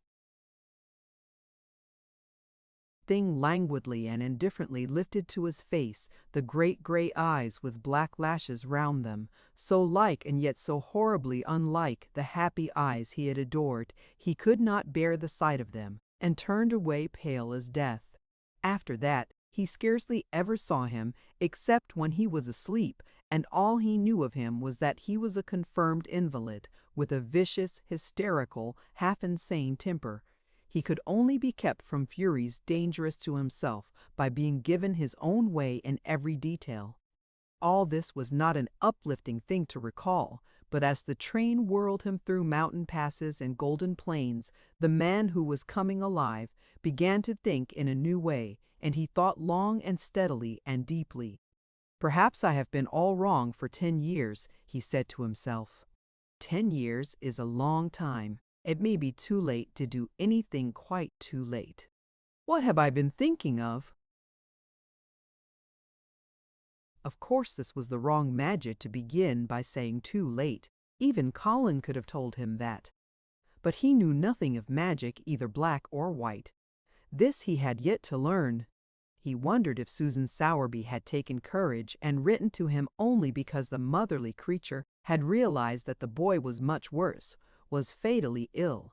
If he had not been under the spell of the curious calmness which had taken possession of him, he would have been more wretched than ever. But the calm had brought a sort of courage and hope with it. Instead of giving way to thoughts of the worst he actually found, he was trying to believe in better things. Could it be possible that she sees that I may be able to do him good and control him? He thought. I will go and see her on my way to Misselthwaite. But when on his way across the moor he stopped the carriage at the cottage, 7 or 8 children who were playing about gathered in a group and bobbing. 7 or 8 friendly and polite curtsies told him that their mother had gone to the other side of the moor early in the morning to help a woman who had a new baby. Our Dickon, they volunteered, was over at the manor working in one of the gardens where he went several days each week. Mr. Craven looked over the collection of sturdy little bodies and round red-cheeked faces, each one grinning in its own particular way, and he awoke to the fact that they were a healthy, likable lot. He smiled at their friendly grins and took a golden sovereign from his pocket and gave it to our Elizabeth Ellen, who was the oldest. If you divide that into 8 parts, there will be half a crown for each of you, he said. Then amid grins and chuckles and bobbing of curtsies he drove away, leaving ecstasy and nudging elbows and little jumps of joy behind. The drive across the wonderfulness of the moor was a soothing thing. Why did it seem to give him a sense of homecoming which he had been sure he could never feel again, that sense of the beauty of land and sky and purple bloom of distance, and a warming of the heart at drawing nearer to the great old house which had held those of his blood for 600 years? How he had driven away from it the last time, shuddering to think of its closed rooms and the boy lying in the 4-posted bed with the brocaded hangings. Was it possible that perhaps he might find him changed a little for the better, and that he might overcome his shrinking from him? How real that dream had been, how wonderful and clear the voice which called back to him. In the garden, in the garden. I will try to find the key, he said. I will try to open the door. I must, though, I don't know why. When he arrived at the manor, the servants who received him with the usual ceremony noticed that he looked better, and that he did not go to the remote rooms where he usually lived, attended by Pitcher. He went into the library and sent for Mrs. Medlock. She came to him somewhat excited and curious and flustered. "How is Master Colin, Medlock?" he inquired. "Well, sir," Mrs. Medlock answered, he's different, in a manner of speaking." "Worse?" he suggested. Mrs. Medlock really was flushed. "Well, you see, sir," she tried to explain, "neither Dr. Craven nor the nurse nor me can exactly make him out." "Why is that?" "To tell the truth, sir, Master Colin might be better and he might be changing for the worse. His appetite, sir, is past understanding, and his ways, has he become more peculiar?" her master asked, knitting his brows anxiously. "That's it, sir. He's growing very peculiar when you compare him with what he used to be. He used to eat nothing, and then suddenly he began to eat something enormous, and then he stopped again all at once, and the meals were sent back just as they used to be. You never knew, sir, perhaps, that out of doors he never would let himself be taken. The things we've gone through to get him to go out in his chair would leave a body trembling like a leaf. He'd throw himself into such a state that Dr. Craven said he couldn't be responsible for forcing him. Well, sir, just without warning, not long after one of his worst tantrums, he suddenly insisted on being taken out every day by Miss Mary and Susan Sowerby's boy Dickon that could push his chair. He took a fancy to both Miss Mary and Dickon brought his tame animals, and if you'll credit it, sir, out of doors he will stay from morning until night." "How does he look?" was the next question. "If he took his food natural, sir, you'd think he was putting on flesh, but we're afraid it may be a sort of bloat. He laughs sometimes in a queer way when he's alone with Miss Mary. He never used to laugh at all. Dr. Craven is coming to see you at once, if you'll allow him. He never was as puzzled in his life." "Where is Master Colin now?" Mr. Craven asked. "In the garden, sir. He's always in the garden, though not a human creature is allowed to go near for fear they'll look at him." Mr. Craven scarcely heard her last words. "In the garden," he said, and after he had sent Mrs. Medlock away he stood and repeated it again and again. "In the garden." He had to make an effort to bring himself back to the place he was standing in, and when he felt he was on earth again, he turned and went out of the room. He took his way, as Mary had done, through the door in the shrubbery, and among the laurels and the fountain beds. The fountain was playing now, and was encircled by beds of brilliant autumn flowers. He crossed the lawn and turned into the long walk by the ivied walls. He did not walk quickly, but slowly, and his eyes were on the path. He felt as if he were being drawn back to the place he had so long forsaken, and he did not know why. As he drew near to it, his step became still more slow. He knew where the door was, even though the ivy hung thick over it, but he did not know exactly where it lay, that buried key. So he stopped and stood still, looking about him, and almost the moment after he had paused, he started and listened, asking himself if he were walking in a dream. The ivy hung thick over the door. The key was buried under the shrubs. No human being had passed that portal for 10 lonely years, and yet inside the garden there were sounds. They were the sounds of running, scuffling feet, seeming to chase round and round under the trees. They were strange sounds of lowered, suppressed voices, exclamations and smothered, joyous cries.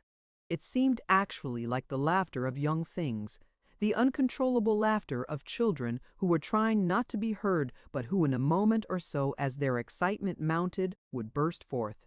What in heaven's name was he dreaming of? What in heaven's name did he hear? Was he losing his reason and thinking he heard things which were not for human ears? Was it that the far clear voice had meant? And then the moment came, the uncontrollable moment when the sounds forgot to hush themselves.